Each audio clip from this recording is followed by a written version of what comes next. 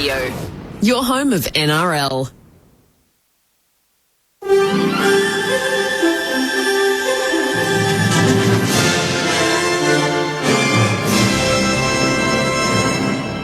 ABC News with Mary McDonald. Good afternoon.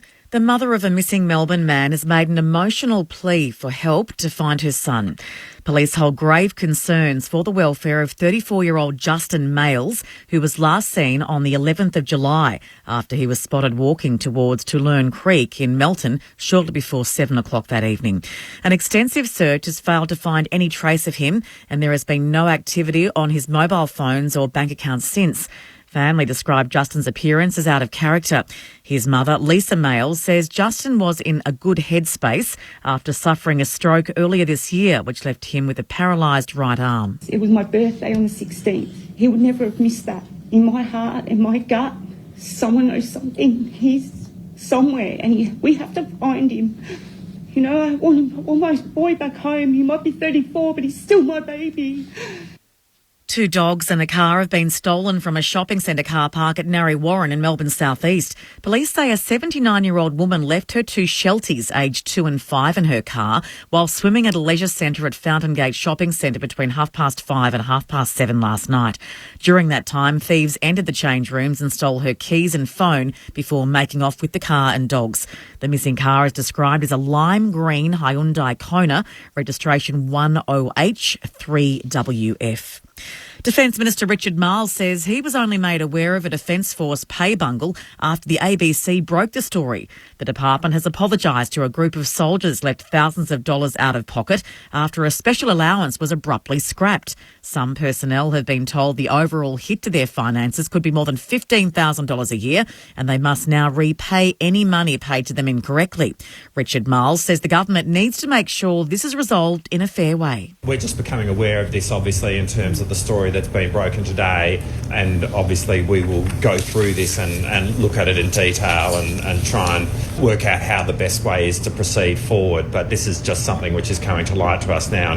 Melbourne Airport has released new passenger data for the last financial year, which shows demand for air travel continues to climb towards pre-pandemic levels. More than 30 million people passed through Melbourne Airport in the 12 months to June, which includes more than 8 million international travellers.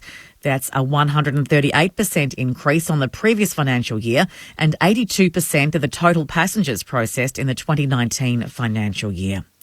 A council in Melbourne South East is phasing out deep fryers at local sports venues in a move to promote healthier food options.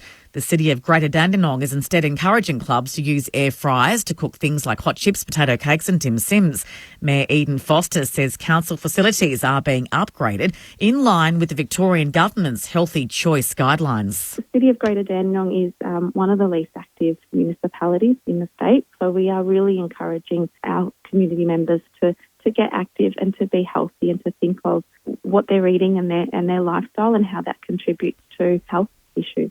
Australian singer David Campbell says Tony Bennett's music legacy will live on well into the future.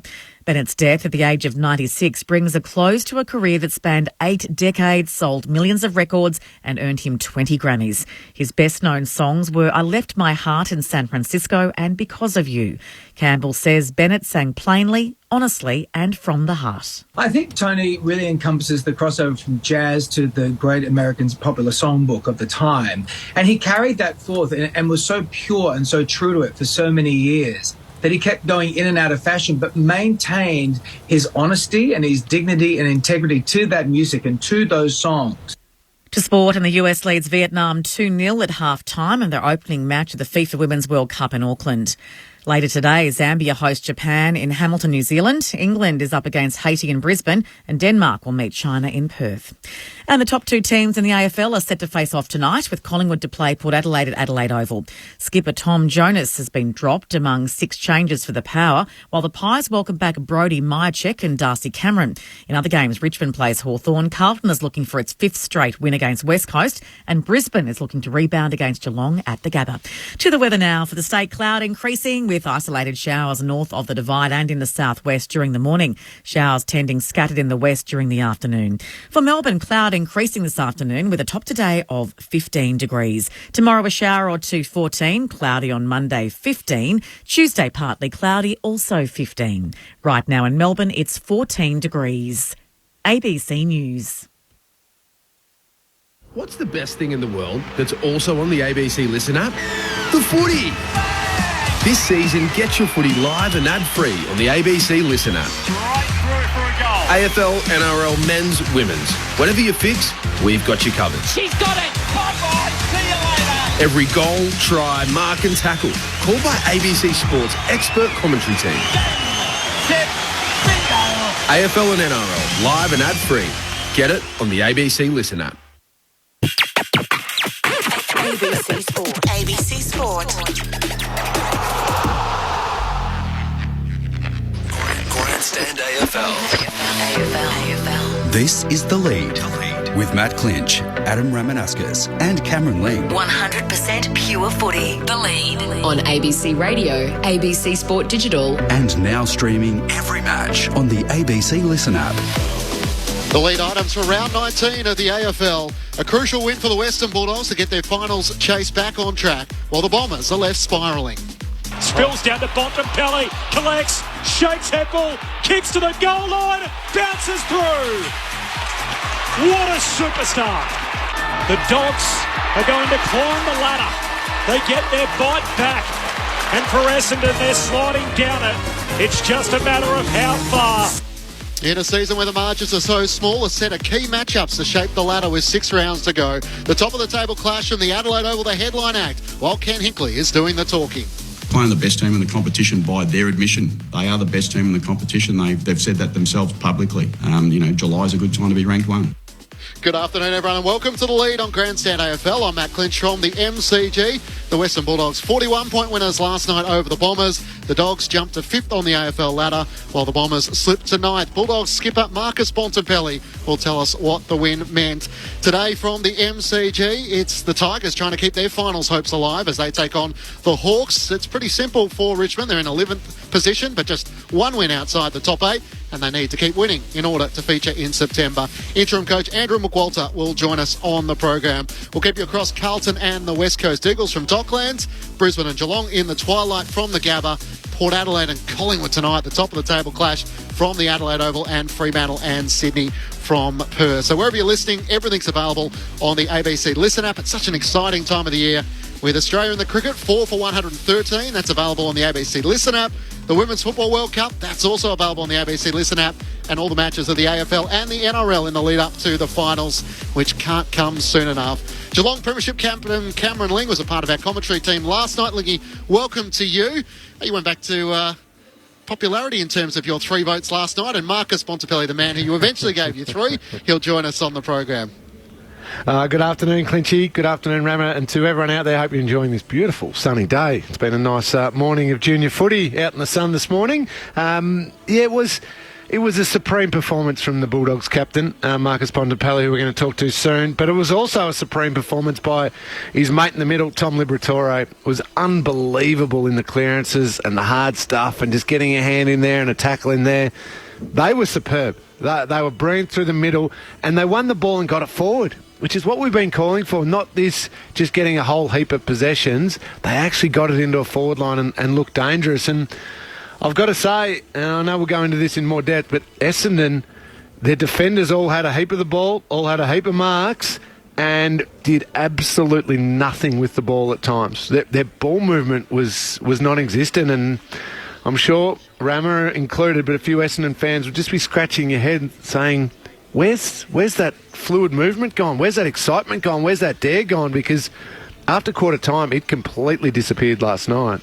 Essendon Premiership player manager to the Stars, Adam Ramanaskas, is here with me at the MCG. Rama, they kicked 3 of the first 4 goals, the Bombers, and then the Bulldogs took charge from that point onwards. 12 goals to 4 in what was a pretty clinical and dominant display in the end. Yes, good afternoon to all. It was clinical in the end, and couldn't agree with Lingy more. Essendon had a lot of ball in their back half of the ground. Now, I also put that down to the dominance of Libber and Bont as well through the middle of the ground. Essendon were completely destroyed in the clearance game there yesterday. But you look at that, so Bont and Libber comfortably beat Parish and Merritt, but then it's the next rung. Like Bailey Smith probably has one of his better games of the year. Adam Treloar plays well, and Essendon simply didn't have the numbers through the middle of the ground to make that ball live in their forward half. So credit to the Dogs. They'd lost 2 on the trot, so they had to make a statement, and I thought they did last night. It's always an interesting balance slinging in the lead up to some of these crucial clashes as to how much you build it up as a coach. It felt like last night Luke Beveridge put it right on his players, especially on his midfield group, that this is a side who's fighting for us like a spot inside the top 8. If we want to be there, we need to deliver our best. And in the end, they were able to do so. Yeah, they were. And I mean, I'm glad Rama mentioned Bailey Smith. I think he built himself, or almost willed himself back into some form. His tackling early was just superb. His work ethic to get from contest to contest meant that eventually the ball started flowing his way and he started getting his hands on it. Ends the game with 25 touches, but just would have felt so much better about himself because of the work that he did early on in this game. It was a great response, and I know, and I've been quite vocal about this, saying I want 50, 60, 70 less possessions from the Bulldogs each week if they're taking it forward a little bit more dynamically, and I reckon that's what Luke Beveridge instructed them last night. There was one handball from a Libba-type player in a contest out to somebody, and then they were looking to break a line and get forward with it. There wasn't 1, 2, 3, 4, 5, everybody get a handball, everybody get a touch, and then, we better go forward now, but the opposition's already set. There was a real intent to move it quicker and take the ground forward of the play, and they did it well. They responded really well, and Essendon in the end, Rama, they had nothing after quarter time. No response to it. Well, going back to that midfield battle, plus 21 in clearances to the Western Bulldogs, so that's as comprehensive as you'll get in a game of football. So they completely dominated that area of game. So Essendon's defenders were always on the back foot. So what they tried to do, Essendon's defenders, clearly was slow the game down. They took 48 marks in the first quarter, the Bombers, which is just ridiculous. Yeah. And that's just going side to side. So you're not taking any territory there, Lingy. No, you had 5 of the Essendon defenders had double-figure marks. And then Redmond had 9. Yeah. So, and a handful of those were intercept marks, sure, but most of those, Rama, as you said, were just side to side. Yeah. And going really nowhere. So that was clearly tactical from the Bombers to try to keep the ball away from contest. Okay, because no doubt, if people, in my opinion, Josh Dacos is the best young player in the game. Marcus Bontempelli is the best player in the game. He's just brilliant. He's a brilliant footballer, the way he goes about it. But he had the side acts yesterday. Libba was absolutely terrific. Yep. Treloar again, he probably had his best game for the season. Bailey Smith, who I mentioned, but so that was the part where Essendon wanted to keep the ball away from, but the Bulldogs simply dominated because inside 50s were 49 apiece. Yeah. So there's no real advantage there. The reality is Essendon didn't want to play a game of speed yesterday, which they've probably played for a lot of the year, and I think it cost them. What a combination it is when you get Libba gets 12 clearances and Bontempelli gets 8 inside 50s. That's the balance you want of those two brilliant players. And then, as you mentioned, Treloar also is going to break the lines a little bit, and he gets the ball inside 50, and Bailey Smith does as well.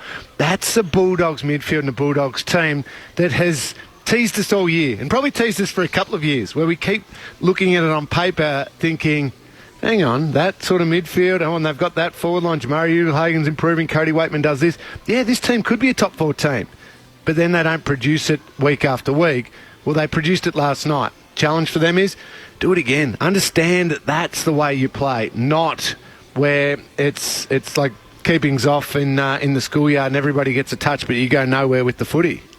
The voice of Cameron Lang alongside Adam Ramanaskas. Matt Clinch with you on the lead on ABC Radio, ABC Sport Digital, and now streaming on the ABC Listen app. If you want to add your thoughts to ours on the SMS 0437 774 774. A couple of interesting games for the Bulldogs, Rama. They've got the Giants down in Ballarat. They've got Richmond at Docklands. You know how much the Tigers love going to Docklands. They've got the Hawks in Tassie, then the West Coast Eagles and Geelong to close it out. So based on what you saw last night, is their spot inside the top 8 set? Do you feel like they can potentially continue to win a few games to push towards the top 4? No, I think I think their best football is more than capable within the competition. So it's probably a matter of them, like, what it was, Giants, Richmond. I think they beat Richmond. I think they beat Hawthorn. I think they beat West Coast. So there's 3 wins there. It's the Giants and the Geelong game, those 2 games, which will probably determine their fate within the top 4. I think they make the top 8 now. I think they get to 5th. I think the 4 probably is just a little stretch too far. It's probably that win from Melbourne last week, that miracle win against the Brisbane Lions, almost just got that out of people's hands. But I reckon they're going to make a good charge at it. They'll get on a real roll from here, the Dogs, if they keep playing like that, like they did last night. It was superb. The Western Bulldogs winners by 41 points over the Bombers last night. Their inspirational captain was Marcus Bontempelli, and he can join you on the lead on this Saturday morning. Marcus, thanks so much for your time. How have you pulled up after what was a pretty critical victory for your top 8 chances? Pleasure, lads. Pulled up well, which is always a bonus after a good win. So hoping to definitely carry that form on into the next little bit of the season. We're just debating what the right balance is, but in terms of the internal build-up for how crucial a game is and the ability to be able to go out and execute it last night. It felt like from the outside there'd been a fair bit put on the line that last night was the night to try and stand up. Of course, mate. As we get sort of to the pointy end, but obviously you come up against teams that are either challenging for the top 8 or trying to keep themselves and elevate themselves, from wherever they are. They're always sort of pretty important. And it sort of felt like it was definitely one of those sort of 8-point games ultimately. So, we built it up internally as a pretty big game and wanted to really probably turn out our best efforts. And probably after quarter time, we definitely got that. Marcus, well done on the win last night and your own game too. Just a superb performance. I was at junior footy this morning, and a number of Dogs fans are in the team that I'm involved in, and they all want to know about your calf. They are all worried. They saw the strapping on it. Luke Beveridge spoke about it last night. No worries, pulled up okay. Was that just like a little knock that you'd got previously?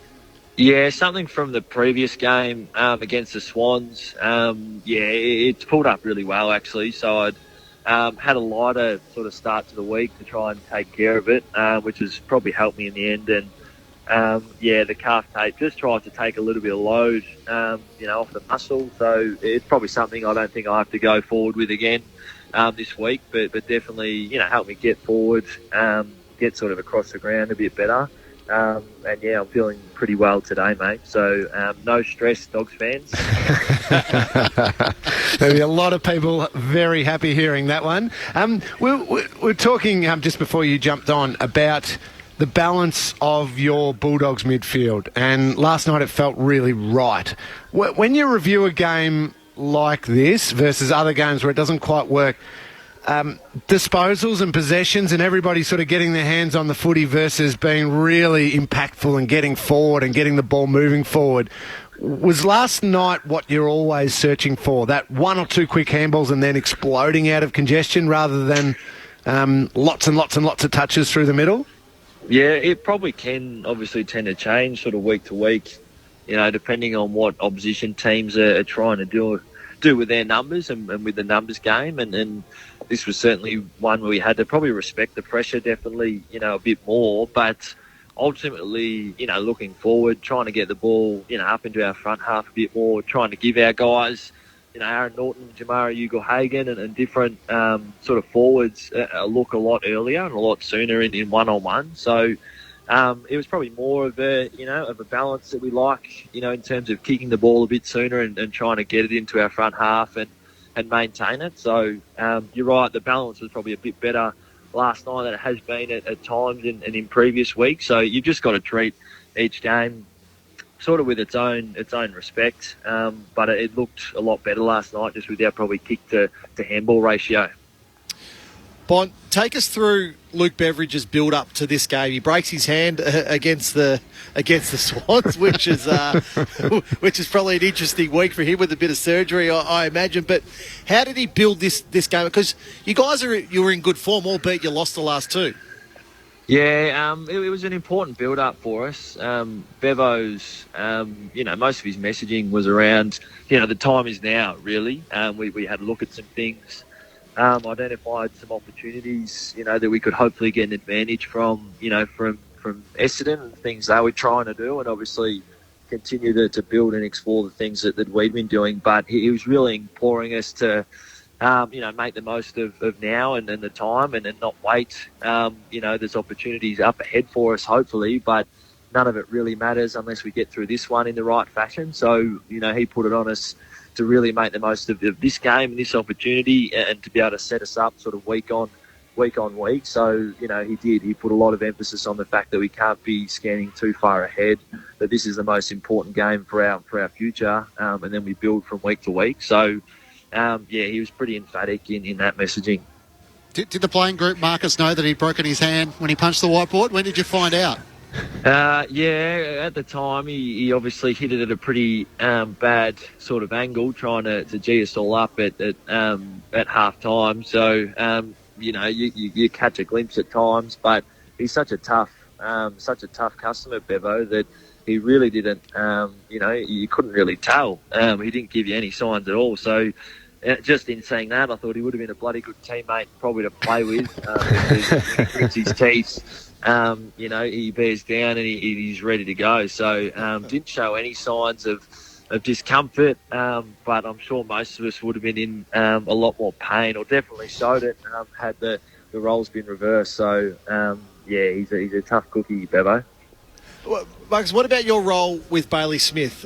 I know we hold him to incredibly high standards, but he's still a young player within this competition. And look, he's probably because of how well he's played, we're expecting him to be this superstar player every week. He probably played his best game last night, and that was, I think, based off his defensive actions. How have you been speaking with him? Has he asked for advice from you during the week? How have you handled that? Yeah, no, we do a lot together. Baz and I, we sit through films, sit through our edits together.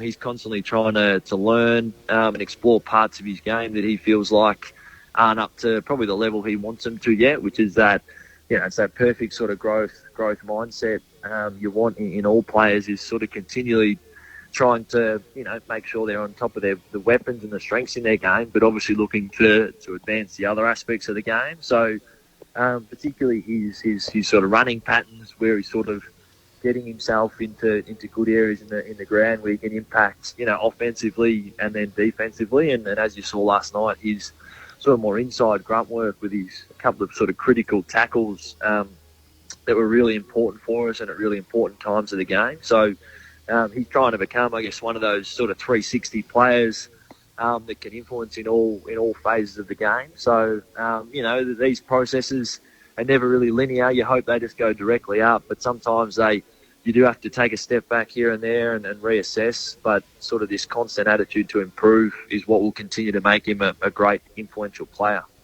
Western Bulldogs captain Marcus Bontempelli is with you on the lead. Marcus, you obviously made the decision to bring in Buku Karmas and Rory Lobb was left out last night. What's the expectation around Rory as to what you're looking for, given he was sort of a key signing in the off-season to try and propel you in towards being a top four side?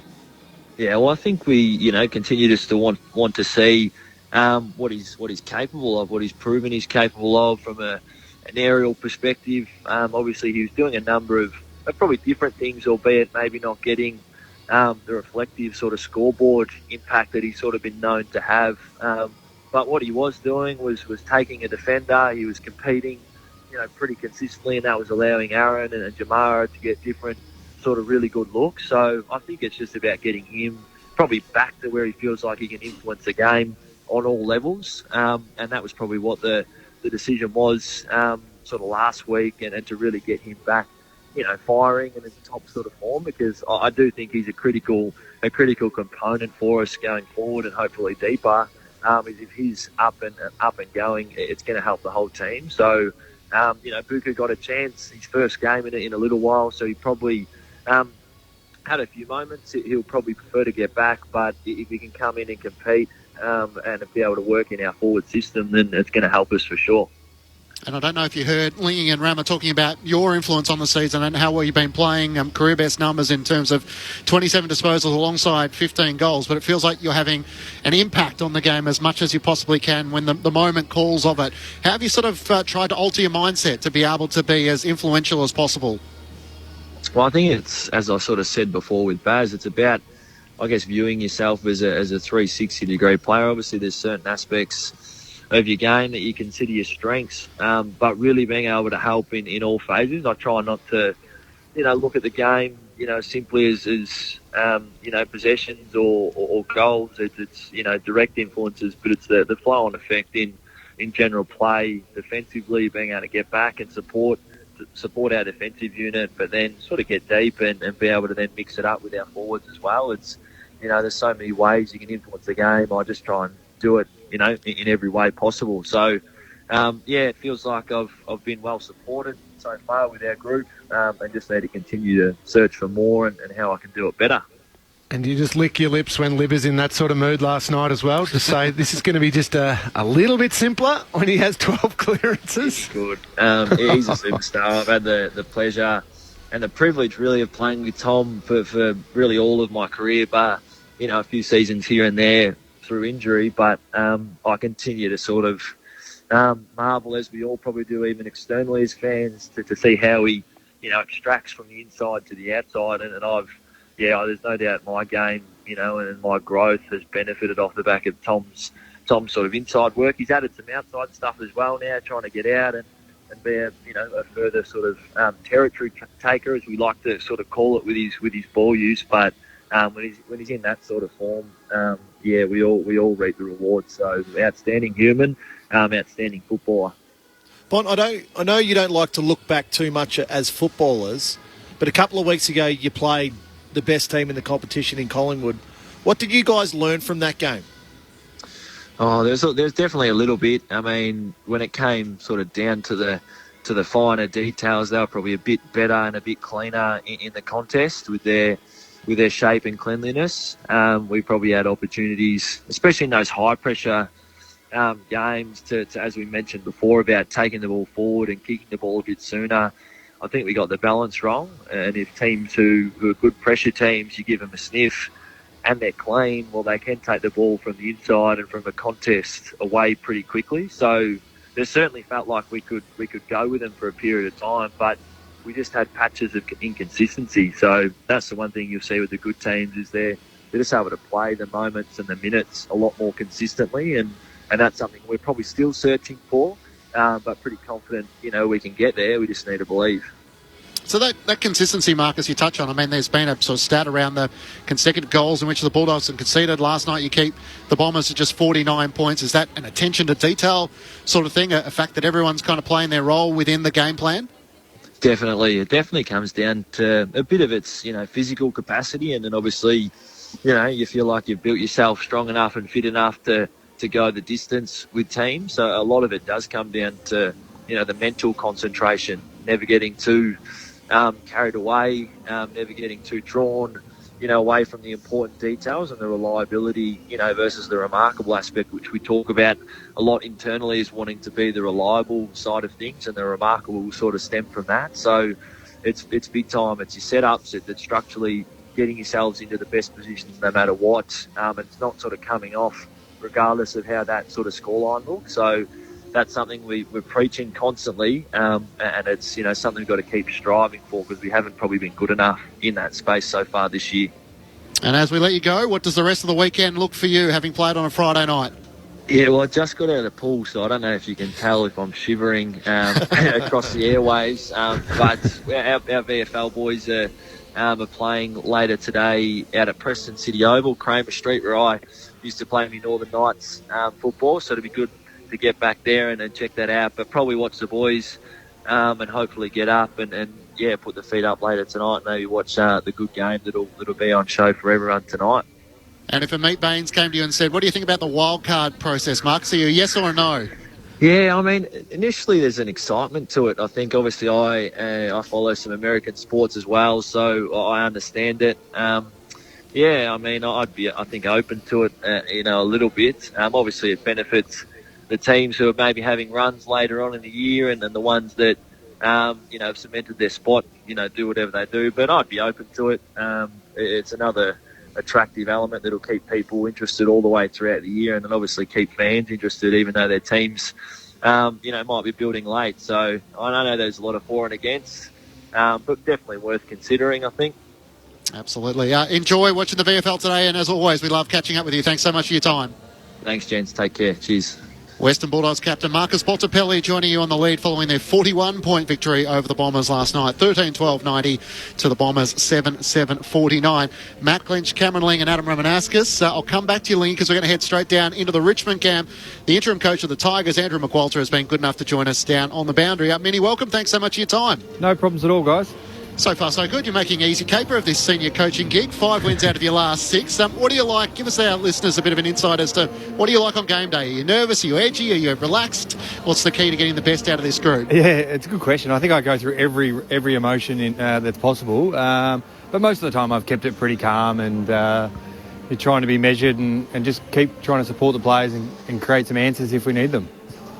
Andrew, thanks for your time. Just ahead of the big game, what's been the biggest, I suppose, challenge or difference actually taking the main seat compared to being an assistant coach? What have you thought? I had no idea I was going to have to do that part of the coaching caper. Yeah, it's a good question, Ram, and there's actually heaps. There's just, I think the days at work, I used to get some gaps during the day where I'd be able to sit back and have a coffee or just chew the fat with someone, but the day's pretty chocked up at the moment, so it's back-to-back meetings. Just the brain hurts by the end of the day, but certainly didn't realise how intense the days at work are. I loved it during the week, I've got to say, with all the little chatter around Maurice Rioli Jr. and the phone and take all that sort of stuff, and how calmly you almost said, well, it's okay. It's not a big deal. It's not the end of the world. And it kind of put an end to it, because in years and years gone past, it would have been seen as a huge deal, disrespectful to the coach and everything like that. So is it just a matter of you saying, well, okay, in that moment he just needed to calm his mind and cool down, and then we can have a conversation? Sort of, what was the conversation post what we saw on the cameras?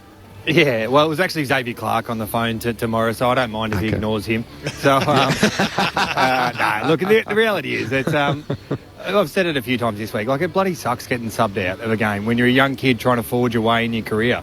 So I completely understand that he was disappointed. We spoke about that, but we also spoke about the fact that outwardly he still had a role to play on the bench with his energy. So he knows that he'll improve, and if it, hopefully he doesn't get in that position again, but if he does, I'm sure he'll handle himself a bit better.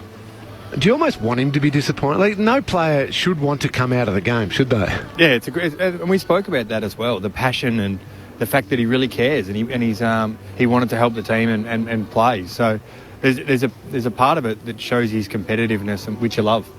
Minnie, with obviously Dimmer resigning, you have been with him for so long, but also the playing group have been with him for so long, and some no different. What are just the subtle little changes that you've been able to make Monday to Friday, but then on game day as well? Look, we probably, from a macro perspective, not a lot, but I think just probably a little bit of, I guess freedom is the word in a sense. Like, I think when players have played for Dimmer for so long, they were so desperate to win for him all the time because they loved him so much. So they probably just released a bit of shackles in that mindset, and they just went out and played for each other. That's probably been the biggest thing we've focused on, is just bringing it back to each other. It's a team game ultimately, and more fun when you do it together. So now, we're an hour or so out from the game. Your responsibility as an assistant coach previously, but now to a senior coach, is it just basically, are you just delegating now to your assistant coaches in what they do? And is this how, I think, if you were to get the job, is this how you would want to run your own program? Yeah, I think we just, like, at the moment, one thing I miss out on the most is I used to go up and get a pie during this time, and I don't have any time to go and do that anymore, so that's disappointing. But usually we just sort of hang around. We have a meeting shortly, which I'll run for 5 or 10 minutes, and the players will meet with their line coaches, which is just the same. But basically the preparation's all done at this point, so we're just ready for performance. Andrew McQualter is with you on ABC Sport. Rama touched on it, Minnie, around the just transition from Damien Hardwick to yourself. It's not like you had time to sort of come up with your own game style and how you'd like it to be implemented. All of a sudden you're in the main chair. So Did you always have belief that if this Richmond side could get enough of their confidence and their key group together that you'd be able to push towards the back end for finals? Yeah, that was one of the first things we spoke about when Dimmer stepped down was, do we still believe in the way we play? And it was a universal yes from coaching staff, players and myself. So, we're always tinkering things, and I think that's one thing Dimmer taught us over 10 years is we never finished a season playing the same way as we started. So you need to adapt as you go, but certainly the main part of the plan and the way we play is pretty similar. And you would have hoped to have had Tom Lynch for a little bit more than what you had at the start of the season. So how's that kind of changed your forward 50 as you try and get it to evolve in the same way your sort of back 50 has been able to do this season? Yeah, I cry myself to sleep most nights not having Lynchy. But look, I think it's part of the beauty is when someone that's been so dominant in that space, it just gives opportunity to others and it probably forces us to find different ways to score, which we've been able to do okay in the second half of this year. I mean, you've been everywhere sort of in football. If you think about your time back at St Kilda as a player and how you played there, then go up to Gold Coast, then into assistant coaching. If you're giving advice, if you can, what do you think has been the most important part of your journey to get you to this point to be ready and capable of being a senior coach? Yeah, I've thought about this a lot, Rammer, and I think one of the things that's I've actually done every part of footy. Yeah. So I was drafted, then delisted, then became a rookie and had to fight my way back and sort of forged out a few games. And then I started coaching as a development coach, moved up to an assistant coach and now doing this job. So I guess I've seen it from a lot of different angles and understand how bloody hard this game is and the challenges. It's only easy for, a few guys right at the top. The rest of it is really difficult and there's ups and downs in footy. So maybe that part of it has been one of the things I take from my whole journey. Do you want to do the job beyond this year? Yeah, I've put my hand up to have a crack at it and just said, they'll go through a process which is the right thing to do and I fully support and we'll just see where it ends up. There's a number of your players who came out during the week publicly supporting you like Nathan Broad. From your point of view, when does the process start and will you get to put a presentation forward? I'm not actually sure exactly what the process looks like at this point. I still think they've just put it out there for people to apply and we'll just let that run its course and I'm sure I'll be told by Brendan and the board whatever is next. And it's obviously an important game for the Tigers against the Hawks, the Alana and Madeline Foundation match, so it's a great opportunity for the Tigers fans to come along and be a part of something which is so much bigger than just the 4 points on offer this afternoon. Yeah, we're really grateful to have this relationship with the Alana and Madeline Foundation.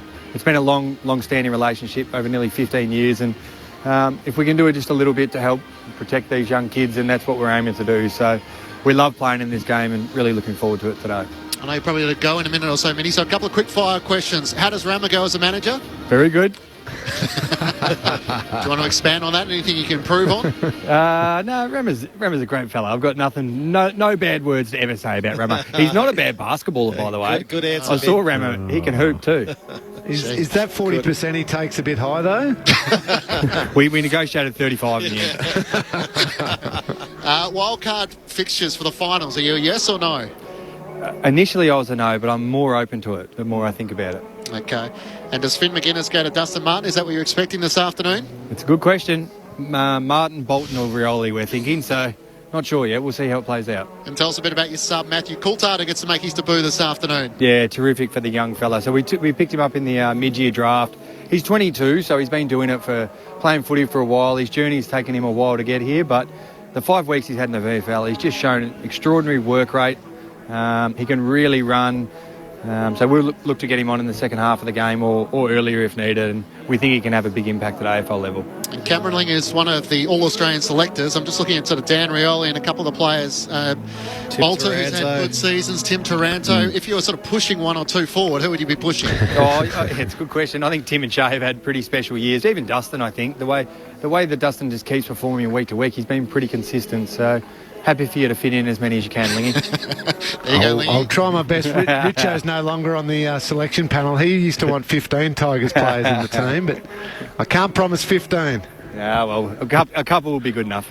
And finally, as we let you go, do you have a theme or a message for your playing group today? Oh, no, I think the game's just going to be a little bit about handling Hawthorn's pressure and just we know they want to play really fast with the ball. So we're just got to be able to handle pressure the ball as much as we can and hopefully create some turnovers in that space. Andrew, as always, we appreciate your time. Good luck this afternoon, especially before a game. All right, guys. Thank you. Andrew McQualter, the interim coach of the Tigers, joining you on The Lead on ABC Radio, ABC Sport Digital, and now streaming on the ABC Listen app. It's quite interesting. Not a lot of people would realise his actual football journey. Now, Lingy and I understand it because we both played against him. But it's a long journey. Like, he was right on the fringes at St Kilda for a long time, and in and out. And Ross would give him a hard time. Then go up to Gold Coast and virtually be a development coach up there. So he's done the hard yards, and he's been a lieutenant to Damien Hardwick for many years as well. And you can see that perspective of understanding those players who aren't comfortable in their own role, their own skin. There is that insecurity of, am I going to get a game next week? Am I going to get a contract next year? What if this happens? What if that happens? What if some player comes back? You're constantly feeling like that. But also, I think he's demonstrated at the top end, he's got a great relationship with the absolute stars of the team as well. They are quick to say, love what he does. So the ability to see a perspective from both ends of the superstar of the team, or the handful of superstars, right down to the players who are just really unsure about their position in the team and wanting to just hang on as best they can. The perfect example of that, Lee, it was the Maurice Rioli public test. And the way he's handled that this week, it's been absolute first class. So it sounds like he has excellent relationships amongst his players and his coaching staff. He's been a role player. I don't know if does that help, Rama, sometimes in your ability to be able to preach to players, especially when you have superstars of the game, that this is what we need you to do for us to be successful, especially given the transition from Damien Hardwick. Often it's bad blood when a coaching tenure comes to an end. You look at Stuart Dew and there's a little bit of sort of rescue, sort of recovery sort of work to lay the foundation around the playing group with the direction in which they're going. And yet with Richmond, that wasn't really the case. Dimmer was gone, and next week McQualter was in, and they're trying to continue largely on the same path. Yeah, and I think it is, because the reality is no one player can just win a game of football for any football club. So, having the ability to say to a superstar player, well, look, you're still going to get your chance and your time in the sun, but for us to win this game, we just need you to do this. And these are the reasons why. And I think if you can demonstrate the reasons why to any player that this will help us win, well, you'll get the best out of them, Lingy. It's a really interesting decision Richmond have got to make here, because I think observing Andrew McQualter, listening to him talk then, hearing stories from other people who know him well, I think he could be a very, very good senior coach at the Richmond Football Club. I think he could do a terrific job. But do Richmond want a brand new voice, some brand new ideas? And I'm probably going back to when Mark Thompson left the Cats, and the final three then were Ken Hinkley, an assistant coach through the premiership years, Brenton Sanderson, who was a premiership coach through the premiership years, and also Chris Scott. And it was a decision around, do we go with Brenton Sanderson and Ken Hinkley, who we know are outstanding assistant coaches, have got the makings of a senior coach, or do we go with this brand new person to bring in fresh ideas and fresh philosophy and all that? And ultimately, they went with Chris Scott. Turned out to be a great decision, a brilliant decision. Now, it's not necessarily to say that Ken or Sando would have been a bad decision. It still might have been a good decision. But it depends now the way Richmond want to go. Do they want freshness, complete freshness with their voice, or do they want to go an outstanding assistant coach who's clearly doing a good job in the interim role? And to answer that question, it depends how much a club wants to change. I think because with Andrew McQualter, you're going to get a lot of what Damien Hardwick has taught him, no doubt about that. And what Damien Hardwick has taught has been simply outstanding, 3 premierships, et cetera, But if people within there don't believe in game style culturally, and they want a seismic shift in that, well, that's when they go, well, we need to flip everything. And sometimes you don't need to do that. No, I don't think, because what that then does is allows time for somebody to come in, and then performance then goes, oh, well, we've got to give this new coach a chance. It was interesting. There hasn't been a lot of dialogue around the Richmond coaching job, Lingy, so that sort of suggests that they've been relatively happy with how things are going, and yet Brendan Gale spoke about the process hopefully being completed by the end of the home and away season. So it is interesting. If you were to put your your opinion forward? Would you be in the McQualter camp, or would you be looking at what are the possible candidates out there and who's going to be the best fit with some of those key decisions around personnel needing to be made? Yeah, it's almost too hard a question. I think I'm a little bit more in the McQualter camp on this occasion, only because I feel he's got a response in season. Very, very hard to shift the momentum in season. He's done that, and it's not just for 2 weeks as a response to a coach leaving. It feels it's been sustained and it's sustainable. His communication, his relationships, which are the 2 most important parts of coaching, seem excellent. I think you can be slightly off tactically. I'm not saying Andrew is, but you can be a touch off tactically if you are elite in those relationships and the communication. Obviously, you want the whole package. That'd be nice. So I'm leaning to him. Also because a little bit, I don't have a standout in my head that just says, yep, that one is available, and I know that he would be perfect for that group of Richmond players, therefore get him. But I also don't know who the next great assistant coach, potential senior coach is out there. There's always a couple just floating around who are being earmarked as, oh yeah, look out, this guy is going to be a brilliant senior coach one day when he gets his opportunity. I'm not sure who that is right now. The insiders would know better than me. If they win today, this game, by the end of the game, they'll be sitting inside the 8. We're expecting Carlton to win, obviously, as well, over at the Docklands. So you're going to play a bit of louder predictor. Well, that will bump GWS and St Kilda out of the 8 for the time being. Okay, if Richmond make finals and potentially win a final, it's going to be very hard to say no to that. Their next 2 are very interesting. They've got Hawthorn, obviously, today at the MCG. If they can get over the Hawks, as Rama said, they'll be inside the top 8. Melbourne and the Western Bulldogs in the next 2 weeks. St Kilda and North Melbourne. And the final match of the round is against Port Adelaide, who they've had a good record against, but it's at the Adelaide Oval.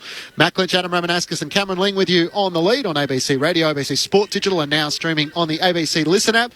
Yes, Justin Lepage is the other name that's being mentioned on the SMS line around Richmond candidates, having worked as an assistant coach with Damien Hardwick, and I guess they have some senior coaches in Ben Rutten and David Teague working there as well. And from Melbourne, hi guys, I like the interim Richmond coach. He's a really good guy. Didn't realise Rama had such an extensive list as manager. Well done. Well, he certainly does. Tim says, Morris Rowley Jr., the footage was cut to make it look bad. He took the phone literally a few seconds later. And Andy from Wodonga says, hello guys, Lingy seems to think Geelong has a chance of winning in Brisbane. I think they will win. What do you think? Righto, Lingy, how do you feel about the Cats travelling to the Gabba to take on the Brisbane Lions? It's one of a number of key games across the weekend, and it's going to be such a good gauge. They've been touted as the danger, the Geelong side, if they can get hot at this stage of the season. How do you feel they'll go against a Brisbane Lions side who's been so strong at home? It'll be a brilliant game. I think they've got the game that can win it. Josh Dunkley, he's confirmed he's back in, isn't he, Clinchy? Pretty much certain he's playing tonight. Later on this afternoon. He's in. Dunkley makes a world of difference for the Brisbane Lions. That extra midfielder takes the pressure off Lachie Neale. They're a different team when Dunkley's playing and playing well. But after what I witnessed last Saturday night, Rama, against the Bombers, Geelong's best football is still in that top bracket, and I think Collingwood are the best team in the competition. I think their biggest threat is Geelong getting on a roll. I think they can beat Brisbane. I think they can beat Port Adelaide. I think they can beat Melbourne, even though Melbourne knocked them off in that King's birthday game. I think Geelong at their very best against Collingwood are the 2 best teams in it.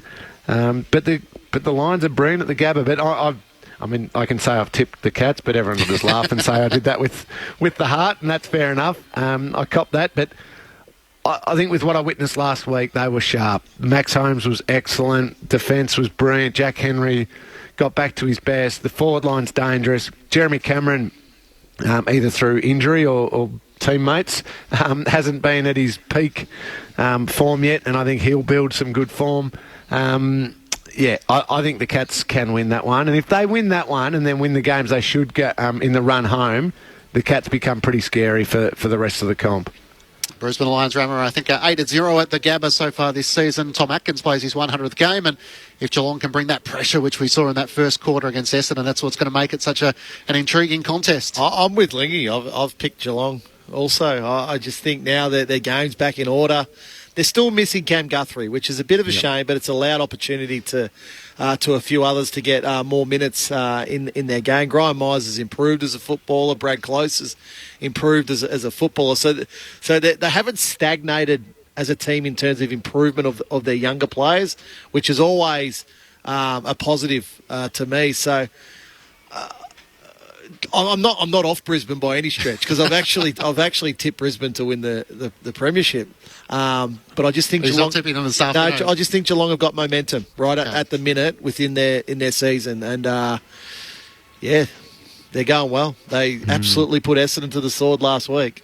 I think the Lions, for what it's worth, but we shall see coverage on ABC Radio and ABC Sport Digital in the twilight this afternoon of the Brisbane Lions and Geelong.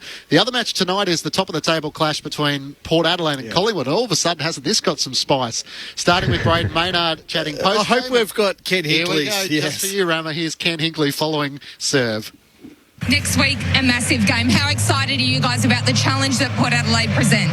We love every challenge that comes our way. We're sitting on the top of the ladder for a reason, so Port better bring the A game, because we're coming over there and we're going to give it our best. When you get two generational players in fatherless and son, and probably three at Collingwood, so that's a gift that they've been given, and they're maximising it at the moment. For us, the challenge is to limit what they get. You know, the collective is going to be more important than one or two individuals, and we're playing the best team in the competition by their admission. They are the best team in the competition. They've said that themselves publicly. July is a good time to be ranked one. Oh, I thought Carlos Alcaraz and Novak Djokovic was going to be the best backhand and forehand I'd see all week, until Kenny responded to Braden Maynard. Goodness me, it sets it up nicely. And now the challenge for the Port Adelaide Chargers is to try and walk the walk. Ken loves that. He loves that. But what I want to see is I want to see Braden Maynard and Sampal Pepper just lining up on each other also, just to start the game. Braden Maynard laid some bone-crunching tackles last week, and he plays on the edge, but I like that from Ken. You know what? Yeah, you want to say you're number one? Come over and show us that you're number one. Port's game's in good order. They've got a number of players back in this game. The game's on their home track, so I'm looking forward to it. I've got the bottle of wine already ready and waiting, Lingy. So the in-support Adelaide, Lingy, Mackenzie, Willie Rioli, Dixon, Horn, Francis and Evans come in for Lord, Burne-Jones, Williams, Jonas, Mead and Burgoyne. And the Pies also get Brodie Myercheck and Darcy Cameron in. So they're in a wrestle as to what their best 22 is. And Billy Frampton, Olive Markoff and Ash Johnson come out with one to be the sub. Yeah, two huge ins for Collingwood. Brodie Myercheck just makes them a better team. And, of course, Darcy Cameron, the number one ruckman. But, as Rama said, big ins for Port as well. Yeah, we don't hear it often anymore, do we? Where, your old coach, Rama, Kevin Sheedy, was very good at stirring the pot up a little bit, and you'd get Choco Williams jumping in with a little bit at times, and you get a bit of back and forth ahead of huge games. I love it. I absolutely love it. I think Kenny's saying to the whole footy world, well, yeah, okay, they're very good, but we're not going to take a backward step. We're not just going to acknowledge and go, oh, yeah, they're the best team in the comp and they're going to come and beat us. It's like, nah, we're going to go right back at them. And we used to see Alistair Clarkson do it at Hawthorn, didn't it? He would just... He would get so angry in himself and get that aggression and that almost as a way of saying to his team, you'd better follow suit with the same mindset. And Kenny does it in a different way, but it's stick your chin out, be proud. It's our home deck. Let's go to work. And it'll be a brilliant game of footy. Collingwood are the best team in the competition right across the ground. They are a sensational football team. I want to see how Port Adelaide try and pull them apart. How Port Adelaide try and go right back at them, Rama. I don't know what the weakness is for Collingwood. I don't think they really have one right now. Well, it's turnover. Yep.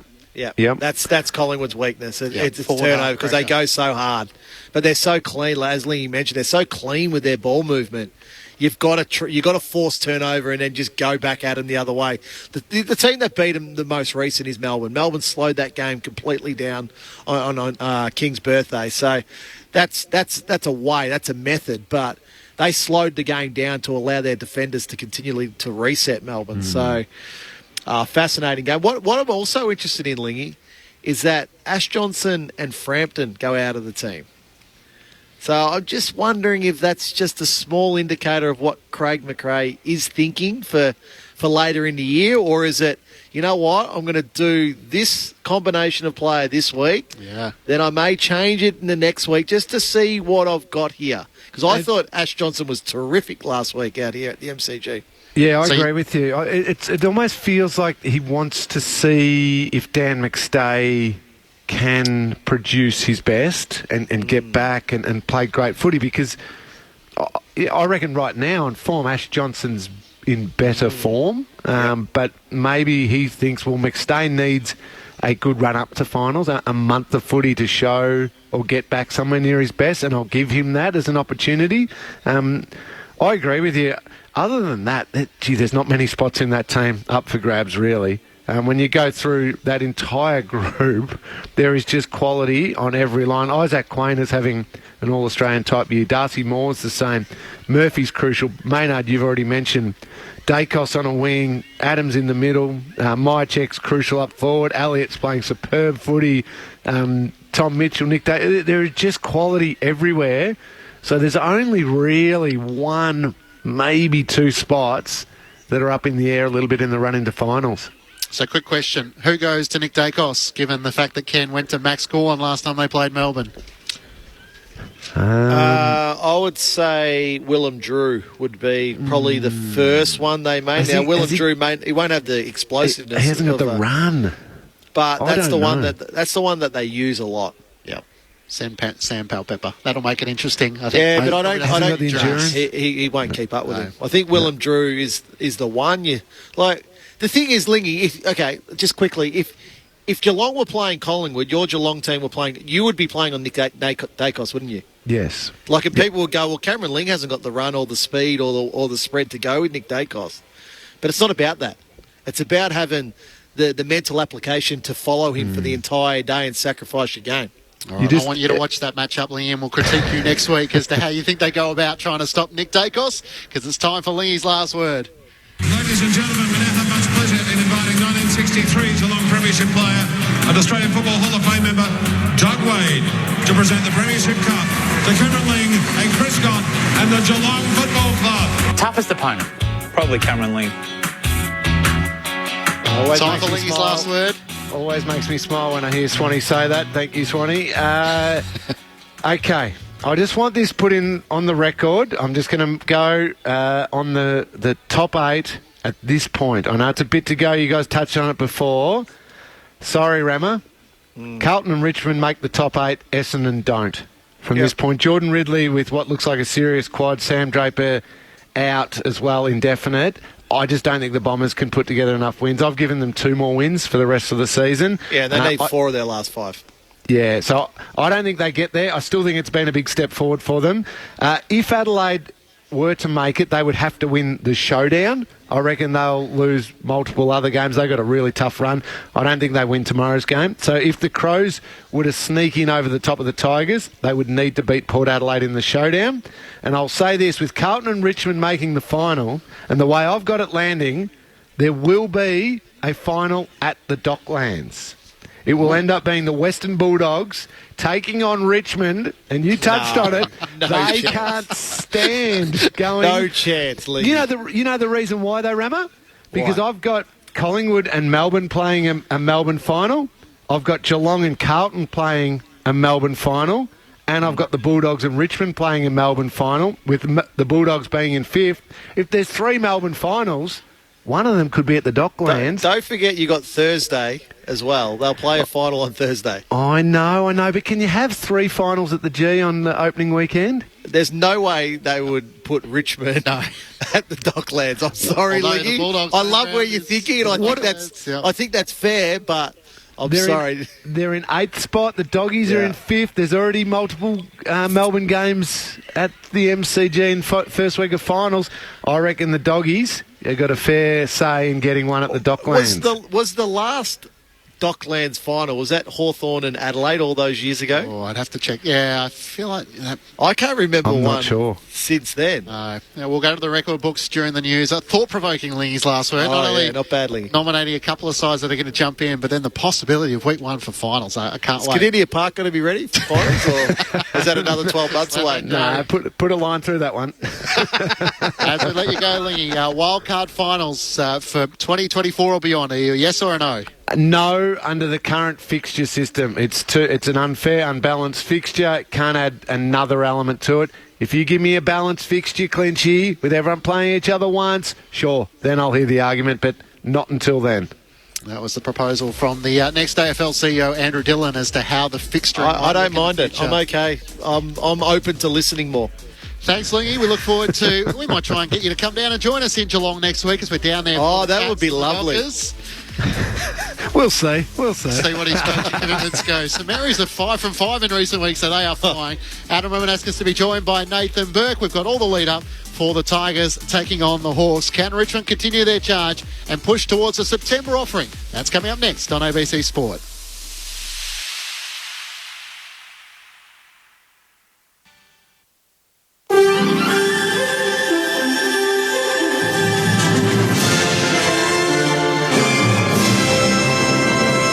ABC News with Satyam Weinstein. Defence Minister Richard Mayles says he was only made aware of a Defence Force pay bundle after the ABC broke the story.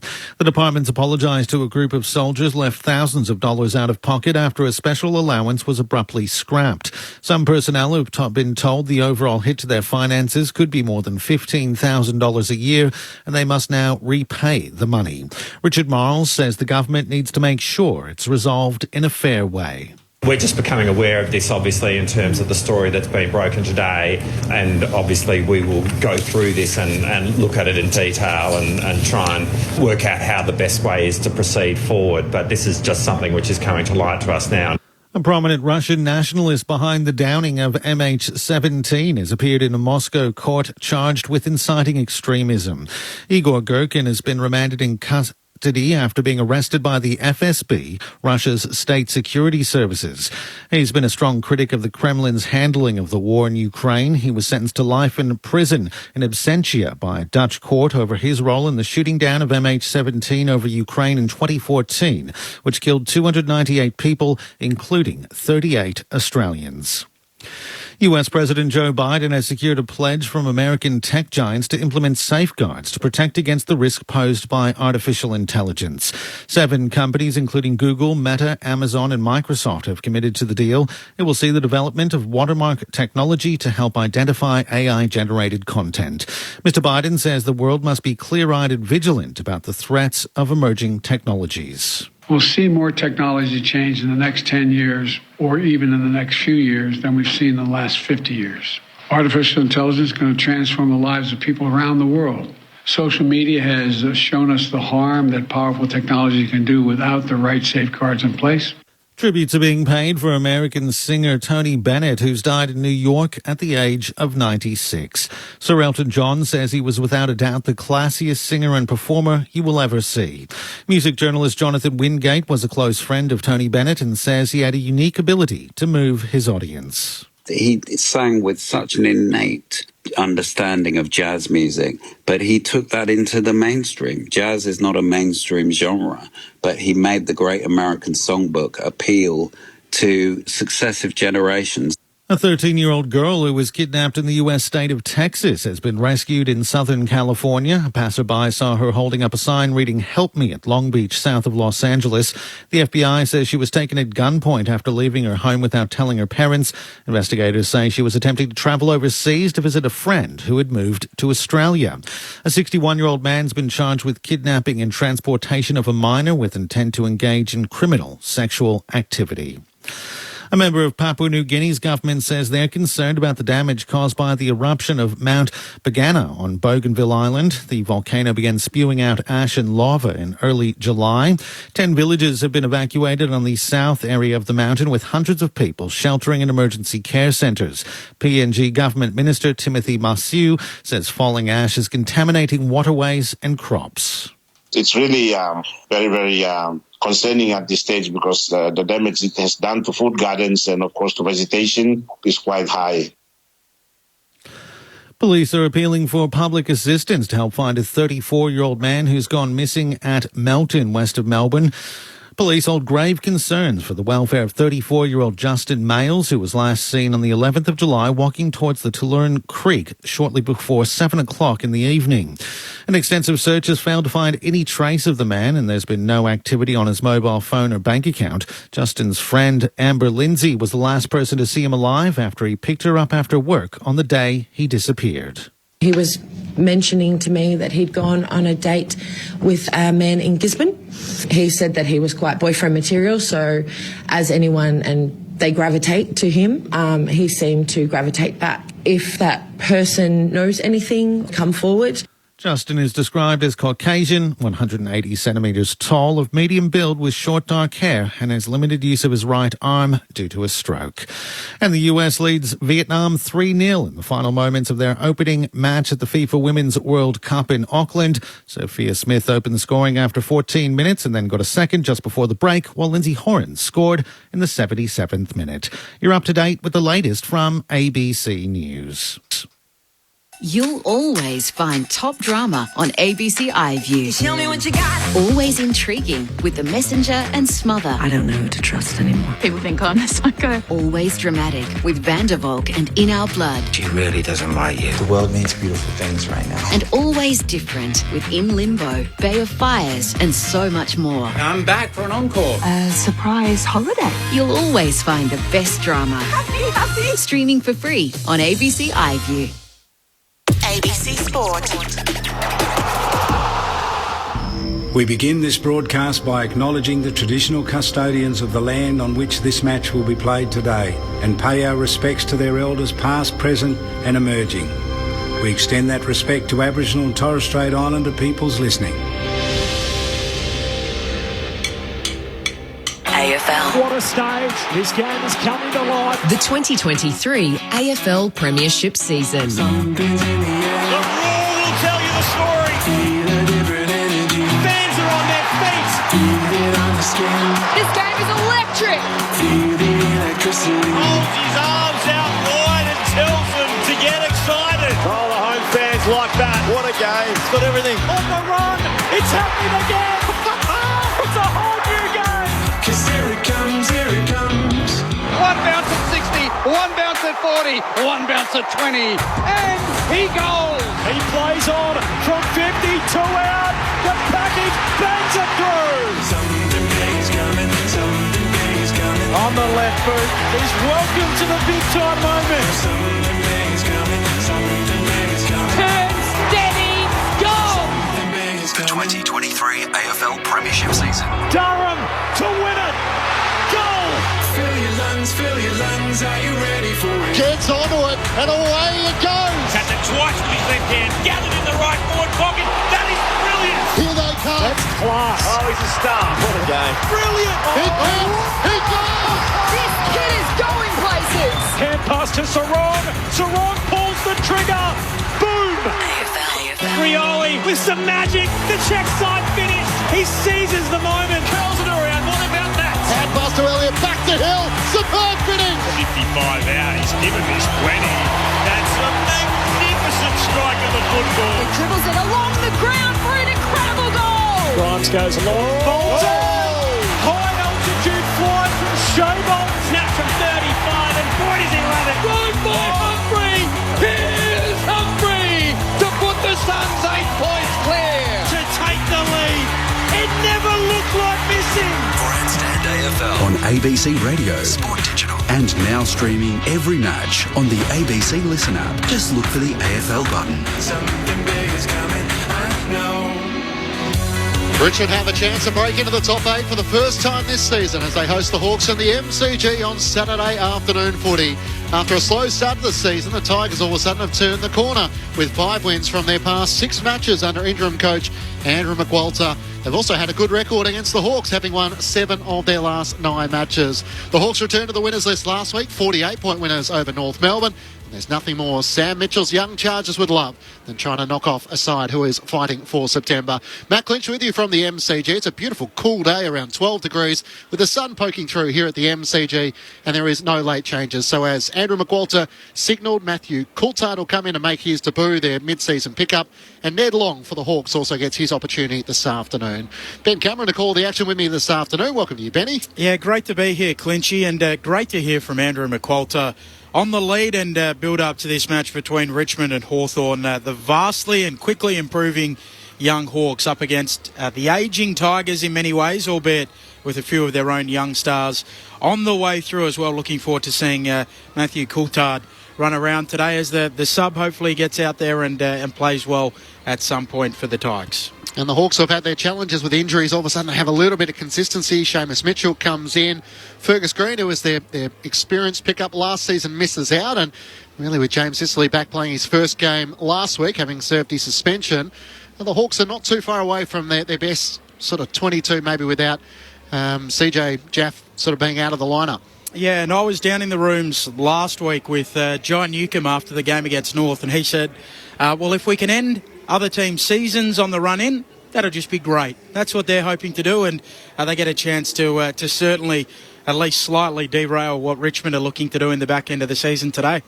Essendon Premiership player Adam Ramanauskas is here, ready to go for Saturday afternoon footy. Welcome to you, Rama. Are the Tigers the type of side you could see getting hot if they can continue their winning streak? Oh, certainly. There's still quality through all three lines of the ground for the Tigers. So they can definitely get hot. And it's just the Hawks, you just want to see improvement.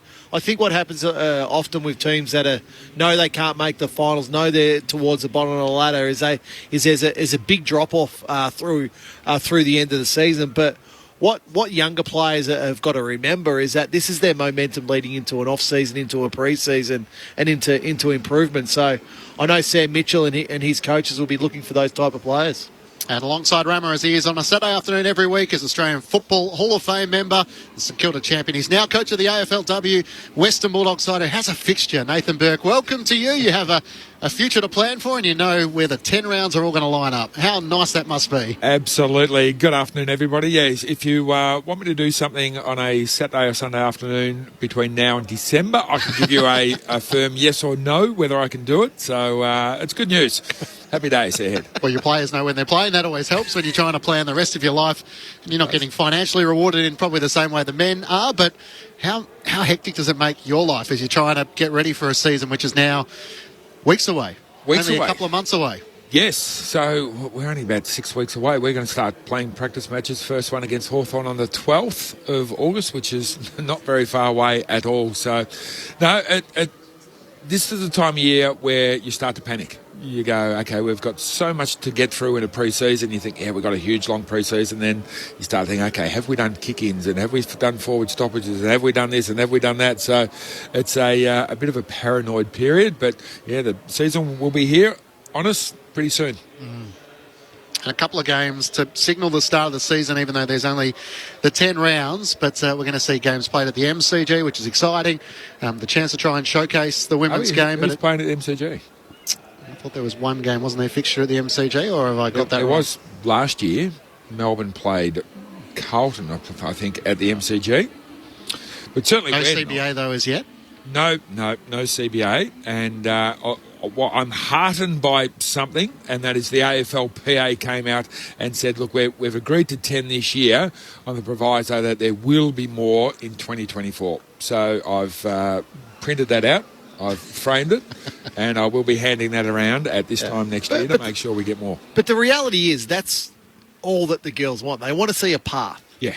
If you can show them a path to what is going to be somewhere towards 17 games, I imagine that's what it is. I think everybody will be happy, not just the girls. Everybody will be happy. Yeah, because we've 8 seasons now, and we've been going season by season for 8 years, 8 seasons. So that's all they want is, okay, what does next year look like? What does the year after that look like? And I can actually plan my work. I'm not going to take up this job because I just want to do 3 days a week because I know what the next 3 years actually looks like. Correct. And same with all of my assistant coaches, all of them work full time. They want to know, okay, is it going to be 12? Does that mean that I'm going to have to spend 1 day a week coaching? So I'm going to work my work around that. So many things will fall into place with just a bit of a planning. And exciting to see so many games slated around the men's grand final week, so that's going to be an exciting weekend, not to mention the season opener where there's so many of the crosstown rivals and the local derbies taking place. How do you view the Hawks, Berkey? What do we look for this afternoon in terms of their progression, hoping to sort of emulate sides like Adelaide, who have been down the bottom of the ladder for a short amount of time and have been able to spring back into contention? What I like about the Hawks is that they're trying to devise a style, and it's really a Hawthorn brand of football, which is that handball, run, chain off the half-back line really, really fast. When it comes off, because they're just trialling it, it looks pretty good. When it doesn't come off, well, they can get scored against pretty heavily. But I think that we all saw they changed their list around. And Sam Mitchell has gone, okay, I've got a plan with these guys, but he's also got a plan with these guys of how he wants them to play football. And as the season unfolds, we're seeing that come to fruition more consistently than what it was at the start. Yeah, they're the go-fast team of the competition, so they play on from virtually 31% of all of their marks, which is the most of any team. So clearly trying to create their own style and the way that they wish to go about it. One player that I'm really interested in seeing today, and I'll ask you, Berkey, and you, Rama, is Denver Granger-Barras. So last week started as the sub. He was recruited as an intercepting halfback or key defender in the mould of almost Jeremy McGovern. That was the comparison when he was drafted out of WA. We've seen him forward. We don't know where he will be next year in terms of which club he'll be at. Where is he at in terms of his development? First of all, I'll go Rama. You probably know him well coming through the juniors and how he was best suited. Just from what I've seen, I'm not sure whether he's big enough for that second key forward.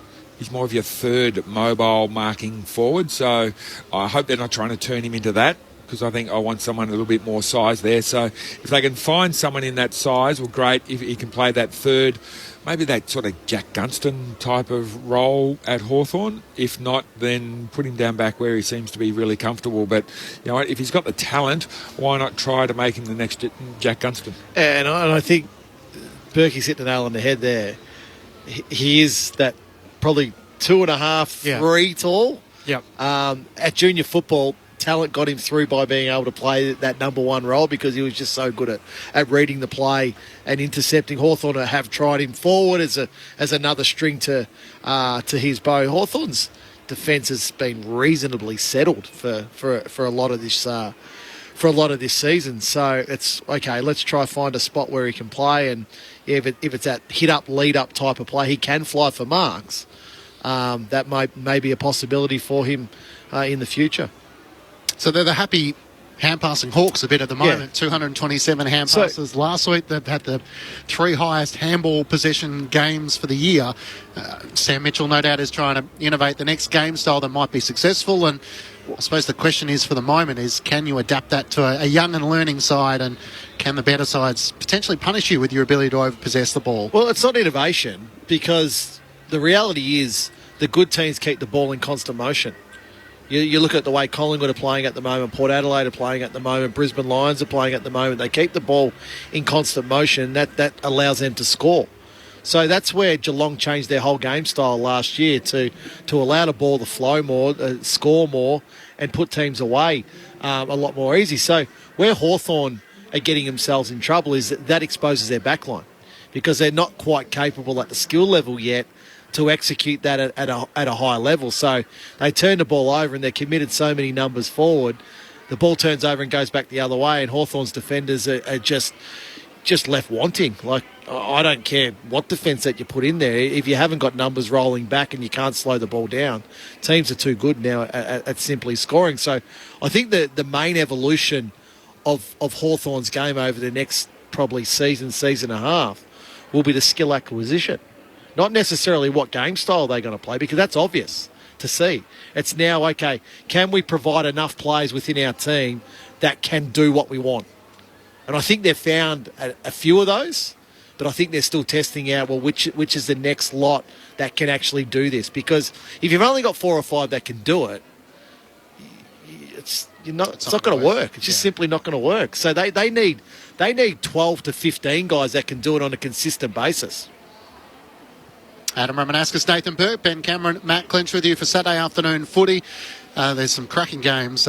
While we're in action with the Hawks taking on Richmond, Carlton will be taking on the West Coast Eagles. There's no Paddy Cripps. Saying that's a cracking game. No. I'm just. Okay. I didn't know where you go with it. I was just wondering. I appreciate you sort of went. In, but I thought you would have went the other way first. I haven't quite reached the punchline yet. But Carlton just need to keep winning. That's the simple equation for them. And Patrick Cripps, Harry Mackay, Jack Martin, Adam Cherra all out. So, West Coast would look at the players missing and think, well, hang on, here's a little opportunity.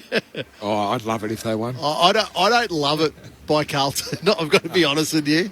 And now, whether Paddy Cripps needed only won one game this season. Whether Paddy Cripps needed to miss this game, I don't know. What they're thinking he might miss next week as well.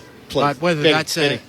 You think that's a cover? Come on, mate. I think it'll be right for Collingwood Friday night. If they were playing Collingwood this week, you reckon he's playing? Yes or no? Oh, I don't know how. Yes or no? I don't know. No. It's a yes or no question. I need to see the medical reports. What is Cherra missing with? He's managed. Yeah. So he's playing. He's rested. Yeah. Unless he mucked up his corky. I do know of one inexperienced player late recently who had a bad corky, who sat in the ice bath too long and got hypothermia and ended up in hospital. Ooh. So that wasn't Cripper. It's another player I know of. Paddy Cripps is the ultimate professional. And he's tough. Yes. So I'm sure he'd find a way through it. I'll see. That's a yes to my question. I wasn't a yes. Okay. I was just checking. So, we spoke with Lingy on the lead. He's a bit more of a believer in the Blues, that they can do it almost in reverse to how they did last season. They were in the top 8 and then the pressure and the expectation overwhelmed them. They've gone through a tough 6 weeks and now they've been able to bank some wins in recent weeks. So they just have to keep doing what they've been doing. But the reality with that, Berkey, is they've gone away from purely a stoppage and contest game. That's what they based their entire game on last year. Everybody caught up to them halfway through the year last year. Again, this year, they started okay. And then again, everyone goes, well, this is easy. Just let them win the contest and clearance. They'll kick it back to us and we'll take the ball down the other end and score. So now they're actually starting to get the ball on the outside and work it a bit and, make teams actually defend them. Well, they're going out the front door of stoppage a lot more. So makes life easy, doesn't it? Yeah, a lot of Cripps feeding it out the front to Walsh on the burst. And they've started scoring from clearance, which they weren't in the first half of the year. So that was their strength last year, and the numbers suggest they've got that back in the last 4 weeks. And no Harry Mackay, so Jack Silvani gets to play as a second key forward. No Harry Mackay for the remainder of the regular season. Yep.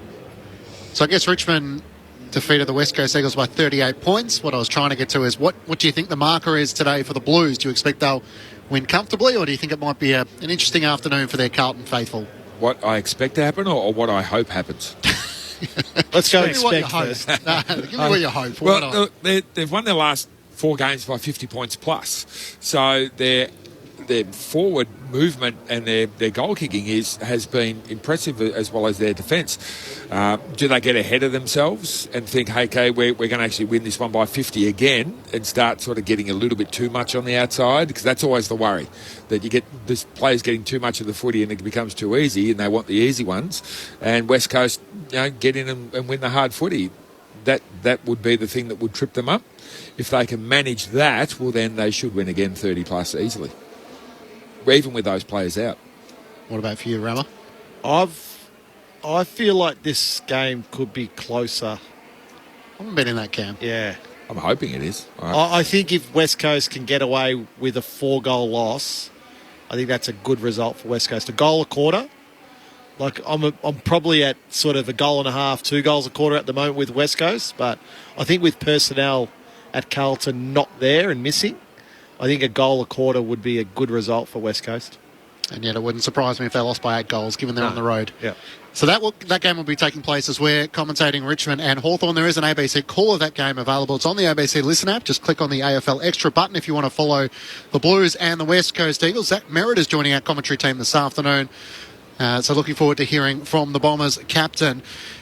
I guess if the Bombers, if the Blues weren't to feature in September, they'd be one of the sides who'd be competing for a potential wild card. Would that be something, Berkey, as we look towards American sport, as to how to continue to grow the game, to add increased interest and excitement towards the back end of the season, so that everyone is still playing for the possibility to, I guess, ultimately would become a top 6, wouldn't it? And then you sort of battled all the way down to 10th. I'll quickly make the point of which competition should be having a wild card is AFLW, because we don't play 7 teams. So 7 teams we don't play, so we should be having a wild card then, because the fixture is so uneven. In the men's, I don't necessarily like the wild card, because I'll give you an example. The NBA, the Miami were pretty much the one to play in. Yep. They were like number 10 seeds. Get all the way through to the final. If they get on that fairy tale run to the final, they're still going to come across probably the best team. And it was a boring final series. Imagine if the 10th team got through last year and played Geelong in the finals, in the grand final. Might have done better than Sydney. Might have done better than Sydney. It's probably most likely done worse. The 10th team at the end of the home and away is not going to challenge the top 2 teams on the big stage. And to me, the times when there'll be a fairy tale, 1 in every 50, won't make up for all the duds in between. Well, the point is, I think we already have wildcard positions. It's just semantics in the naming of them. We call them elimination finals. It's 5th taking on 8th and 6th taking on 7th. If you wish to have a genuine crack at winning the lot, finish in the top 4 and give yourself the best chance. We've had 2 teams since we went to a top 8 format win it from outside the top 4. One of those was Adelaide in 1998, under which it was a very different top 8 system, and they got a little lucky winning it from 5th on that occasion. So I feel like we already have it. The point that is made for the wild card is that it's actually an equaliser, like you said, Berkey. So it's designed to rid yourself of some of the inequities that the draw might present. That's the argument for it in US sport. Well, I'm going to look at it from a different lens. I'm going to look from the economics point of view. I think if for example, Carlton were playing Essendon in the first week of a wildcard round, 7 versus 10 or 8 versus 9, there's 100,000 people here at the MCG. Okay, so that's a huge bonanza for the AFL, for money coming into the game. We want more money. The players want more money, as we know at the moment. The AFL want to raise more money. Channel 7 are talking about trying to get the rights off Channel 9 for the State of Origin. They're going to pay $10 million a game, so $30 million a year for 3 games. So we need to find ways and means where we can continue to compete with that. Finals are our draw card. We don't play State of Origin, unfortunately. That's a long gone format for us. So having other games, having other events, I'm open to it. Let's explore it. Let's have a go at it. Like, gather round for this year. Everyone, and then we all loved it. We absolutely all loved it. So we've got to try things. If it doesn't work, you know what? Just go back to what it was. It's no big deal. Like, we've got to try. We're going to try. Adding 2 more games into a season for the broadcaster would be huge for them. Huge in terms of a final series. It does also keep the back end of the season more relevant. So all of a sudden we're looking at Richmond today, who are 11th at 8-1. And you asked Andrew McQualter, are you in favour of the wild card? I'm sure he would be for this year because, we'd be thinking, look, if they win this, will they be in those wild card positions all of a sudden? 100,000 Richmond fans would be. 80,000 Essendon fans would be. And then in the 100,000 Carlton fans would be. Okay, AFLW will trial it. Yeah. In the last 5 years of the sides that have finished 7th and 8th, only 3 have made it past the first week. And all 3 have failed. And then the Bulldogs won the grand final in 2016, coming from 7th. Yeah. Which was interestingly the first week they introduced the pre-finals bye. Correct. There's outliers to everything in this. There is. To me, the only reason that you do it is Rama's point of getting more money. Yeah. It's an economic final economics. Series, get more money, but the AFL don't care about that. They don't manage their fixture that way. Don't all stare at me like that. Well, it would add to the entertainment value. The thing is, the bottom dollar. The thing is, though, if you had a 17-round season, the broadcaster wants the amount of games. So then you've got you're still going to fill another, 5 weeks? Yeah. Then you're going to have a 9-week final series. Yeah. That's the only way to make it fair, or you play every team twice. Yep. Best of 3 grand finals. whilst we're talking stupid ideas, Yeah. I'm just going to throw that one up. Yeah. This is sounding like the AFL CEO's conference where Andrew Dillon said, we want you to bring your best ideas But we're not forward. going to have a 34-round season. We'll go and do the research into them. I think he did the school teacher. He stood up the front and said, there are no silly questions. Yeah. Our teacher said that. They said, Ben, that's a silly question to me all the time. I'm looking forward to the I can Adelaide... imagine your teachers, Ben. Yes. Ben is easily distracted in class. The Adelaide CEO, Tim Silvers, is going to join us tomorrow ahead of Melbourne and Adelaide. So we might ask him a bit about what took place in that AFL gathering. Just a quick thought, Berkey, on this afternoon. Geelong and the Brisbane Lions. Rammers, thinking the Cats can cause an upset. How do you see it?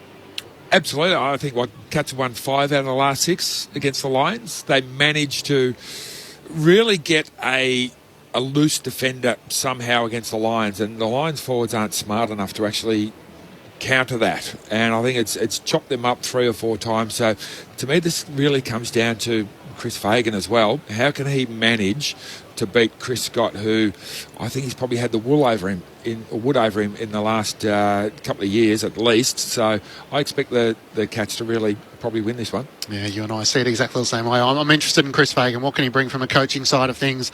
The Lions have won all their games at the Gabba this year, but they face a good task this afternoon.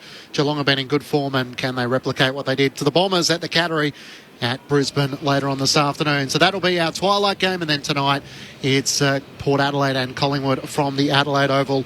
There's no late changes here at the MCG, so Matthew Coulthard is the sub for the Tigers and Ned Long is the sub for the Hawks. In a moment's time, we'll take you inside the Hawthorn camp and bring you all their build-up for this afternoon's match. It's the Alana and Madeline match for the Tigers. Richmond and Hawthorn coming up next from the MCG on ABC Sport.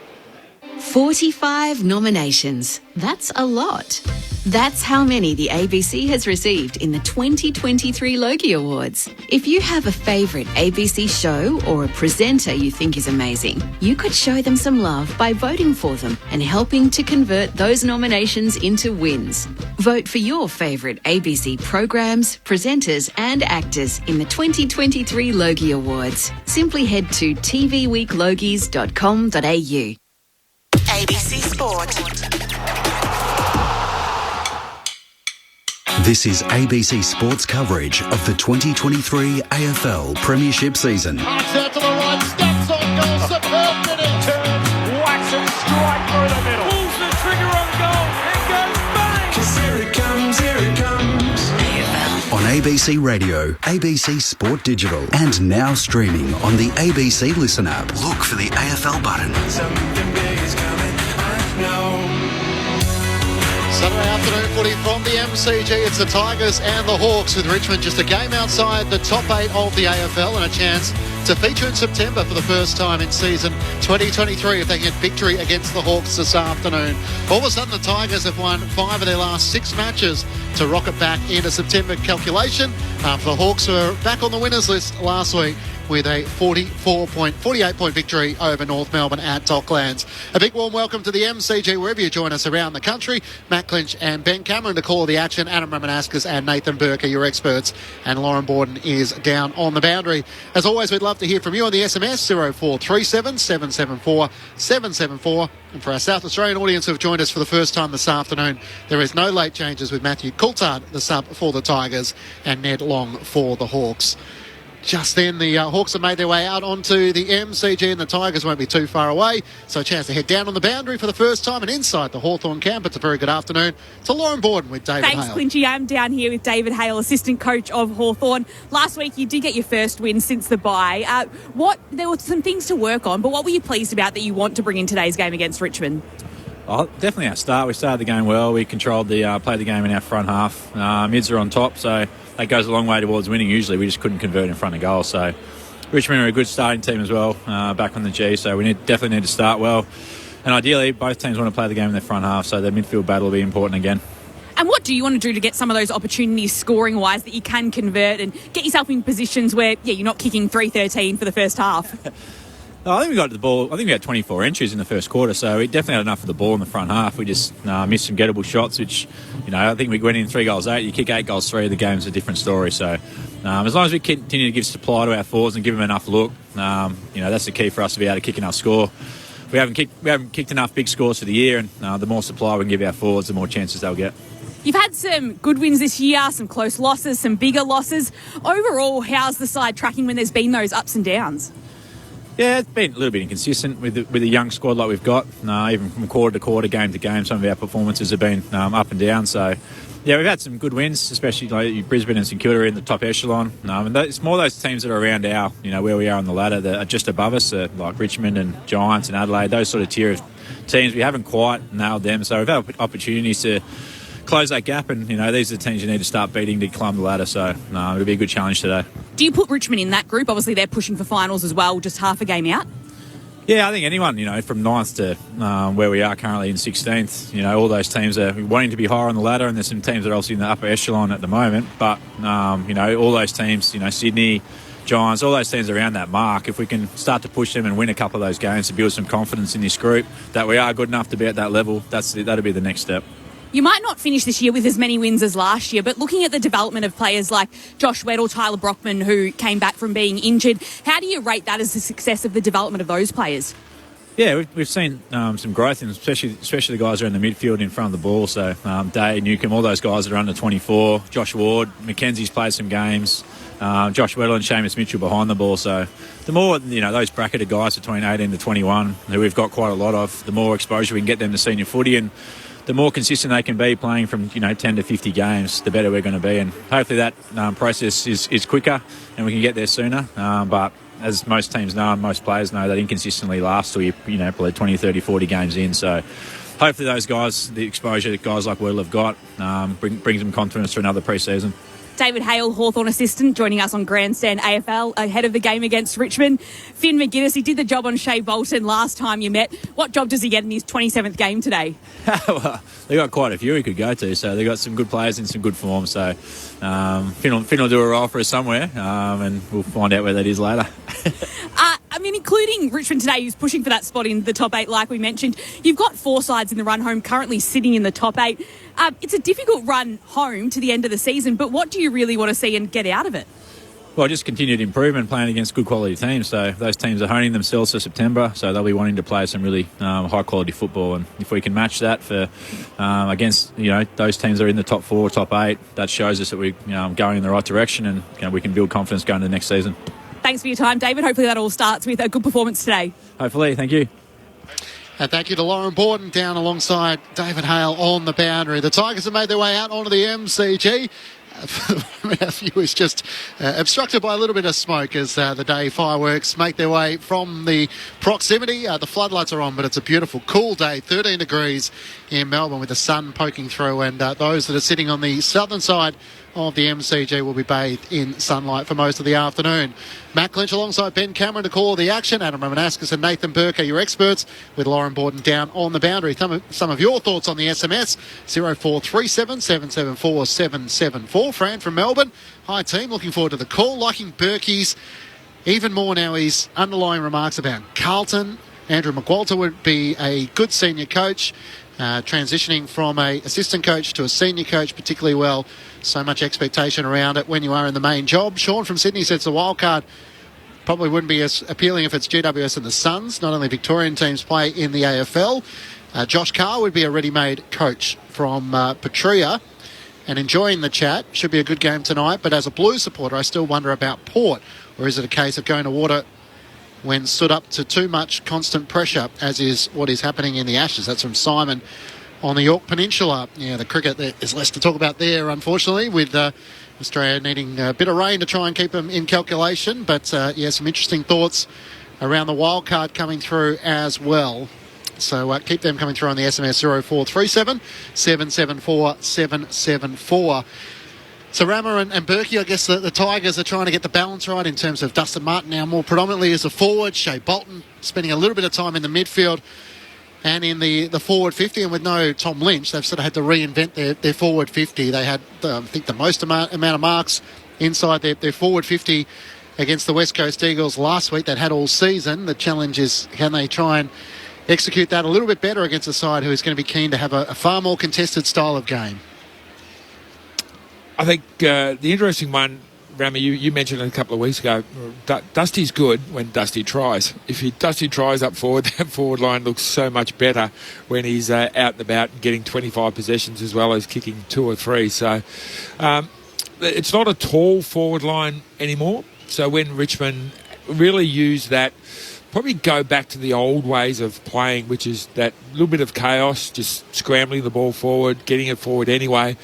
That is what suits them the best. And I reckon early in the year, they weren't necessarily playing that style. When they've played well, they've gone back to that little bit more chaos, which small players play better when there's that sort of chaos ball coming inside forward 50. So hopefully today they get a bit of that and those small players can get on the end of a few. But when they go slow, kick, and they've got to lob it inside forward 50, they haven't got the tall players for it. No, and Richmond have played that way in the past and been quite successful at that in the past. So I no doubt, ideally they would love Tom Lynch there, but he's simply not. So it's a way of creating goals and creating enough score opportunities. So one of the big changes is Trent Cotchin going back into the middle of the ground. I think Damien Hardwick had him penciled as a half forward, and I think it's now with Trent going back into the middle of the ground, it's probably rejuvenated him in a sense a little bit. So I just think with the Tigers, their game is still based a lot on chaos. Okay, and like they'll want to say that they've gone away from that a little bit and they're a bit more cleaner and a bit more slicker with the football. But the reality is they're not. They play their best when they catch the opposition off guard because they simply don't know where the ball is going. And I think that's when Jack Revolt plays his best. I think that's when Shea Bolton plays his best. I think that's when Dustin Martin plays his best because they're so used to that style of play. Richmond get caught out is when they want to play perfect football because they're simply not a perfect team. And that's been why they've been so successful because they've embraced that imperfection of the way they've gone about their football. So I think with Andrew McQualter coming in as coach, they've probably embraced that a little bit more over recent weeks, and that's why they've been able to win. So just on those centre bounce attendances last week against the West Coast Eagles, Tim Taranto with 19, Ivan Soldo with 17, Hopper with 15, Bolton with 12, Prestia with 11, Cochrane with 8 and Dustin Martin with just the 6. So to balance it around, how much midfield time does Dustin Martin get? How much time does he play forward, especially with an ageing Jack Revolt who is gallantly trying to compete in the air but probably can't do the things he used to be able to do? So I think with Dustin Martin, if he hasn't touched the ball forward, he takes himself into the middle of the ground for a little bit, gets his hands on the ball a couple of times, gets a bit of confidence, and then just drifts back forward. So that's just the way he plays his game. Taranto, Hopper, and the like, they're their mainstays in the middle of the ground. But I think what Trent Cotchin has done by coming back into the middle of the ground, he's organised them better around contest. So if you remember when Richmond were at their very best, they'd almost concede stoppage, but they'll concede stoppage to a pressure kick, and then their halfbacks would rebound and off they would go. It was a very simple game plan that Richmond played, but teams got sucked into it because any midfielder, Berkey, as we know, if they get their hand on the ball, they'll take it. And they'll go, okay, that's another step for me. But then you look up and, oh, no, Vlosten's got the ball, or Basher Hawley's got the ball, or Dylan Grimes has got the ball, or, that great Richmond defence that they had through that era. Alex Rance was the other one. So I think now Trent's been able to organise that again and apply that pressure. So, okay, yeah, if we do concede stoppage, we're not going to concede a hell of a lot of territory. So, look, I was a believer in Richmond last year. I thought going and getting Taranto and Hopper was a great move. It probably hasn't paid the dividends that they expected just yet with Hopper. I think Taranto's had a terrific season of football, albeit he's come under, I think, some unfair criticism because like his kicking's never been his great strength. It's more been his contest work, his stoppage work. He does hit the scoreboard, so they are trying to transition to the future. Then you look at Ben Miller, you look at Tyler Young, you even look at Samson Ryan, who's come into the team at different times this year. Judson Clark is another one that's been a little bit in and out. So they are trying to transition this team into the next generation, but still have an eye on being competitive and playing finals. Sam Banks plays his third game this afternoon from Tassie to Tigerland, and Matthew Coulthard makes his debut, the mid-season pickup from Glenelg, having played in the Samful, kicked 4 goals against Central, and 2 months later he's with the Tigers and making his debut on the MCG, be it as the sub. And probably the player you come along today looking forward to watching it is Shea Bolton. He's got the ability to be just about anything. Yeah. 11 score involvements last week in their match against the West Coast Eagles. He can do it in the air and at ground level. Shea Bolton is a little bit almost similar to Dustin Martin. It's how much effort and energy he's prepared to put in will almost determine the way he plays the game. He can jump out of the MCG with his athleticism. You know, he can get on any ruckman's shoulders. Like you watch today, he'll try get on. Is Ned Reeves playing today or Lloyd Meek playing today? One of the two of them. Reeves is in. Meek's yeah, so he'll try get on their shoulders, and they're both 200 plus centimetres. That's just the way he plays his game. But Bolton's game, again, is based on his work rate. If he's prepared to work, you won't find many better footballers than him. It's when he doesn't want to work and doesn't want to get to contest that he becomes an easy player to play against. Pete in Eaglemont, Mitchell's Hawks play an excellent style of game and contest, but I am concerned about their young forward line against such a seasoned defence. What do the Hawks forwards need to do to kick a score against the Tigers? Get Rammer and Berkey's thoughts in just a moment. The final member of our team sitting in the front row is Lauren Borden. Welcome again, Lauren.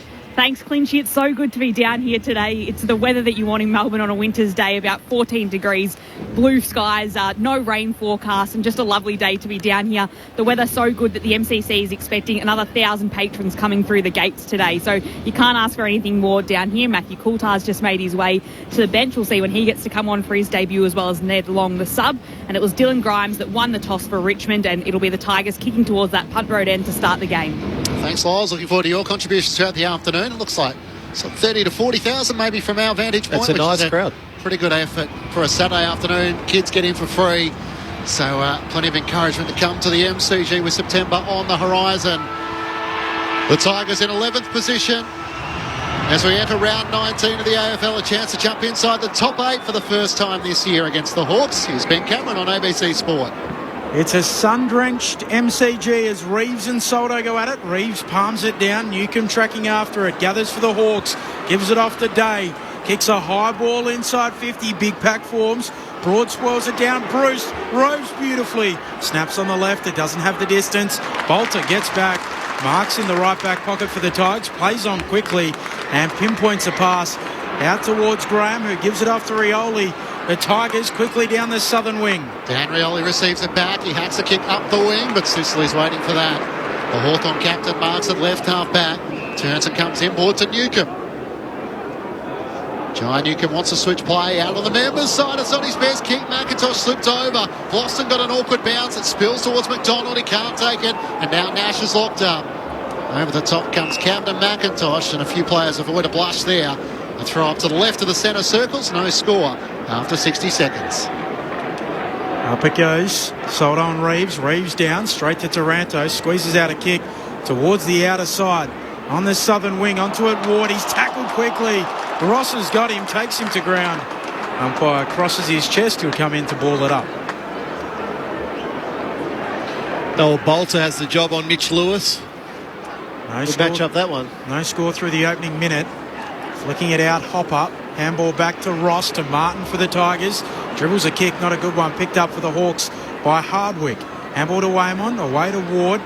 Back to Waymon, and then Hardwick back to Ward at left half back. He'll kick around the southern wing. Up the southern wing, in which Mitch Lewis just tries to slap it to the advantage of Brockman. Sliding in, tackled was Hopper, dispossessed, no whistle, and then Ivan Soldo is tackled by Mitch Lewis to lock it up, still in the middle of the MCG. And looking up the other end, Sicily's with Marlon Pickett, so I just wonder if Pickett's just going to have that job on Sicily to try to curb his influence. From the ball up, Jai Newcombe trying to surge his way forward. He was pinned by the arm, brought down by Hopper, and the umpire will throw it up once more. Still on the southern side of the MCG, which is bathed in sunlight. on this Saturday afternoon. Ball spills to Ross, too slow, almost tackled by Brockman, just got the hand pass away in time. Bolton kicks up the Shane Warne stand wing. Revolt did good body work but couldn't take the mark, and now Frost lays the tackle. He hand passes into the middle of the ground, Jack. Gets it to Prestia. The kick is smothered. They had a player, Baker, streaming forward. Will Day scraps with Dusty Martin trying to get the clearance. Spills the way of Jack Revolt. Knocks it on to Pickett. Hand pass away to Taranto. Can't clear the congestion. And Day has another go at it. He can't clear it. Jack kicks inside 50. Revolt's kick to Baker. Feeds the hand pass away. Graham on the right. For the opening goal of the match, he misses to the left-hand side. And the Tigers have the opening score behind through 3 minutes at the MCG. That was hard work, Rammer. Yeah. Opening passages of play. Very scrappy. Yeah, very scrappy. A lot of missed kicks. It's a beautiful day for footy. There's no wind out there. A little bit of sun they're probably not used to, but scrappy start. But Baker, fantastic ground play in that forward line. One of the cleanest players in the game, Liam Baker. A long kick in from Sicily, virtually to the logo. Tigers come up with it again. Prestia kicking inside 50, bouncing ball. Able to gather Frost, handball errant. Here is Baker gathering again on his left, hooking it back to a central position. Bouncing ball. The Hawks arrive through Ward under pressure. Just gets a handball away to Amon. He'll get onto his left and Carl Amon can kick towards right half back. It's spoiled down there by Young for Richmond. Back to Grimes, sweeps a handball back to Vlosten on the logo.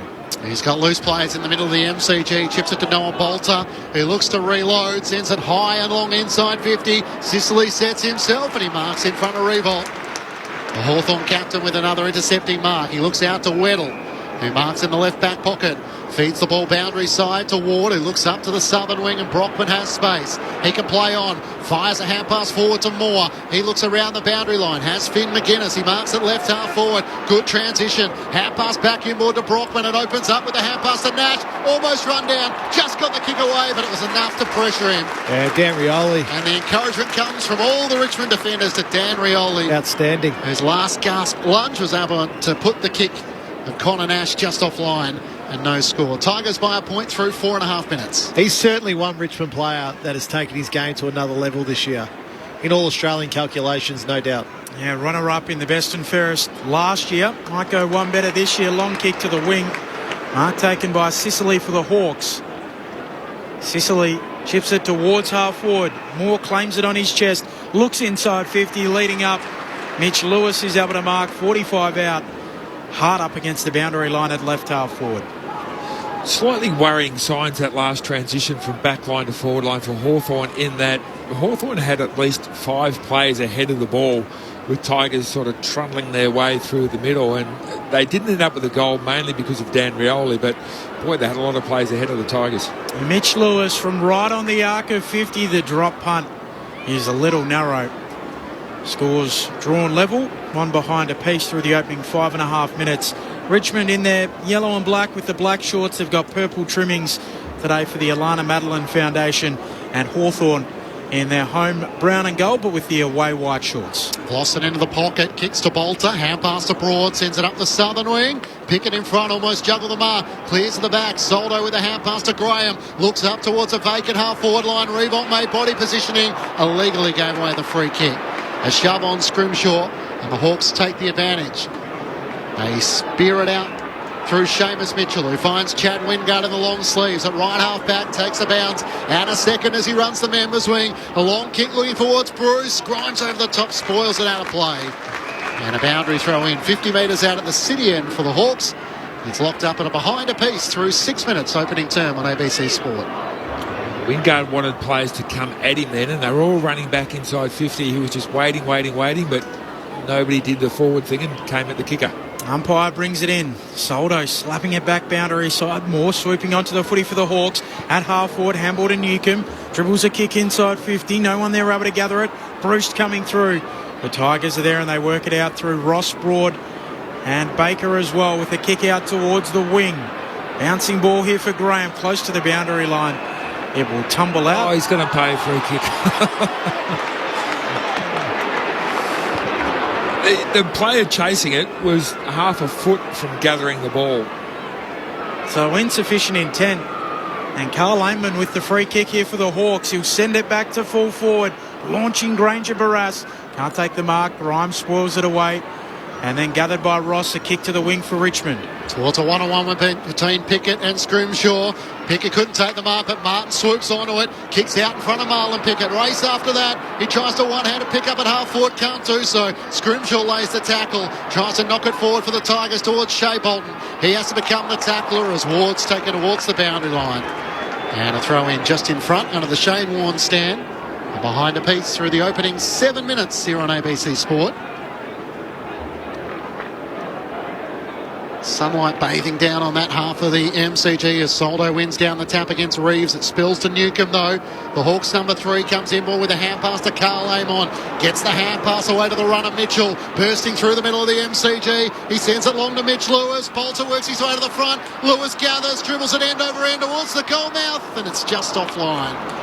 Missing to the left goal post and through for another behind. The Hawks 2 behinds to Richmond's 1. 8 minutes gone, opening term. We mentioned Dan Rioli. Finn McGuinness has got the job on him. So that defensive forward role that Finn McGuinness, really tough role to play. Richmond quickly to the wing and Bolter delivering a kick to Dustin Martin just backward of halfway. Southern side of the MCG. High kick towards half forward, looking for Rewalt in front, Scrimshaw. Rewalt got a little block from Sicily. Scrimshaw back feeds the handball, back inside defensive 50. Away to Sicily, who will chip it short to Nash at centre half back. He'll poke it short again to Mitchell. Rising star from a couple of weeks ago comes infield for the Hawks. Carl Amon on that left leg in the Mitchell direction. Gets the right on Broad and brings down the mark. He'll fire out the handball to Wingard, who will waltz in and dribble it through. It wasn't perfect from the Hawks, but they get the first major on this sunny Saturday arvo at the MCG. 1-8, they lead Richmond, 1 behind. 9.5 minutes into the opening term. Adam Ramanauskas, Nathan Burke. Well, Burke, it's just that ball coming really back through the middle. So Sicily could have really come wide out to this wing, pulled that kick to Connor Nash, just right on the halfback, right on the corner of the half-back line. Nash goes inside to Mitchell. Mitchell then kicks long, where Mitch Lewis just had the perfect sit. But it's just, I guess it's the courage. The courage as a footballer when the ball is in your hand to go, okay, I know it's a dangerous spot I'm going to here, but it's the easiest and quickest way home if we can execute. And that's what I was talking about before the game. Hawthorn being able to execute this fast ball movement on that occasion, very well done. Adam Ramanauskas with you on ABC Sports. 7-4, the inside 50s away at the Hawks early. Back in the middle, Cochin gets the clearance. Hand pass away to Bolton. He's able to link up across half-back. Banks with a kick out to the members' side. And it's marked by McIntosh. Looks up towards Jack Rebold on the lead. He marks on his chest just outside 50. About 15 metres in from the boundary. You can imagine this is beyond his best these days. He looks to poke a kick inside 50. What a pass. Spots up Jack Graham, who comes leading out. And marks on a 45-degree angle, a kick from about 45 metres out. There's some players who always just want to do that special thing. The easy is just too easy for them. And Jack Swaney said, I'm not going to have 20 touches, so everyone I get, I want to do something special with. He had some easy ones, but found a really, really difficult kick. Kicked a couple of big goals against the Sydney Swans at the MCG. Jack Graham for the Tigers first. He comes in and steers it straight through the middle. And the Tigers Army have a chance to roar for the first time. They're 1-1-7, trailing the Hawks 1-2-8. 11 minutes gone, a goal apiece here on ABC Sport. It's interesting because 15 special possessions look a lot better than 35 hard-working possessions, don't they? So it's sort of like, that's how Sirioli played. Yep. Like he wasn't a high possession player, but he made absolutely every possession and every contest that he went to count. He's such a smart player, Jack Graham, just to find that little gap. So he's got all of Richmond's score at the moment. He's got the behind and the goal, but just that ability just to find the little gap, know who the kicker is. Jack Rewalt lowers the eyes. Nice little hit up to Graham. Bounce back in the middle. Favours the ruck there of Miller slightly, wins the tap down, but the Hawks come away with it. Here's Warple receiving the handball, bursting, kicking inside 50. Bolter attacking it, leaves it behind. Moore picks it up for the Hawks, gives it to Wingard, breaks the tackle, drops the footy. recovers it. Handball back to Newcombe, sweeps the handball out wide. They try and work it out here, the Hawks. McGuinness trying to get through, shovels it out under pressure from a tackle. Live footy in the pocket for the Hawks. Wingard again. Handball goes straight up and down. McGuinness comes again, and this time he's wrapped up. And we'll get a ball up right forward pocket here for the Hawks. That was Sam Frost going up in the ruck and the centre bounce for the Hawks. Haven't seen him do that very often. Just gone the one lone ruckman today. With Ned Reeves getting the opportunity. Prestia kicks up the members' wing. Pickett went early. Should have been a free kick with a knee to the back. No whistle. A chance for Weddle. He's hand pass inboard. There's nowhere to go. The footy is locked up just on the edge of the members' side wing. Ward was tackled by Cochin, and the umpire will throw it up in the air. The Hawks leading by a point. 13 minutes gone, opening term. Saturday afternoon footy. Spills the way of Ward for the Hawks. Kicks towards half forward. Broad spoils it away from Dylan Moore. It ricochets back inside 50. Luch Lewis one direction. Vlosten the other. Trying to soccer it forward was Wingard. Spills out the way of Taranto. He can't get a disposal. Vlosten with a fend off. Sees away Ward. Kicks out to the members' side. Baker out in front. Can't take the mark. Pickett slides in. Tackled by Mitchell of the Hawks. Will Day tries to knock it on. McIntosh not making body contact more than just the pressure, and Baker slaps it out, but straight to Newcombe of the Hawks. Hand pass away to Frost into the middle of the ground. Hand pass to McIntosh. He chips it to Wingard, who's sliding in marks directly in front, 45 metres out from goal. That's really good by Connor McDonald. Knew the pressure was coming in. Ross gets that to Wingard. Wingard now gets it over to Warple. Oh, you're hot. Does he kick it? I would have given that to Sicily just then. Too late now. James Warple's having a good year after his career best. 26 disposals back in the year he won the best and fairest 2019, the Lee Matthews medal. Back up to 26 disposals in 2023. After a career low 15 last year. He'd love a goal here to extend the Hawthorn lead from 45 out. It's not a bad effort. It's fading left to right, and it's through the major opening. The Hawks with 2 of the first 3 goals of the match. And they have a 7-point advantage, 2-2-14 to the Tigers, 1-1-7, giving the Tigers everything they've got early here at the MCG. Chad Wingard's been really busy. 7 possessions so far in this first quarter, and it's not just his getting out by himself in the possessions, it's his running, knocking the ball, keeping the ball alive. He's kicked the ball off the ground a couple of times in that forward line and put a fair bit of pressure on, and I think considering what he's given the team up until this point, it's probably a little bit underwhelming from what they expected a player of that sort of talent, but certainly started today in fine form. His reaction suggested he didn't think it was fully coming back left to right, but made it talk nicely. It's kind of like when you hit your drive out of the heel and it sort of goes left early and then fades back onto the middle of the fairway. Mine's middle every time. Yeah. Don't know that feeling. Crooked bounce in the middle.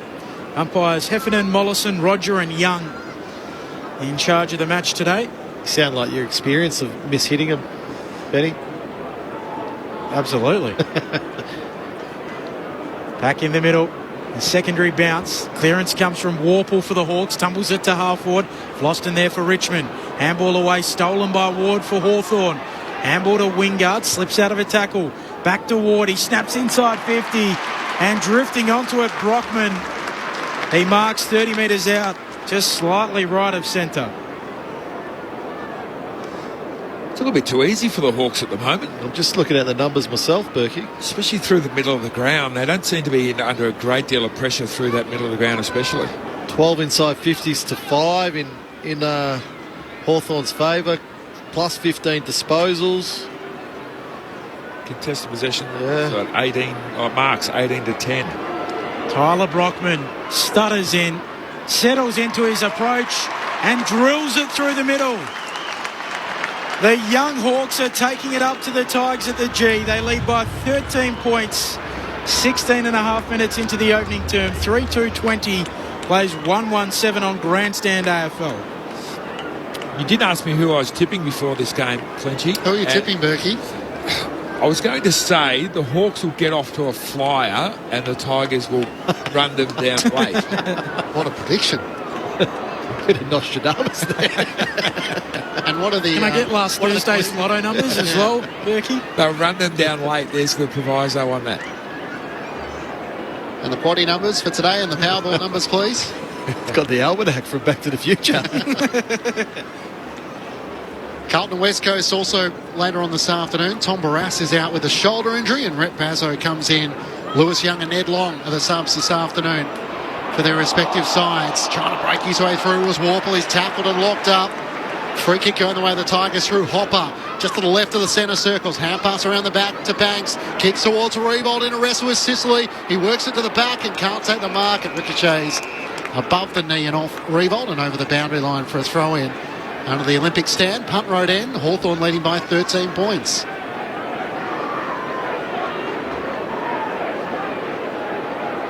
Toss back in.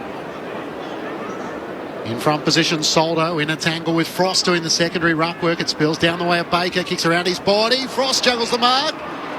Paid 15. Soldo was quickly looking to lay the tackle, and Frost feeds the hand pass around the back. Scrimshaw looks for options out of defence, puts it on the head of Dylan Moore, and Grimes nudges him underneath. Takes the intercepting mark for the Tigers at left half forward. Grimes comes infield to Vlosten. Attacking edge of the logo, members side of the ground, wheels to his right, kicks a high ball inside 50, in front Sicily. Takes the intercept mark. 30 out from his defensive goal for the Hawks. He was quiet last week on his return from suspension, only 17 disposals, but looks like he's back in his groove today. Ball was barely down there last week. That is true. Kicks laterally to Scrimshaw, who kicks up the middle, and Impey marks. Okay. He bites off the kick straight up the middle to Wingard, releases him, marks in stride, kicks inside 50, socket on by McGuinness, accidentally, and it tumbles through. Fortuitous from Finn McGuinness. It's all coming up brown and gold. 4-2-26 plays 1-1-7. Hawks by 19 minutes into the opening term. Adam Ramanauskas, Nathan Burke, I don't think he meant that, did he? No, he didn't mean it. Well, I don't know whether he wanted to sort of kick it up to himself in McGuinness there, but it worked in the end. But what it is that's a big win for him, because he's got the job on Dan Rioli, who's, as we mentioned earlier, has had a terrific year. So to get a goal in the first quarter, he's just got to make Dan Rioli think a little bit now. Now, how much leg rope do I give Finn McGuinness when Hawthorn do have the ball? But again, Berkey, it's that ball coming back through the middle of the ground.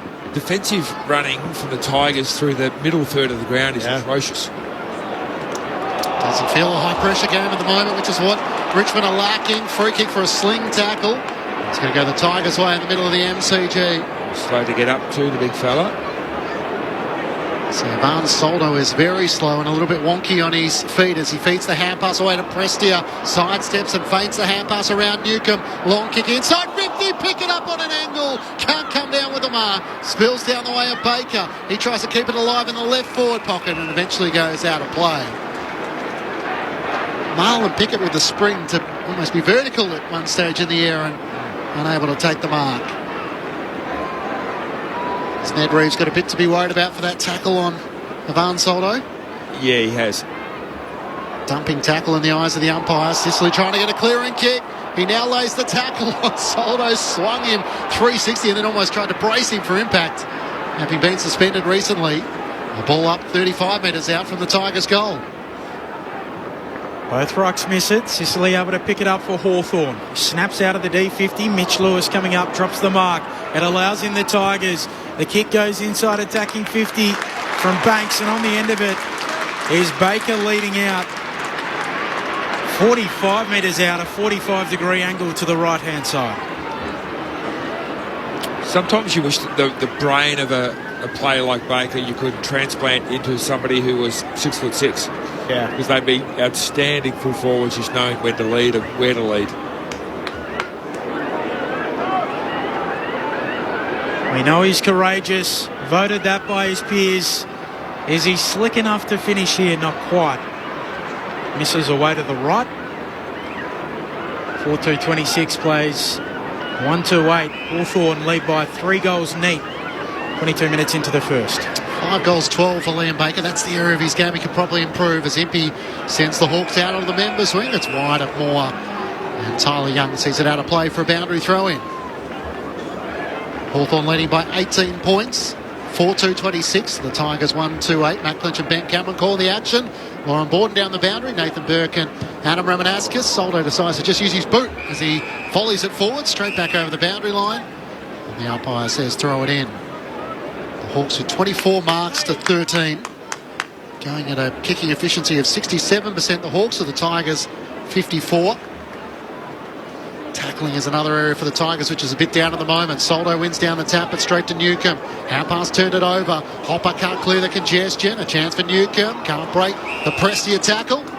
Could be a couple of hard nuts if you drop the ball in between those two. Prestia and Newcomb, and the umpire will ball it up in front of the two benches. Hawks by 18. Reeves slapping it down. Prestia getting it for Richmond. Shovels out a handball. Clean pick-up from Cochin on the half volley. Back to Prestia. Handball to Bolton. Pressure coming from the Hawks. They force the turnover. Weddle's handball to Wingard. Dragged down in a tackle. Good tackle from Prestia. And a ball up in the middle of the MCG. Relatively populated on this Saturday arvo. Soldo flicking it down from the ruck tap. Looking for Cochin. Going right there with him is Newcomb. Able to pick it up. Handball looking for Warple. Nash can only slap it on. Straight to Cochin. Tigers inside 50. And Cochin finds his great mate Dustin Martin. 25 out, plumb in front. I'd love to know his one-on-one win rate. Dustin Martin inside forward 50. Dusty's going to snap it from directly in front. But Dusty does what we expect. He puts it through the middle and cuts it back to a 12-point deficit for the Tigers. 4-2-26 Hawthorn, Richmond 2-2-14. 24 played opening term. Lauren Borden downstairs. Some running repairs for James Sicily, who's getting his left ankle re-strapped, and then the doctor's just gone out to Soldo just to check on him before this centre bounce. He said he's fine, so the doctor running off now without him. And I'm not talking just about this year. I'm talking about, through their premiership years. It's irrelevant who you put on Dustin Martin inside forward 50, whether it's a tall, a medium, whatever you want to do there. His timing in those marking contests, the way he's able just to push off, protect the drop zone, is as good as anybody I've ever seen. And that's just, I think that's just what's made him a champion of the game, just his ability inside forward 50. Adam Ramanauskas with you on ABC Sport. Reeves tried to do the ruck work and then the roving was tackled. Ball spills clear. Days onto it for the Hawks. Kicks them inside 50. In front. Tyler Young did well. Got rid of Denver. Granger Barras takes the mark and kicks out to the left back pocket. Ross marks for the Tigers. Looks up the members' wing. Soldo's on a searching lead. He takes the mark in front of Reeves. Looks up towards half forward. He's got Revolt one-on-one with Frost. His eyes are darting into the corridor. Wants to go short to Broad. It's a risky little kick. Broad takes the mark at left half back for the Tigers. Hawthorn 4-2-26 to Richmond 2-2-14. Short to Dan Rioli and back to Broad. Trying to generate some run. Up towards Revolt at half forward. Frost with a definitive fist. Spoils it towards Brockman. Can't take it. Nash feeds it back to Frost. Tries to get around Broad. Does so successfully. Hand pass to Nash. Boundary side. Looks inside 50. Kicks for Bruce. One-on-one. Grimes turned his back to the footy. Spills down the way of Connor McDonald. Wingard comes charging in. Hand pass straight to Taranto. The Tigers through Prestia are out of defence for the moment. A kick to the wing. Baker going in low down. Can't take the mark. It allows in the Hawks. Weddle picks it up. Retreats with the handball. Back to Carl Amon, who'll go lateral. And Bruce marks. As you hear the chant, 55 out. Wide out at left half forward. Chips it into the pocket. Not his best kick, and it's spoiled away. Getting in front, Grimes. The Grimes stopper doing his stuff again, and a throw in left forward pocket here for the Hawks. They led it by 12 late in the first. Match Docklands just getting underway. The Blues are behind. The West Coast yet to score. There is an ABC call available via the ABC Listen app. Just click on the AFL Extra button. Warple can't break clear as Taranto lays the tackle. It's locked in the left forward pocket for the Hawks. Thrown up, Soldo and Reeves resume their battle. Spills down the way of Ross for the Tigers. Hand pass to Prestia. Releases Broad. A searching run out on the members' side. He takes a bounce. He has nothing further afield. So he tries to backpedal and tread water. Well, hand pass back around to Prestia at left half back. Looking for options in the corridor. His best option is to chip it forward. Banks is just 15 metres further afield. Brought down by Brewster. Marks at left half back for the Tigers. Pick 29 back in 2021. There's Banks. He kicks back towards half-back, and the mark taken by Soldo. Feeds it out to Grimes. Richmond at right half-back, a kick to the wing. McIntosh stretches in the sunlight to take the mark. Outside the logo on the southern side of the ground. We'll chip it short. Martin can lead up and claim it. Getting involved early, Dustin Martin. Disposal number 6 as he kicks back to the logo. Vlosten moves it on, gets it to McIntosh. His kick smothered. Under pressure there from Tyler Brockman. Out of play it goes, and a throw in right half forward for Richmond. Hawthorn by 12 points late in the first term. You've seen the McGuinness-Dan Rioli matchup, Rammer? Rioli's had the 3 or 4 possessions, so McGuinness has kicked the goal. So I'd say McGuinness is on top right at the moment. Carl Amon kicks end over end for the Hawks into the middle of the ground. Banks gathers, hand pass to Prestia, feints the hand pass, and then will retreat back by hand to Vlostone. He looks out to the southern wing, kicks it to McIntosh. Doesn't have anyone standing on the mark, but is trying to find a clear and direct way forward. In the end, he chips his kick to Hopper. Now right half forward. The new addition in 2023 hugs the boundary line looking for Baker. In front it was a good effort made by Seamus Mitchell. Baker has another go at it, trying to get the hand pass to Taranto. Has to go back in and try and win it. His hand pass looking for Hopper is chopped off and sees it over the boundary line. And what I'd consider doing if I'm Richmond, if it continues with Dan Rioli, take him up to a wing. Because right now it's quite comfortable for Finn McGuinness tagging him across a half forward. You still need Dan Rioli's run, but he's still thinking about he needs to defend also. Soldo wins the tap. Taranto squeezes out a kick towards half forward. The Hawks are there through McDonald. Handball to Warple. Handball to Impey. Turnover. Ross Collard taken high. And he'll get the free kick for Richmond. Stab it inside 50. And on the end of it, Taranto. He marks 47 out. Doesn't like his chances. Kicks laterally. And finds Hopper. The man he came over with from GWS to join Richmond. Hopper has it 40 out directly in front. Been defending pretty well, the Hawks. Tigers haven't been able to get any direct play. They're zigzagging from one side to the other. There hasn't been any corridor ball going forward. So they're doing what they need to do, the Hawks. And I think Sam Mitchell will be pretty happy with things at the moment. Year 1 of a 7-year deal. The Tigers to continue to close late in the opening term. The kick is perfect from Jacob Hopper. Right on the quarter-time siren. And they bring it back to just a 6-point deficit. Hawthorn lead 4-2-26, plays 3-2-20 at quarter-time here on Grandstand AFL. The goal kickers for Richmond, Hopper, as you just heard, Dustin Martin and Jack Graham, while for Hawthorn, therefore, came through James Warple, Chad Wingard, Finn McGuinness and Tyler Brockman. So the Hawks leading by 6 points at quarter time at the MCG. Opening stages of the match at Docklands, the Blues with the opening goal through Charlie Curnow. They're 1-2-8 to the West Coast Eagles yet to score. There was a late out for the Eagles with Tom Barrass out with a shoulder injury. So Rhett Brazo coming into the lineup for the Eagles. And Lewis Young and Xavier O'Neill are the subs for the two sides there at Docklands today. It's Ned Long and Matthew Coulthard, the sub for the Tigers on debut. Great to have your company on Grandstand AFL Saturday afternoon footy on ABC Radio, ABC Sport Digital, and now streaming on the ABC Listen app. A young woman stands in a recording booth speaking into a microphone. She's an audio describer. And she's here to tell you that audio description is now available on hundreds of shows on ABC iView, which means audiences who are blind or have low vision will never miss another detail, like who turns out to be the killer and all those longing glances and the romances. Audio description on ABC iView. Sounds like ABC.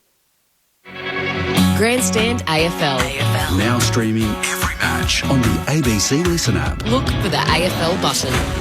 McIntosh looks up towards Jack Rebound on the lead. He marks on his chest just outside 50. About 15 metres in from the boundary. You can imagine this is beyond his best these days. He looks to poke a kick inside 50. What a pass.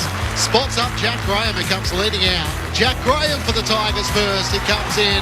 Steers it straight through the middle. Scrimshaw, who kicks up the middle, and Impey marks. Okay. He bites off the kick straight up the middle. The wing guard releases him. Marks in stride. Kicks inside 50. Socket on by McGuinness accidentally, and it tumbles through.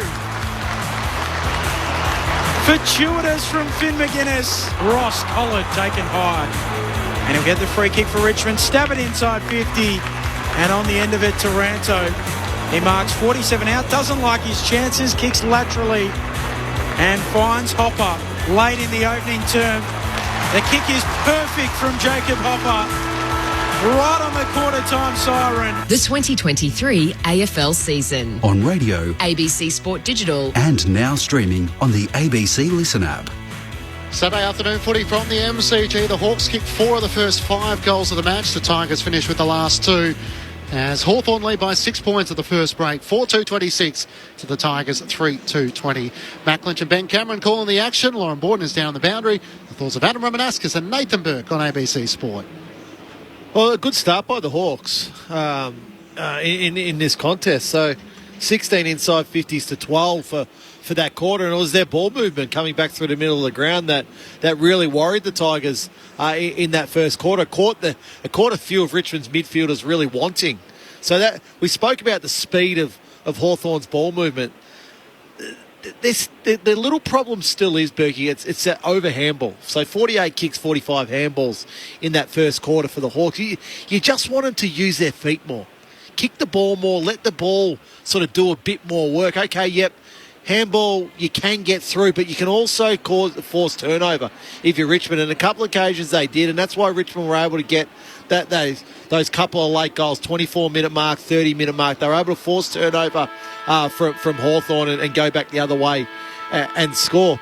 Sicily's got to become a real issue for the Tigers if they continue to allow him just to patrol the half-back line. He had 7 kicks that quarter, but he had 4 intercept marks. Now, his matchup has swung between Revolt and Pickett in that quarter. But if you watch him, and I watched him closely for just a couple of minutes, it's basically he doesn't go past the 30-metre line. So if his play goes deep, it's just a simple handover. He just goes forward. He's happy to play 20 metres in front of his direct opponent. Richmond must engage him. They must engage him and have somebody standing next to him at all times, so he then has to defend. So those little hit-ups. So if it's Revolt he's always loved hitting up, that leading little target. He'll get plenty of opportunities if he's willing to do that with Sicily. But if you let Sicily just patrol the half-back line, he'll have 30 or 35 by the end of the game. He'll have 7 or 8 intercept marks, and he'll go a long way to helping Hawthorn win this game. I'm fascinated with the Finn McGuinness and Daniel Rioli matchup. As Finn McGuinness, it's very difficult to tag as playing as a forward. Now, McGuinness has done a good job on other players going through the middle of the ground, but it's a whole different story when you're trying to tag and you're going to play as a forward and try to create space, try to create a couple of opportunities for yourself. He kicked the goal in that first quarter and kept Dan Rioli to only 4 disposals, but more importantly, it was only 1 kick, Berkey. Yeah. On James Sicily, the point you well made, the intercept marks that he's taken, they've virtually been uncontested intercept marks. It's not like he's leaping over the top of the pack. So if I'm Richmond's forward coach, I'm saying whoever is closest to him, you've got to get some body on him. Just forsake going for the ball yourself, but that ball has to come to ground. There's 4 opportunities for our crummers that have just gone begging because no one brings the ball to ground. But I'm loving the way the Hawks are bringing the ball through the middle of the ground. They run and carry through the middle. Their key is, can they keep that going? So they're a new team. They're learning this style. It's always going to be how long can they keep it going for. If they do and Richmond don't man up through the middle, well then, you know what, the Hawks are going to stay in this game. Nathan Burke and Adam Romanaskas at Docklands. Carlton with the first 4 goals of the match. They lead 26-0, and Charlie Kerner with a couple. Into the second quarter we go. Hawthorn by 6 points. Reeves wins down the tap. A chance for the Hawks, although Shea Bolton gathers. Hand pass to Soldo, he's taken high. Reeves lays the tackle, so we imagine Ned Reeves will be looked at for a sling tackle in the first quarter. Soldo's hand pass to Shea Bolton inside 50. Dusty takes the mark behind Hardwick. He was able to hang on to the mark and has it pretty much directly in front, 45 metres out. But again, he shouldn't have marked that ball, Dusty Martin. But just smart enough to keep Hardwick on his back there, knew where the ball was going, didn't allow Hardwick to get that arm across to spoil. Seamus Mitchell is probably the one who wonders how he didn't get a hand onto it. The Tigers looking to try and get a spark. Can Dustin Martin provide it for them from right on 50? It's out to the right, so maybe not having the same power. Massive fly from Miller, who takes the mark in the right forward pocket. Just needs to work the angle here, up on the back of James Sicily.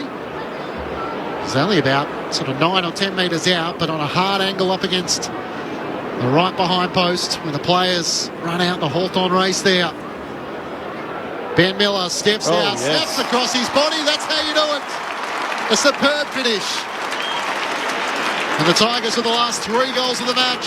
The scores are level at 26 apiece. 4-2-26 to the Tigers and the Hawks after 90 seconds in the second quarter. What do you think, Berkey? The era that you and I sort of crossed over in, there was the traditional full forward that played the game. Would have Dustin Martin in our era gone and played as a traditional full forward? And how many goals would have he potentially been able to kick? At his size,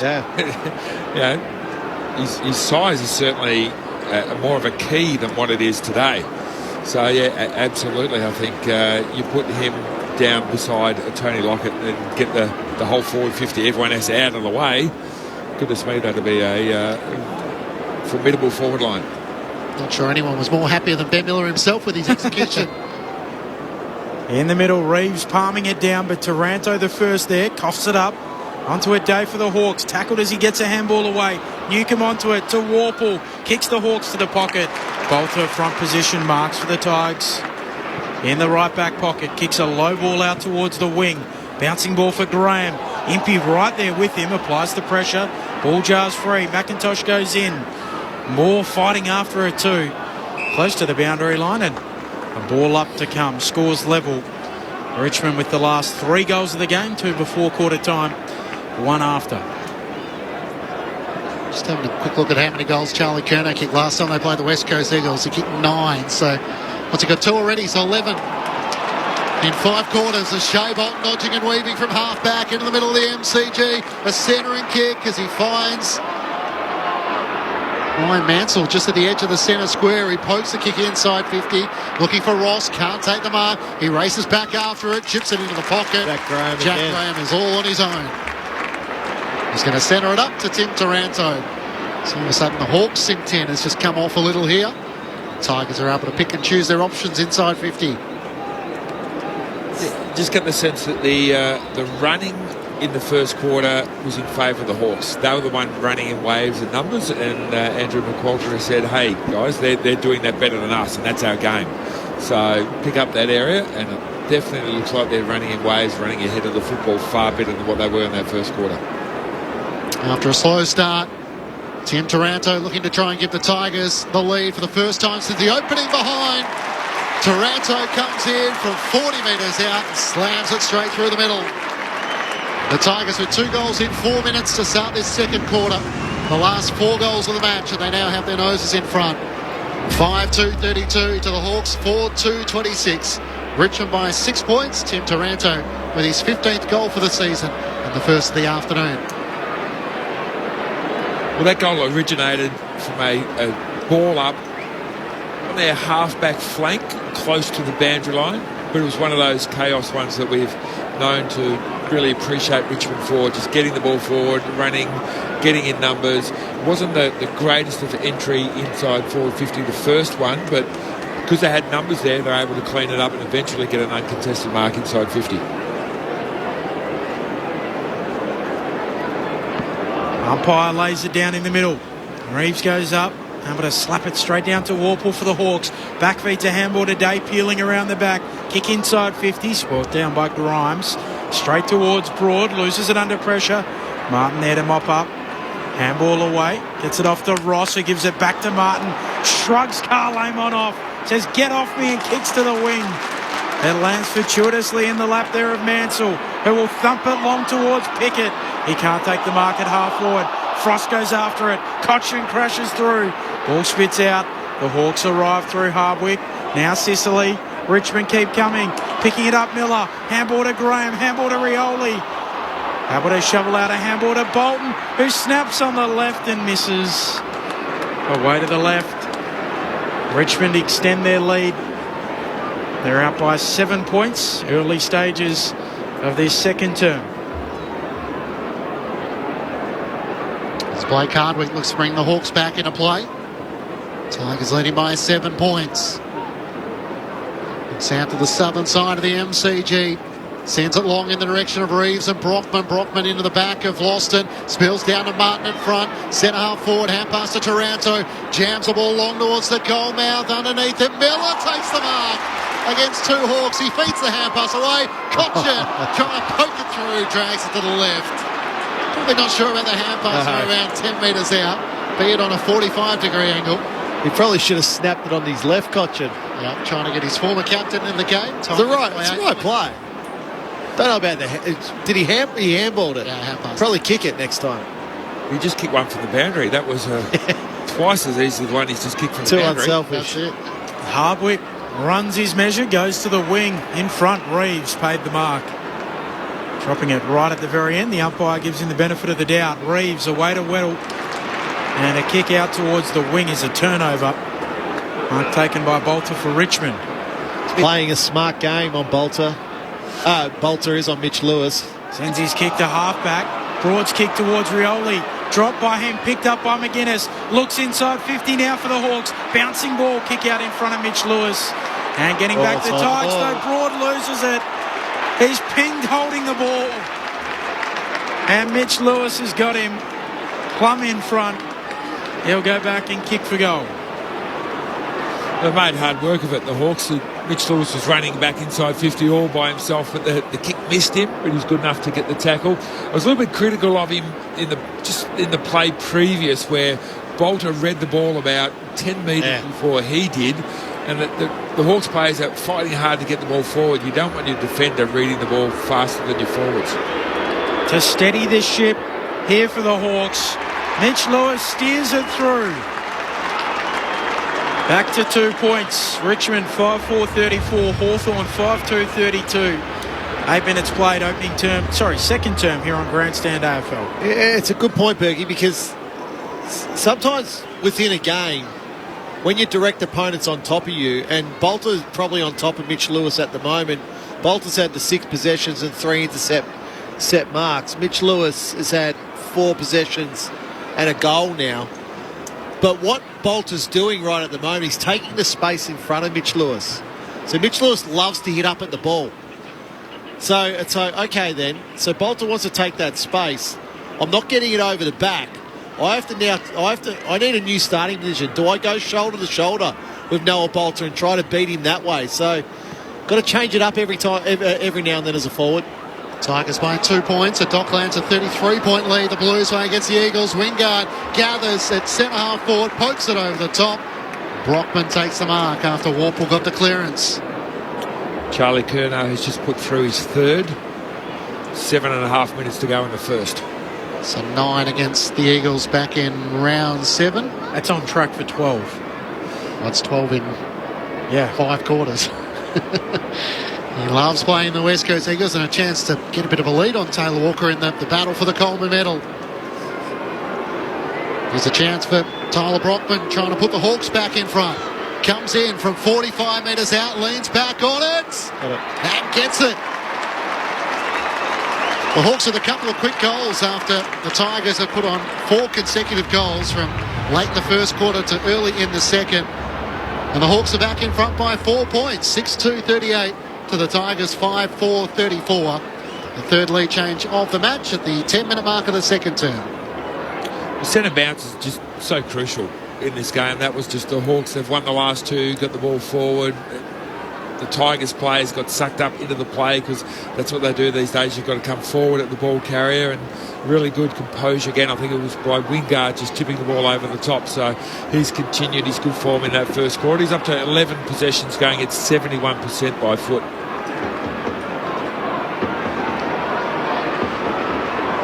Getting involved, Chad Wingard in a contract year.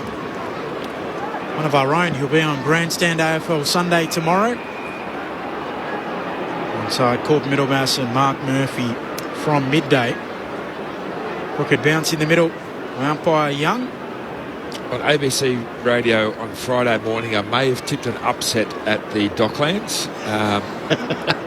Probably not my best prediction is now 40 points to 1. There you go, Richmond out of the middle. Kick from Hopper, dribbles along the ground, picked up there by Taranto. High ball inside 50. Sicily reaches up in those Hawthorn long sleeves and brings down the mark.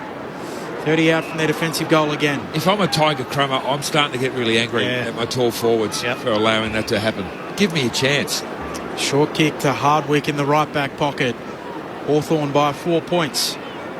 That's the role they want Jack Revolt to play at 34 years of age. Be a bit of a battering ram.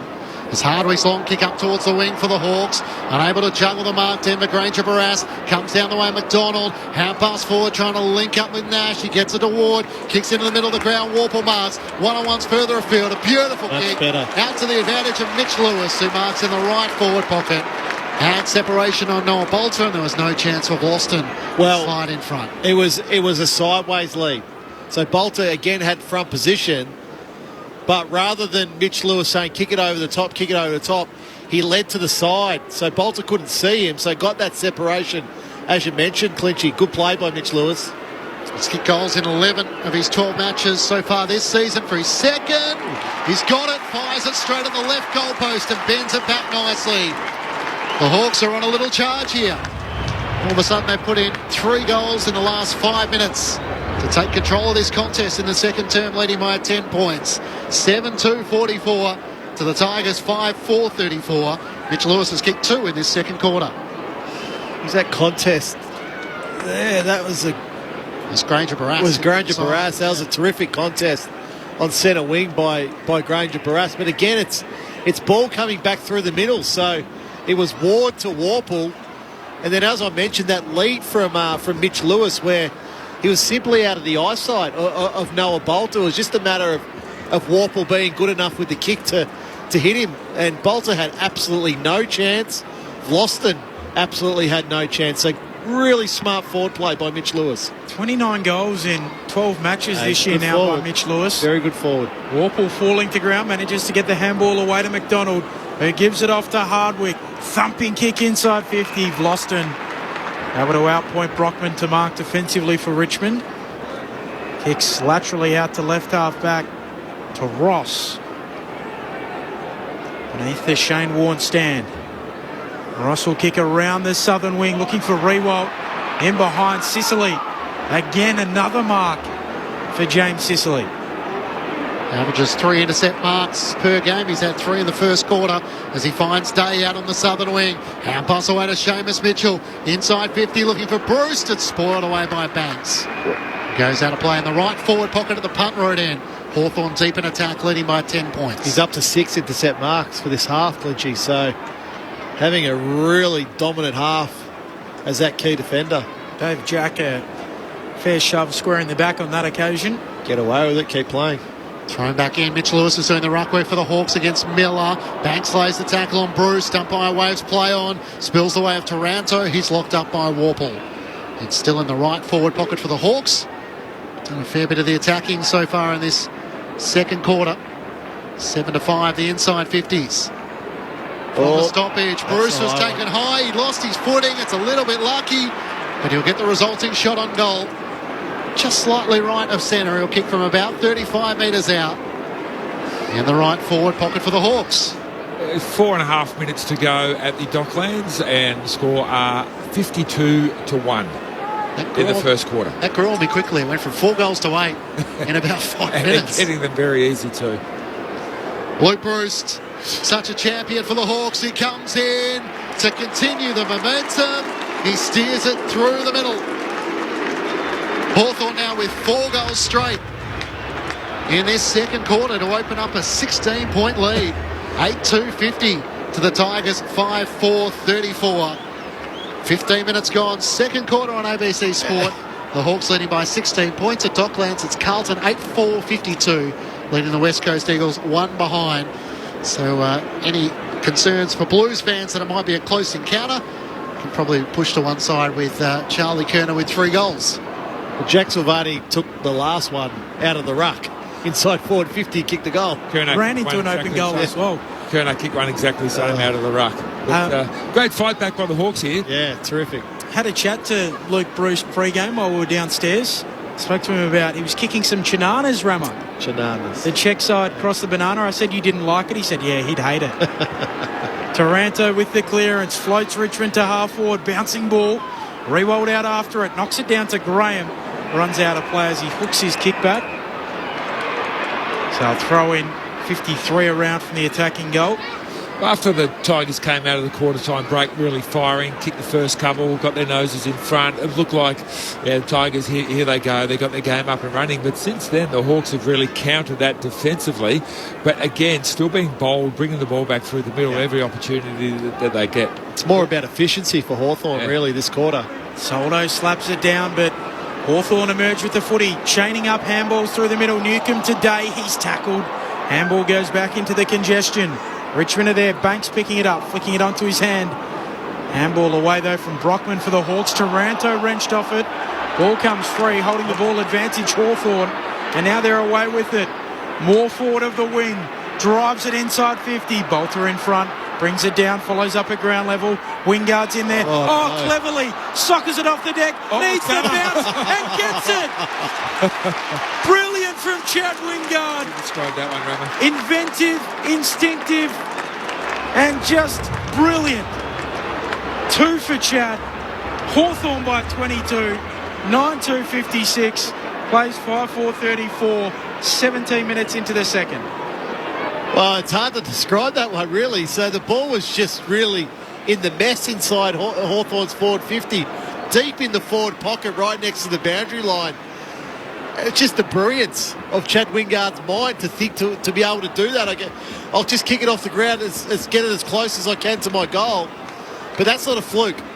I think if you ask Chad Wingard tomorrow if he meant that, I think you'll find the answer is yes. He got good purchase on it, and it was directed towards the goal. Just really smart, brilliant forward play by Chad Wingard. What would the Australian cricket team give to have somebody who could turn a ball like that too? It had a nice little off break right at the end there through the middle. I was going to say he might have taken his inspiration from the Matildas. He socked it straight through. Newcomb in the middle of the ground for the Hawks. Gets it to Weddle. Hand pass backwards to Reeves. Links up with McDonald. A kick inside 50. It bounces away from Moore. Trying to race on it. Brockman taps it back to Moore's advantage. He can't gather. Brockman has another go. Out to the right. 55 metres out from home. A centering kick long towards the goal mouth. Bruce flies early. Could have given away the free kick. Ward over the top today. Hand pass to Wingard. He's got MP all on his own. He veers back onto his right hand side. A centering kick. Looking for Mitch Lewis or Newcomb. And Jai Newcomb comes in from the side to take the mark. They are all over the Tigers at the moment. Great call, Clinchy. So this will be for goal number 6 since the 8-minute mark of this quarter, and it's really been through just the efficiency of ball movement. Not a lot of handball. Let's get the ball inside our forward 50. Let's put Richmond's defenders under pressure, and they're reaping the rewards at the moment, the Hawks. Does so much of the grunt work, Jai Newcomb. Can he finish in front of goal, directly in front, 35 metres out, for a 6th straight goal in this second quarter? Yes, he can. And the young Hawks are flying at the moment, out by 28 points. 6 goals in a 12-minute burst that has left the Tigers stagnant. 19 minutes gone, second quarter on ABC Sport. Hawthorn 10-2-62. To the Tigers 5-4-34. Adam Ramanaskis and Nathan Burke with you on ABC Sport. I think just his 3rd kick of the game. He's had something like 11 handballs or even more than that. So he's been outstanding, Jai Newcomb. And what I like, Hawthorn can build. And you were talking before the game around about what sort of players that they need. Ones who can run and carry like that. But the good thing is they've got some grunt in the middle who can actually win the footy to those run and carriers. So I think they can really build the game plan around he and Warple and Day and these guys who can win their own football. Hawthorn's kicking efficiency in this quarter is 79%. 5 goals in the last 12 minutes as Newcomb gets the clearance again out towards the wing. Mopped up there by Young for the Tigers. Kicks forward of the wing. Unable to pick it up cleanly on this occasion, Baker. Sicily can. Hawks back with it. Back feed to handball out to Ward. He'll kick towards half forward. Good mark taken there by Rioli. Able to outpoint McGuinness. And he'll kick back inside the defensive 50. Mark taken by Bolter. Bolter goes for a run, shanks his kick. It bounces away towards Ross. Time to pick it up at right half back. He'll kick forward of the wing, trying to find a target there in Mansell. Mansell can't mark. Pickett coming through. So too Weddle. He misses the footy. Eventually picked up and taken to ground. Here's Mansell again. And a ball up on the logo. Hawthorn by 28. 21 minutes into this second term. Chance for the Tigers to go inside the top 8 for the first time this year with victory, but it's the Hawks who are stealing the show. Reeves does the ruck work and the roving, kicks towards half forward. Glostone takes the intercepting mark. A downfield free kick. No. That's 50 metres against Mitch Lewis. They're not coming back on the mark. Well, no, I think he came too late, is what the umpire's saying. Jeez, that's harsh. The umpire was gesturing forward, which kind of made me think it might have been for something back down the field. Spot on. Glostone, not a known goal scorer, kicked a goal against the Swans a few weeks ago. A centering kick for Soldo, can't take the mark. 15 metres out from the Tigers' goal. Scrimshaw lays the tackle to lock the ball in 15 metres out from their goal with Ryan Mansell on the very bottom of the pack. Hawthorn by 28 points. Up it goes. Quick clearing kick from the Hawks. Coming after it though, Prestia. Wingard goes back and gathers. He'll snap out towards the wing. Over the head of Rioli. Tracks it back for Richmond. Handball back over his shoulder to Ross. To Vlosten. Prestia attacking edge of the square. Low kick. Good kick. And Bolton is on the end of it. Able to claim it. 35 metres out. Slightly right of centre. Well, it's an understatement to say they need this just to stop some level of momentum that the Hawks have had over the past 15-odd minutes in this quarter, just simply dominating. Shea Bolton. Daniel Rioli coming off the ground here. The only All-Australian from last year out there today. Can't finish on this occasion, misses left. 27 points. Hawthorn's advantage, 23 minutes into this second term. Just looking at the replay of Dan Rioli, try and work out what's happened to him. Ankle. Lauren Borden downstairs. Yeah, it does look to be an ankle injury for Dan Rioli. So Finn McGuinness kind of fell on him, and that's where the injury might have come from. So he's just watching the incident with doctors now. Thanks, Lauren. Sicily ran a long way out of defence. Hand pass to Carl Amon. Works it to Scrimshaw up the members' wing. McDonald's kick is smothered by Boston and ricochet back to him. Fortuitously kicks towards half forward. Mitch Lewis cutting in front. Noah Bolter takes the mark. The Tigers looking to springboard across half back into the middle of the defensive 50 where Young takes the mark. And chips it to Broad. Hand pass back around the back to Tyler Young. Links up by hand to Banks. Sends it out to the southern wing. Graham gathers. He turns inboard. Spots Hopper. He marks just on the edge of the centre square out on the southern side wing. He veers back onto his right-hand side. Long kick looking inside 50. Mansell couldn't take the mark. He gets to the back. Just has to get past Impey. He lunges onto the footy. Mansell tries to wrestle it clear. He can't break away. And the top of the attacking goal square at the city end. And the umpire will ball it up just metres out from the Tigers' goal. Hawthorn by 27 points. The Hawks with 6 goals to 2 in this second quarter. Umpire puts it aloft. Soldo hooking it down. Nash onto it. Tackled by Baker. Just gets a handball away. Sicily's handball stolen there by the Tigers. Prestia right forward pocket. Snaps towards full forward. Coming through Rewalt. Trying to get it on the boot. He can't. That's and terrific. Nash happy to just rush it through. It's terrific by the Hawks. Just great goal line defence. Desperate, tackling, spoil, smother, whatever it is. Rush behind. Hawks by 26 now. Hardwick's long kick out of defence. Finds Seamus Mitchell. He marks the left half back. Wanted Wingard inboard. Missed him with the kick. McIntosh intercepts the Tigers. Took a step off his mark. Plays on. Long into the pocket looking for Martin. He's surrounded by Hawks. Scrimshaw comes in from the side to punch it out of play. Lauren Borden on the boundary. Daniel Rioli's gone down into the rooms with an ankle/leg injury. It obviously hurt him straight away because he sat on the field for about 30 seconds or so after the incident happened, but he's down in the rooms getting it looked at now. Thanks, Lauren. He's been such an important piece for the Tigers in their revival in recent weeks. 8 disposals so far this afternoon. as Newcomb gets the clearing kick for the Hawks up the wing. Spoiled away from Worrell and from Granger Barras, and out of play for a boundary throw in just in front of the two benches. Hawthorn by 26 points, 10-2-62 to the Tigers, 5-6-36. Throw in on the members' wing. In front, Soldo takes it very casually out of the ruck. Handball away to Taranto. Handball to Prestia, slips over. Close to the line, keeps it in. Back to Taranto, his kick. Under pressure, out of bounds on the full, Lauren Borden. Now, Rioli was only down in the rooms very quickly. The doctor came back out and gave the AOK symbol to the rest of the bench, and Rioli's already back and sitting on the bench as well. Oh, dodgy handball from Seamus Mitchell after receiving the kick from Impey. It's had a bad couple of minutes, Seamus Mitchell. Turned one over with his kick previous, and now a really poor handball to Connor Nash. Hope he doesn't go into his shell, though. Yeah, his run's been good this first half. Leads to a ball up. Soldo straight down for Taranto, and Carl Amon and Connor Nash applying the tackle. We'll try again. Just forward of the members' wing, right beneath where the members actually sit at the MCG. Thrown up Reeves and Soldo. It spills down the way of Taranto. Nowhere to go as Warple tackles him over the boundary line. Saw a few 50s in the cricket. 6 English batsmen scored half centuries or more. Carlton put on 50 in the first quarter, 9-5-59 to the Eagles. 2 behinds. Charlie Curnow has 4 goals of Carlton's 9 goals of the first quarter. That's worrying for the West Coast Eagles. What stage should they become? They were kicking with the wind. That's one of the worst decisions I've seen. The player just kicked the ball off the side of their boot, and the umpire's gone insufficient intent. That player was Shea Bolton.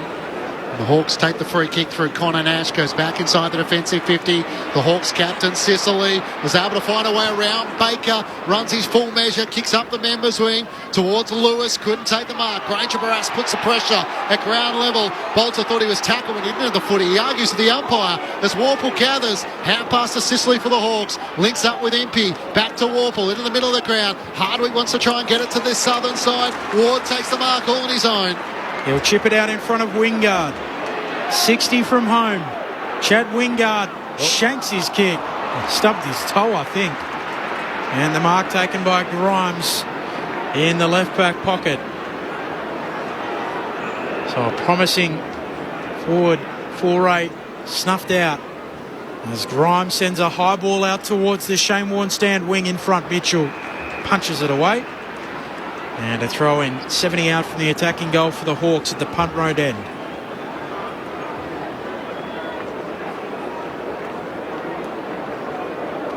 Still only about even money when in front in games this year. Hawthorn. Cochin picks it up off the deck, squeezes a kick out into the middle of the ground. Able to pick it up though. There is Mansell, gives it off to Bolton, cruising by a short kick, a turnover. Mark taken by Carl Amon, and Baker didn't think it went the 15. Well, it didn't, but the umpire did call the mark. Yeah, so he applied some pressure and the umpire said no, it went 15. It was a mark, 50 applied. Tigers are just starting to bristle a bit. Amon kicks inside 50. Lewis is out and manoeuvred. Noah Bolter takes the mark. 15 metres out from his defensive goal at the punt road end. Hawthorn leading by 26 points. As Bolter looks for options across half-back. Sends it long towards Miller. He works at the front against Scrimshaw. Can't take the mark. Hand pass to Graham. Shovels the hand pass forward to Baker. Looks up towards half forward. The kick is wide of Revolt. Frost makes the body contact. Races back after it. Gathers for the Hawks and dances around Revolt. Hand passes back inside defensive 50. Carl Amon takes a bounce. Wants to switch to the members' side. Goes to the left back pocket when the mark is taken by Hardwick. So chip it back to Carl Amon. Just don't want to concede. Minute and a half remaining in this quarter. Deep in Richmond's forward line. Don't want to concede here, the Hawks. Gives it back to Hardwick. The kick looking for Impey. Can't take the mark. Graham slides in front. He can't complete the mark. He gathers though. Bounces off Seamus Mitchell. Kicks inboard. Taranto marks. Gives it off to Cochin. He'll kick out in front of a leading Martin. Tries to outbody his opponent Carl Amon. He didn't quit on it. Stuck up a left fist and punches it away. Denies Dusty. And a throw in 55 around from the attacking goal for Richmond.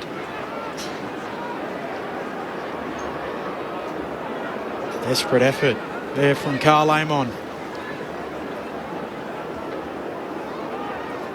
Umpire spins it back in. Soldo double palms it down in front. Swooping onto it, Graham pulls his kick back to the hot spot, and Baker's there. Marking, crashing into an opposing player. He stumbles back as he'll go back and kick for goal. Again, that's just Baker being forward smart than anyone else down there. He knew that the kick coming in for the boundary line is going to be under pressure. It's going to fall short. The play is going to attempt to bring it back into the corridor. So his just legs automatically got him moving into the right spot. Goal kicking has been a little bit of an issue. No doubt Richmond need this. And Baker delivers it. Richmond cut it back to a 20-point Hawthorn lead. 10-2-62 plays 6-6-42. Right on the stroke of half-time. Adam Ramanauskas, Nathan Burke. Well, you're right. The Tigers really needed one, and the Hawks didn't want to concede one. It just takes a little bit of the gloss. We're up to 31.5 minutes going into this quarter, so not long to go. It just takes a little bit of the gloss off the great Hawthorn work so far this quarter, which has been outstanding for most part, but keeps the game alive, certainly, with only just over 4 goals of margin. Sort of Sicily was Baker's matchup there, and Sicily was sitting back for the longer kick. Baker just reacted to the ball a lot quicker. The Eagles have got themselves on the board, 9-6-60 to 1-2-8. Who keep the goal? Number 44. I don't know who that is for West Coast Eagles. That's Noah Long. That's Noah Long. Beautifully done, Rama. As Ward gathers it right half forward for the Hawks. Hand pass to Seamus Mitchell. Is there a chance for one more for the Hawks? Sends him long inside 50. Grimes competing against his own teammate. Boston, it spills to Wingard. Swings onto the left for his third. It hits the post. Into the right goal post. He's electric this afternoon, the Chad. And Hawthorn lead by 21 points. Approaching half-time. I didn't recognise Noah Long because I thought he was one of the Oz kickers at half-time. He looks like one. It looks like he's 12. He can play, Noah Long. He can, but he looks like he's 12. Long kick out to the wing ends it for this first half, and Hawthorn leading by 21 points in behind 6 unanswered goals in that second term. Richmond had kicked the first 2 to make it 4 in succession for them, 2 either side of quarter time. They led by 6 at that point, but then Hawthorn went bang to lead by 28 before that late Liam Baker goal brought it back to 20 points. Hawthorn 10-3-63 leading Richmond 6-6-42, 21 points the advantage. The goal kickers for Hawthorn, 3 with multiples, Tyler Brockman, Chad Wingard and Mitch Lewis, while singles to John Newcomb, James Warple, Luke Bruce and Finn McGuinness. While for Richmond, Dusty Martin, Tim Taranto, Jack Graham, Ben Miller and Liam Baker are their goal kickers so far this afternoon, as well as Jacob Hopper, who I missed there. So the Hawks led by 6 points at quarter time. As Ben mentioned, a 6-goal burst in 12 minutes has them in front by 21 points at the main break. Chad Wingard's shot on goal was their only blemish in that second quarter. 6-1 to the Tigers, 3-4. A 21-point advantage. Hawthorn's way at the main break. Adam Ramanauskas and Nathan Burke. Well, Tigers came out firing for the quarter-time break, kicked the first couple of goals. Looked like they got their running game up and going. They were running in waves down the ground and got their noses in front, but that only seemed to spark the Hawks into action. From there, it was just a bit of a clinic for a good 16, 17 minutes at least of Hawthorn really being bold with their ball movement, being really crisp and clean with their ball movement. Their skills were outstanding in that patch, barely missed a target, and chose some really good targets going inside forward 50. They lowered their eyes, chipped the ball over the top. Mitch Lewis laid a really good strong tackle in there and got himself a goal. So pretty much everything that you want as a coach or team to do, the Hawks were actually doing it. As we saw, the Tigers got themselves a late consolation one in that last minute and a half. But for me, if I'm Sam Mitchell, I've got a lot of really, really good stuff to talk about. The only question is, with a young side like this, can they keep that up for the next second half? That's going to be the big question. But for the Tigers, I just think that there's a little bit too much of, I want to get the ball on the outside, I want to get a lot of touches, and their defensive mindset, their transition from we have got the ball to now we haven't got the ball, is just far too slow. And they're just not picking up their players, they're not running with their players, and they're not being accountable for anybody. So if I'm Andrew McQualter, I'm giving him quite a fair kick up the backside for their defensive efforts. So you look at Hawthorn in that second quarter, they put on 6 goals in basically 11 minutes of football there. And it's through efficient, effective football. So centre bounce clearance, 7-3 their favour in that quarter. But then they get themselves in trouble late in that quarter where they concede a goal, they concede territory. So again, you look at the numbers and you go 47 kicks, 45 handballs. So if I'm Sam Mitchell, I totally agree with Berkey. Yep, well done. But boys, our handball's getting us in trouble. When we're kicking the football, we're so efficient. Their kicking efficiency was up at 80% that quarter. Then it got all the way back down to 67, where the AFL average is for the season. So rather than giving that little extra handball every now and then, just kick it. Chad Wingart's in good form at the moment.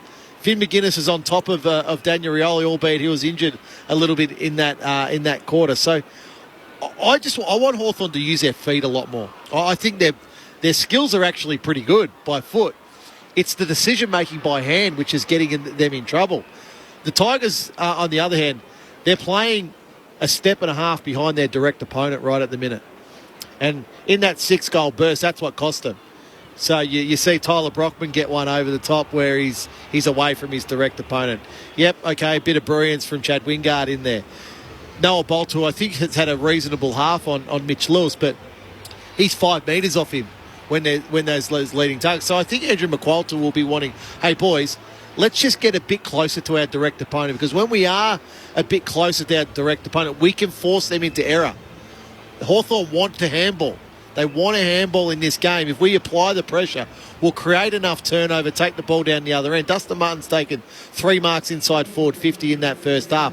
Hawthorn don't have a matchup for him. It's Blake Hardwick at the moment. Hardwick's too small for him. Dustin Martin's too crafty as a forward. They want Blake Hardwick kicking the ball along with James Sicily in their back half of the ground, not having to be that lockdown matchup on Dustin Martin. So, look, Hawthorn will be reasonably happy with that half, albeit conceding that final goal to Liam Baker just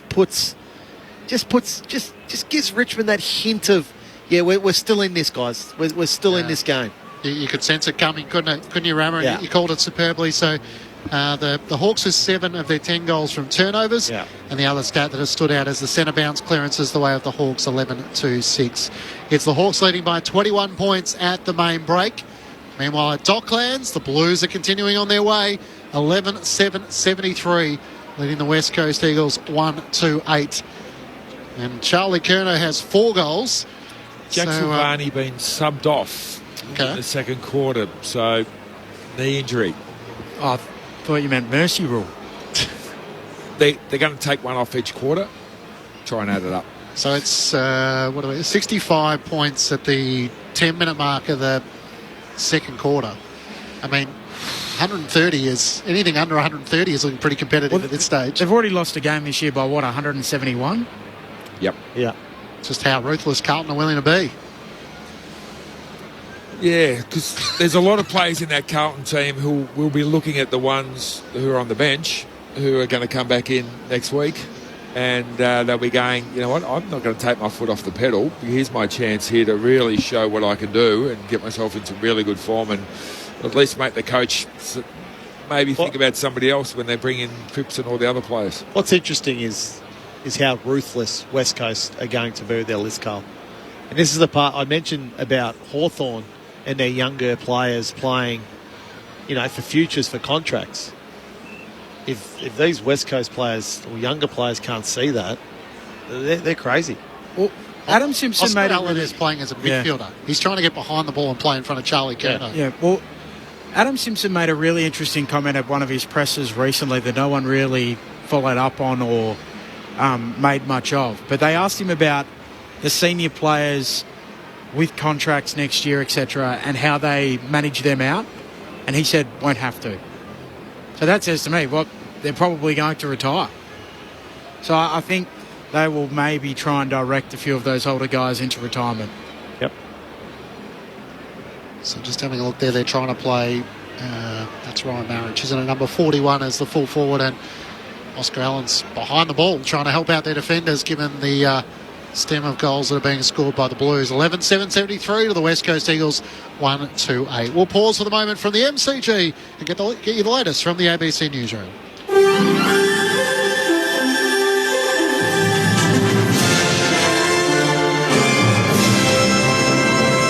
ABC News with Satyam Weinstein. The Prime Minister is calling for opponents of the Housing Australia Future Fund to get out of the way.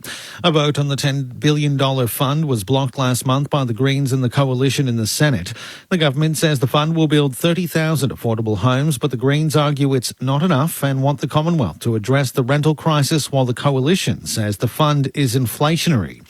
Speaking at the ACT Labor Conference, Anthony Albanese is calling on politicians to pass the bill when Parliament resumes. If the Liberal, Green, One Nation, National Party coalition would just get out of the way and allow us to create the Housing Australia Future Fund, and they should do so in the next fortnight. Greece is bracing for a return of intense heat this weekend, with warnings temperatures could climb as high as 45 degrees. The latest heat wave comes as the summer season's busiest time for the tourist trade in Greece. Other parts of Europe are also dealing with high temperatures, and parts of the US are sweltering. The former Kenyan President Uhuru Kenyatta is accusing his successor William Ruto of intimidating his children and his elderly mother. The BBC's Julian Bedford has more. The Kenyan capital, Nairobi, was scarred by another day of demonstrations and clashes on Friday, and many in the government have accused Uhuru Kenyatta of funding the protest movement. He'd refused last year to back his former vice president, William Ruto, in his successful bid for the top job. Now Mr. Kenyatta has hit back, accusing the government of seeking to intimidate him by raiding his son's house and withdrawing the security detail from his elderly mother. Some of the world's biggest tech companies have agreed to implement safeguards on artificial intelligence following a meeting with the US President Joe Biden. The companies, including Google, Meta, Microsoft and OpenAI, have agreed to a range of measures, including the development of watermarking technology to help people easily identify AI-generated content. Mr. Biden says without the right safeguards in place, the rapidly evolving technology could cause great harm. We must be clear-eyed and vigilant about the threats of emerging technologies that can pose, don't have to, but can pose to our democracy and our values. Australian singer David Campbell says Tony Bennett's music legacy will live on. Bennett's death at the age of 96 brings to a close a career that spanned 8 decades, sold millions of records and earned him 20 Grammy Awards. His best-known songs were I Left My Heart in San Francisco and Because of You. Campbell says that Bennett sang plainly, honestly and from the heart. I think Tony really encompasses the crossover from jazz to the great American popular songbook of the time. And he carried that forth and was so pure and so true to it for so many years that he kept going in and out of fashion, but maintained his honesty and his dignity and integrity to that music and to those songs. New South Wales residents are being urged to watch out for symptoms of measles after a Sydney family returned from overseas with the disease. Dr. Anitha Katalaris from Southeastern Public Health Unit says exposure sites include parts of Sydney Airport last week and Prince of Wales Public Hospital on Wednesday. She says those born after 1996 who haven't been immunised are entitled to a free vaccine. Children should receive the measles vaccine at 12 and 18 months old as part of their routine childhood immunisations. Some adults might not have had these 2 doses of vaccine, and it's free in New South Wales for anyone born since or in 1966. Rescue crews are continuing their search for a man missing in Sydney Harbour. 50-year-old Andrew Findlay was on a fishing boat with his friends and art dealer Tim Kilgender when it's believed they ran into trouble near rocks. Kilgender's body was recovered on Thursday. John Murray from Marine Rescue New South Wales says 8 volunteers are searching for any signs of Findlay today. Always focus on looking for any survivors. And which is the man involved in the incident, but also anything else that may be able to help police in the investigation into the incident. A man's died after being stabbed in Sydney's inner west overnight. Police found the man in his 60s inside a unit block on Forbes Street. A 43-year-old man has been arrested. And the US has beaten Vietnam 3-0 in their opening match of the FIFA Women's World Cup in Auckland. Sophia Smith opened the scoring in 14 minutes and got a second just before the break, while Lindsay Horan scored in the 77th minute. The Americans also had Alex Morgan penalty saved. Later today, Zambia host Japan in Hamilton. You're up to date with the very latest from ABC News. ABC Listen. The story of stuff the British stole started with artefacts in museums and galleries, but it's spread from a basement in ancient bottles, the oldest known rum in the world. You have to follow the money, to a manuscript lost between dueling nuclear powers. We don't know what it is yet. So it changed everything. I'm Mark Fennell. Join me for the new season of Stuff the British Stole. You can find it now on the ABC Listen app. Grandstand AFL. Now streaming every match on the ABC Listen app. Look for the AFL button. Tigers looking to try and get a spark, and Dustin Martin provide it for them from right on 50. It's out to the right, maybe not having the same power. Massive fly from Miller, who takes the mark in the right forward pocket. Van Miller steps out, snaps across his body. That's how you do it. A superb finish. Unable to juggle the mark, Denver Granger Barras comes down the way of McDonald. Hand pass forward, trying to link up with Nash. He gets it to Ward, kicks into the middle of the ground. Warple marks. One-on-one's further afield. A beautiful kick. Out to the advantage of Mitch Lewis, who marks in the right forward pocket. For his second, he's got it, fires it straight at the left goalpost and bends it back nicely. More forward of the wing. Drives it inside 50. Bolter in front. Brings it down. Follows up at ground level. Wingard's in there. Oh, cleverly. Sockers it off the deck. Needs to bounce and gets it. Brilliant from Chad Wingard. Soldo double palms it down in front. Swooping onto it, Graham. Pulls his kick back to the hot spot. And Baker's there. Marking. No doubt Richmond need this. And Baker delivers it. The 2023 AFL season. On radio, ABC Sport Digital. and now streaming on the ABC Listen app. Great to have your company for Saturday afternoon footy from the MCG. It's the Hawks leading the Tigers by 21 points. 10-3-63 to the Tigers, 6-6-42. Hawthorn with a 6-goal to 3 second quarter, having led by 6 points at quarter time. They lead by 21 at the main break. Matt Clinch and Ben Cameron calling the action. Lauren Borden down the boundary. Adam Ramanaskas and Nathan Burke are your experts. The other match taking place at the moment from Docklands. And a second goal for the West Coast Eagles. So the Eagles 2-3-15, trailing the Blues 13-7-85, in which Charlie Curnow's kicked 6. Every time I refresh it, I feel like he only picks up 1 goal. He often picks up 2. So having kicked 9 the last time they faced off against each other in round 7. Charlie Curnow has 6 before half-time of Carlton's 13. And could be a pretty dirty afternoon for the West Coast Eagles. Jack Petrocelli kicking a goal there. Berkey that we're watching. They're not out of this yet. I think we can comfortably say we've got the close one here at the MCG, regardless of what happens in the second half. Coverage available of that match from Docklands is via the ABC Listen app. Just click on the AFL Extra button if you're looking for that game between Carlton and West Coast. You can also find the NRL on the ABC Listen app. The early match today, the Sydney Roosters lead the Gold Coast Titans 2-0. Later on this afternoon, it's the Newcastle Jets down the Melbourne Storm, and North Queensland taking on Parramatta in round 20 of the NRL. We've also got the Women's Football World Cup available for you on the ABC Listen app. So great to see the Matildas with their opening win without Sam Kerr against Ireland. So they now turn their attention to their next match, and so much of it available on the ABC Listen app with Ned Hall. So I think the United States are in action. They're defending champions. They're taking on their first match against Vietnam. So looking forward to following all that, not to mention the Tour de France and the cricket. Australia are hoping that when they wake up this morning in the UK that there's going to be a little bit of rain there, with Australia 4 for 113 after 41 overs. Marnus Labuschagne is on 44. Mitch Marsh is on 1. So they trail England by 162 runs at stumps on day 3. In a little tricky period for the Australian batsmen when Mark Wood just blistered through them and picked up Usman Khawaja for 18, Steve Smith for 17, Travis Head for 1. There's a lot of work that needs to be done, and despite Australia leading the series 2-1, it feels like momentum is back with England. I think that's been a central figure of our game plan, the rain, hasn't it? We've sort of played for the draw since early on day one, so let's hope our strategy comes off tonight. Johnny Bears. That's bold strategy, Cotton. Let's see if it pays off.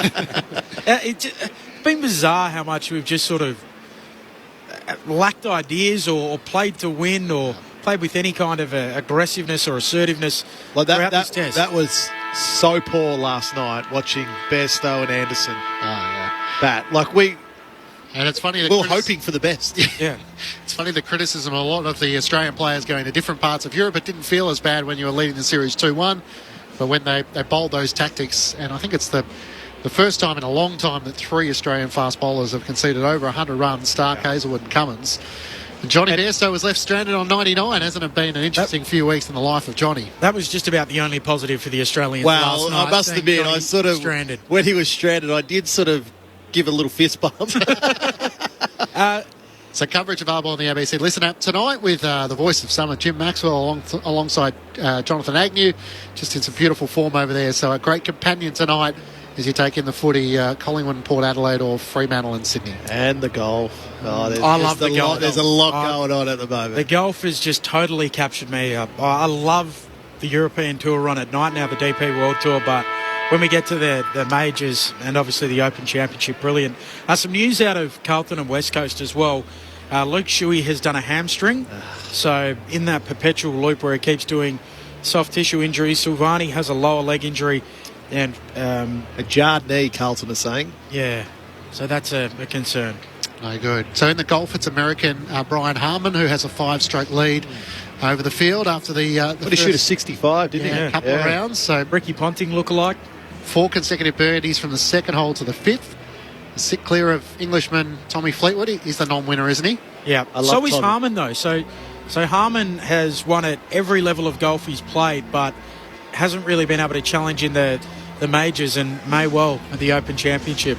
Minwoo Lee is the best of the Aussies in 4th position at 3 under, while last year's winner Cameron Smith is tied for 39th at 2 over. And Aussie Dan Ricciardo gets back behind the wheel, qualifying tonight.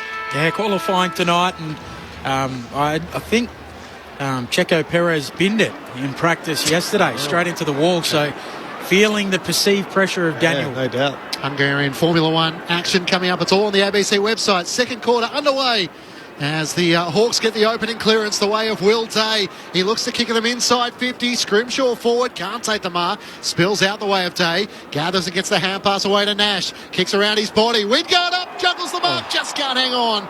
It hits the deck and Scrimshaw gathers. Hand pass to Bruce in the right forward pocket, City end. Wingard beautifully jumps over an opponent and finishes with his 3rd. The best of Chad. The hurdle over the opponent and the finish with class. He's been threatening all day today, Chad Wingard, and he is lighting up the Hawks. The opening goal comes in the first 35 seconds of the 3rd quarter, and the Tigers are left stagnant looking at how it's all unfolded. Hawthorn by 27 points, 11-3-69 to the Tigers, 6-6-42. Where's this Chad been? He's electric today. He's up to 17 possessions and 3 goals won, which is an outstanding 4-quarter effort, but we're a minute into the 3rd quarter. He's just been lively. He's been working really hard.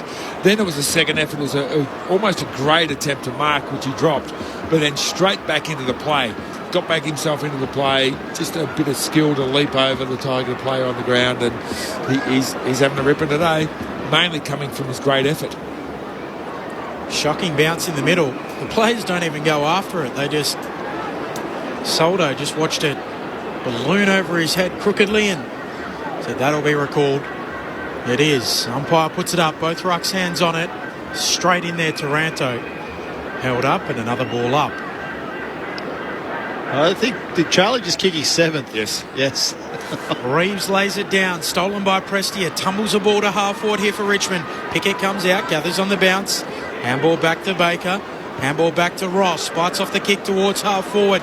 Prestia somehow takes the mark. He'll kick laterally. Across to Broad. 51 metres out. Tigers attacking the punt road end of the ground. Does he think he's got the journey here? This is the downhill end of the ground, according to Brett Delidio. He kicks laterally and just slightly forward. Mark taken there by Taranto, 49 metres out. On a slight angle to the left-hand side. See, I always thought the other end was downhill. Now, maybe Deledio thought it was downhill because of the Richmond cheer squad at that end. Just grew a leg. But I always felt the City end was downhill. Tim Taranto kicked a goal already. Will run around to the right, boot the ball from 51 and somehow floats it through. He has a laugh about it. He sure as heck didn't hit it flush, but the desired result and an important goal for Richmond. 7-6-48 they move. Hawthorn 11-3-69. Hawks by 21, 3 minutes into the third. It's one of those strikes in golf where you don't hit it well, but it just travels. And that ball it travelled. He's kicked it from 50 and it's gone over the fence for Tim Taranto. But look, 3 minutes into this quarter, but it was it's a much needed goal. Well, you look at the way Hawthorn started with energy and execution. Richmond were the complete opposite. There was really no execution to that goal. It was just a couple of little short kicks around 50 to put Taranto in a scoring position. Dusty Martin gone into the midfield. Second goal for the match for Tim Taranto. Tap comes down the way of the Tigers. Hopper links up with Martin, back to Soldo, to the back edge of the centre square where Hopper looks up towards half forward, kicks towards Baker, a mismatch against Sicily. And the shorter Liam Baker gave everything he got, including grabbing Sicily around the collar, having conceded the mark. So he's just a little careful. He doesn't sling his opponent, Baker, as Sicily goes short. Mitch Lewis marks, working up the ground. Member side comes inboard to Amon. Just to the right of the AFL logo. Thought about the hand pass back to Lewis. Now kicks along towards Scrimshaw. He's wrestling with Young. It spills down the way of Broad. Retreats back by hand. Vlostone has to spin out of a tackle from Bruce. Hand pass to Bolter. Gets around Nash. Hand pass to half back for the Tigers. Prestia cuts around opponent. Hand pass out in front of Ross. He tries to keep it alive. Around the members' wing. Hand pass to Miss Grimes. A chance for Newcomb for the Hawks. Hand pass to Reeves. Away to Connor Nash. Sends it long inside 50. Bruce one-on-one with Vloston. Hits the deck. Moore's onto it.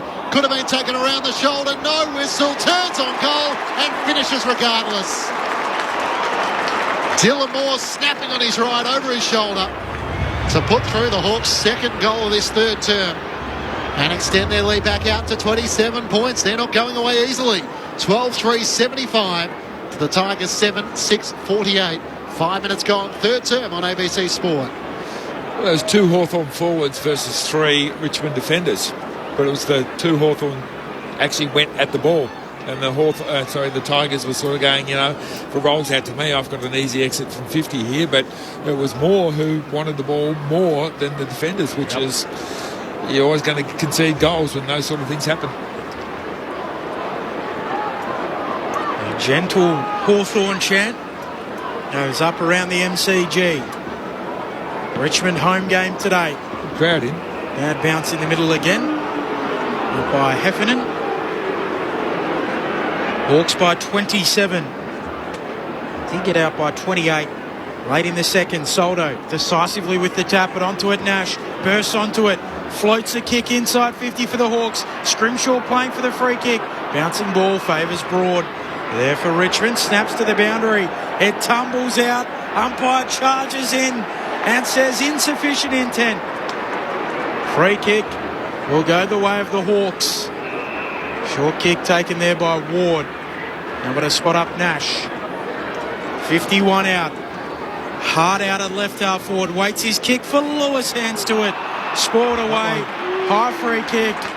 And it'll go to Lewis. Bolter trying to spoil from behind. Well, you've got to allow defenders to do something like that. Otherwise, how do you spoil? You're not allowed to chop the arms. What are you allowed to do as a defender? You've got a big 6'8" guy reaching, jumping, leaping out in front. You've got to be able to do something. Already with a couple to extend it to a game-high lead for the Hawks. Mitch Lewis kicks it. 13-3-81. Plays 7-6-48. Hawthorn by 33 points. 7 minutes into the third. Last week at halftime they were 3-13. They've reversed it. Yeah. This time around They've brought their kicking boots to the MCG today. I like the kick from Connor Nash coming inside forward 50 there. Because a lot of those kicks, when they're sort of 65 metres out, they go to the forward pocket in a defensive position, and teams really just want, okay, the ball goes out of bounds, it's a throw-in. But that kick there from Nash was to a dangerous spot, to a hole where Mitch Lewis can run and jump at the ball, forces Grimes into a spoil that the umpire simply deemed was too high. So I like the kick from Connor Nash. Adam Ramanaskas with you on ABC Sport. 3-2 for Mitch Lewis. Kicked 3 goals in the second half last week against North Melbourne. From the ball up, no chance for Warple to break clear as he's locked up by Taranto, and we're still in the outer of the centre circles. Frost having a run in the ruck against Miller. Spills down the way of Warple. Gets the hand pass to Connor McDonald. Backwards to Carl Lamont. Sends a high kick to half forward. Have a go at that. Broad's underneath it. Juggles the mark well. He's able to read it well and set himself underneath to hang on. Switches out to left half back where Bolter takes the mark. Looks up the members' side. Mansell's the target. Martin stays out of it. It spills off Mansell's hands to Dusty. Tried to drop it on the boot. Not sure he made contact. Umpire waves play on. Ross with the hand pass to Prestia. Works it forward to Mansell. Hand pass back to Ross. Drives Richmond inside 50. Pickett sets himself on the shoulders of Sicily. In the end, wasn't really able to get a hand onto it. Shea Bolton on the bottom of the pack is locked up. It's a free kick. Yeah, I was going to say, it really is an unrealistic marking attempt. 3 times today he's leapt on somebody's back and hasn't touched one of them. Umpire puts it aloft. Frost knocking it down. Graham stealing it. Kick smothered. Spills away towards Rewalt. Steps through a couple. Cleverly pokes it to Cochin. 15 out. He plays on and just sneaks it through. The goal umpire went scurrying to his right.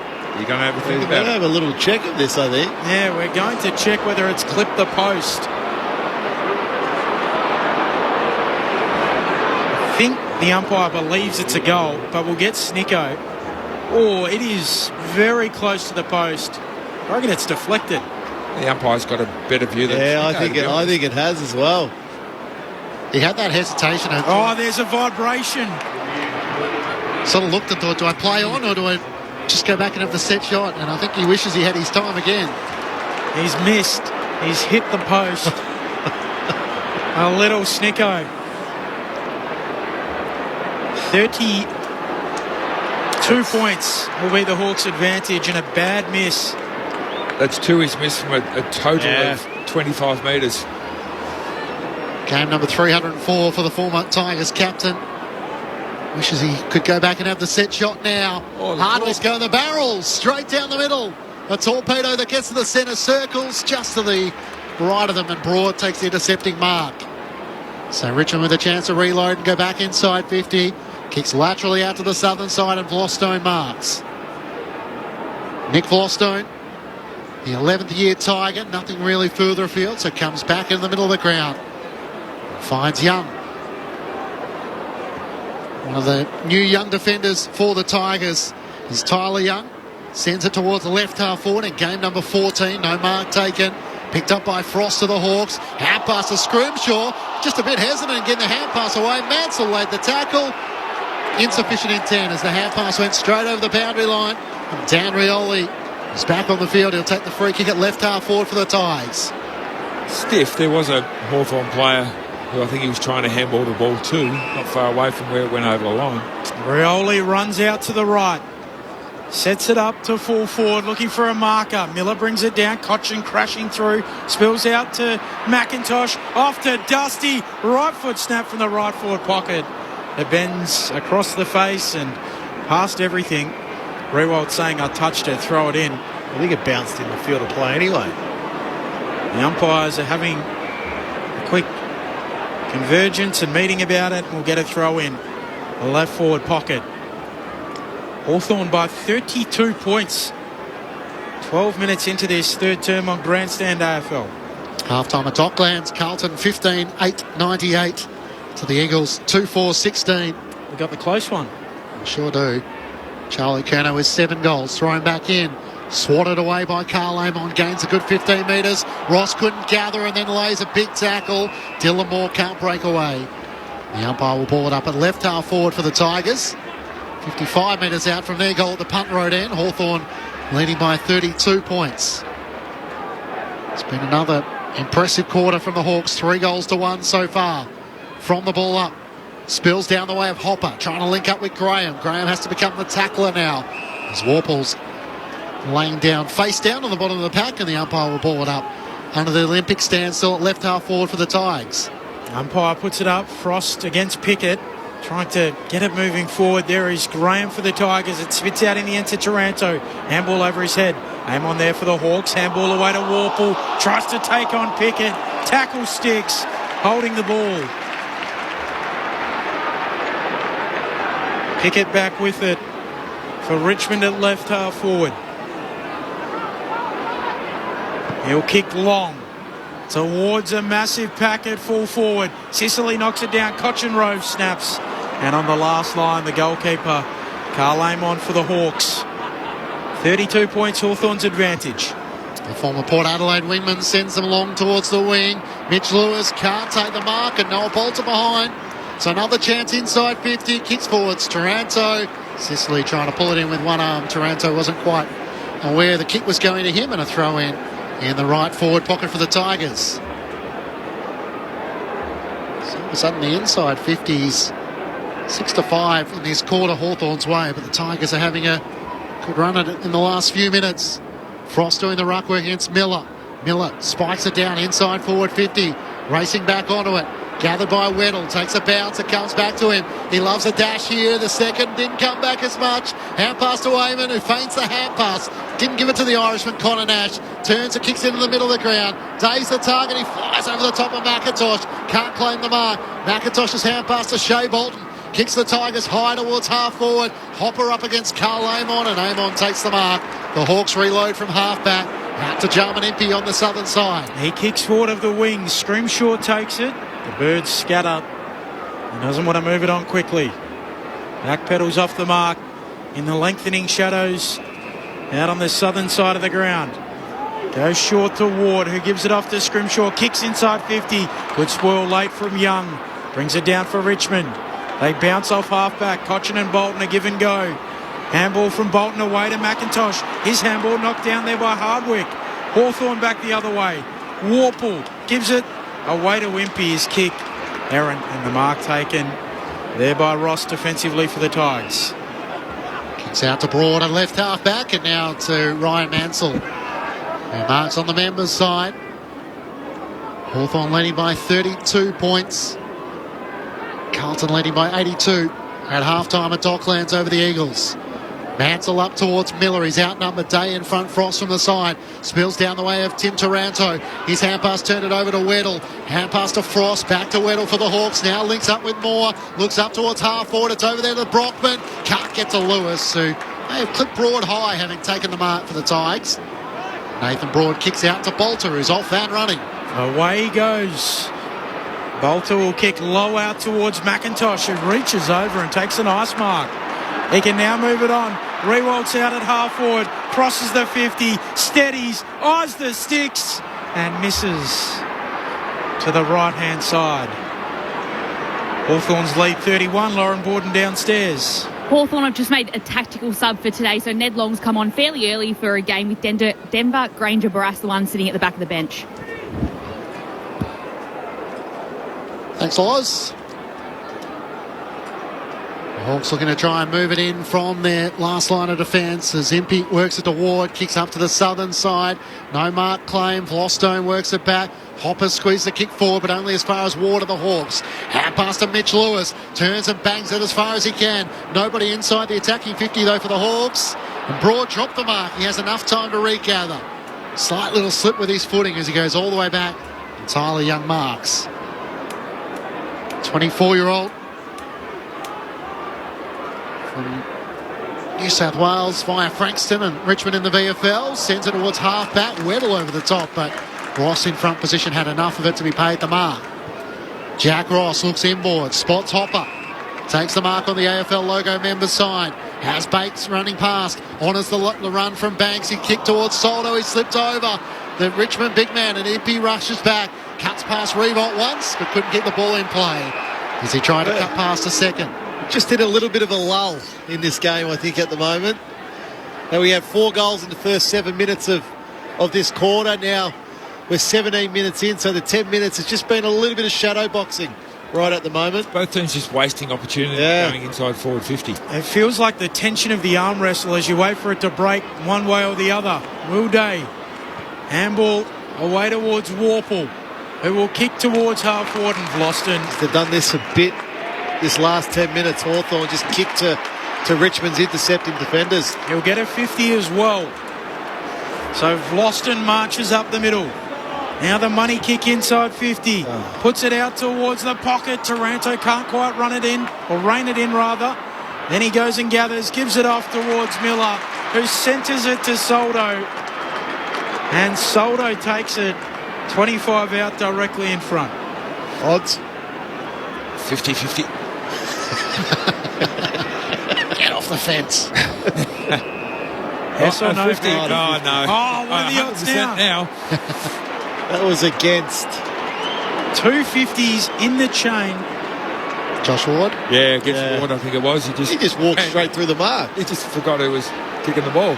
Soldo from the goal square pokes it through to give Richmond life.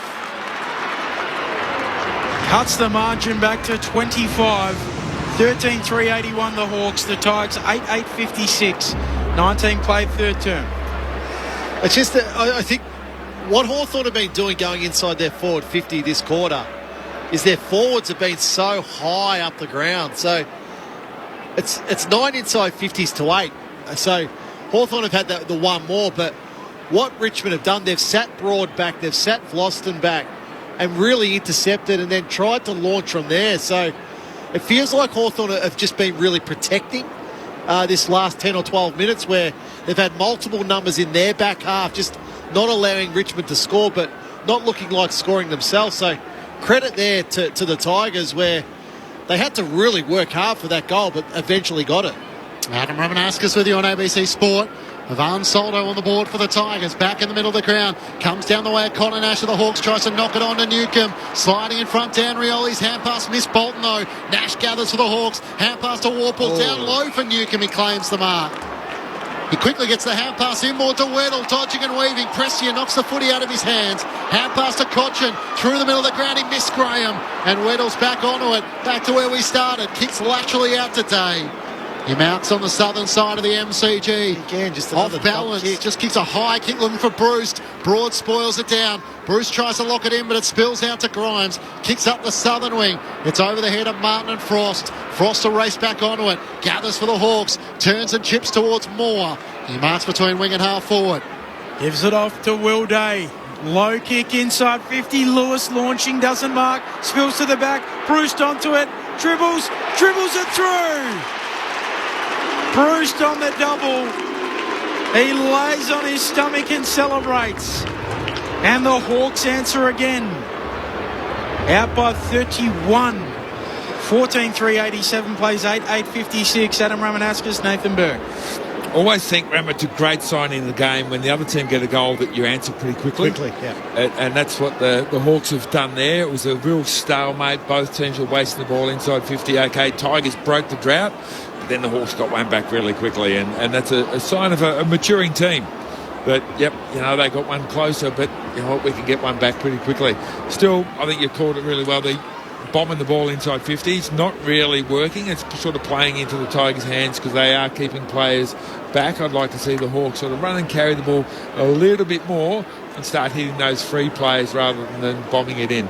Luckily then it was just Luke Bruce experience reading the ball quicker than anyone else in that vicinity. Nathan Burke with you on ABC Sport. Lauren Borden on the boundary.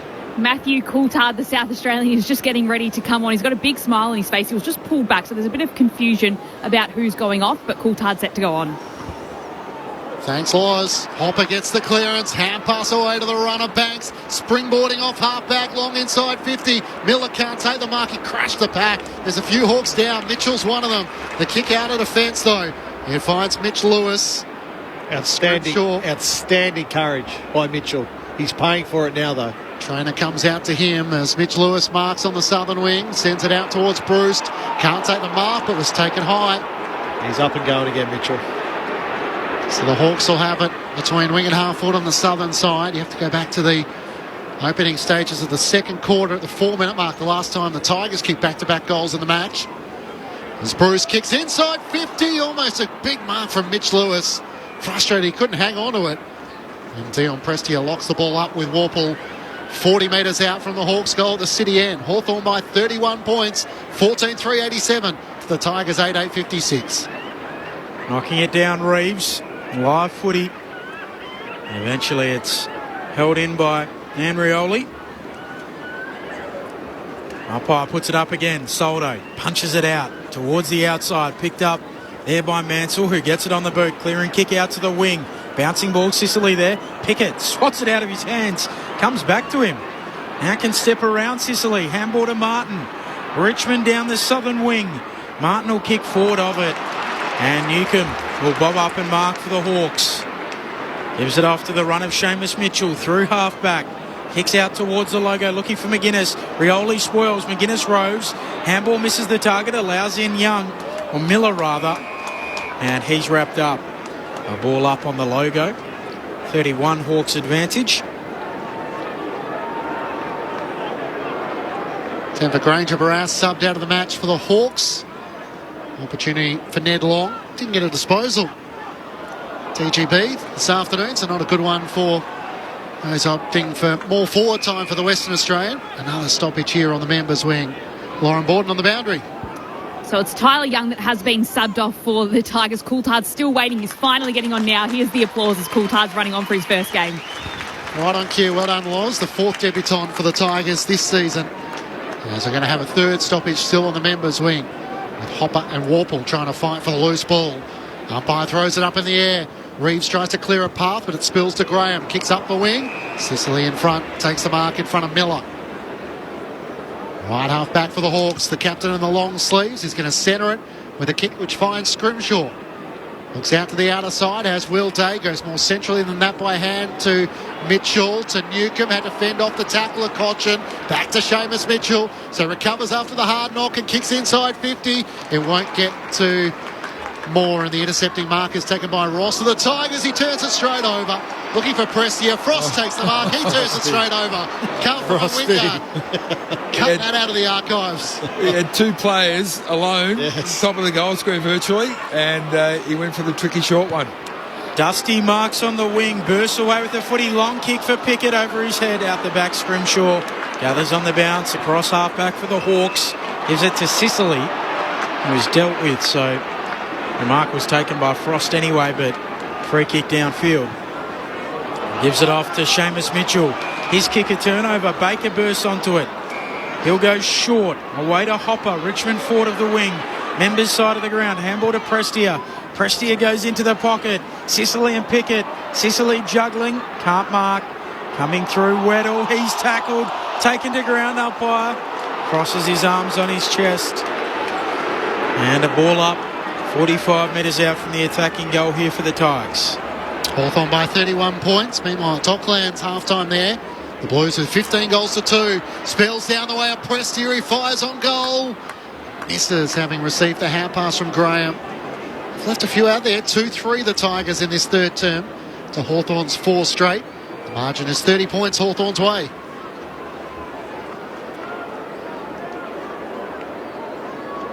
Impey with the kick in. Drives it long out towards the wing. Going up Soldo. 2 hands to it. Doesn't mark. Warple feeds a handball forward. It'll come back. Free kick.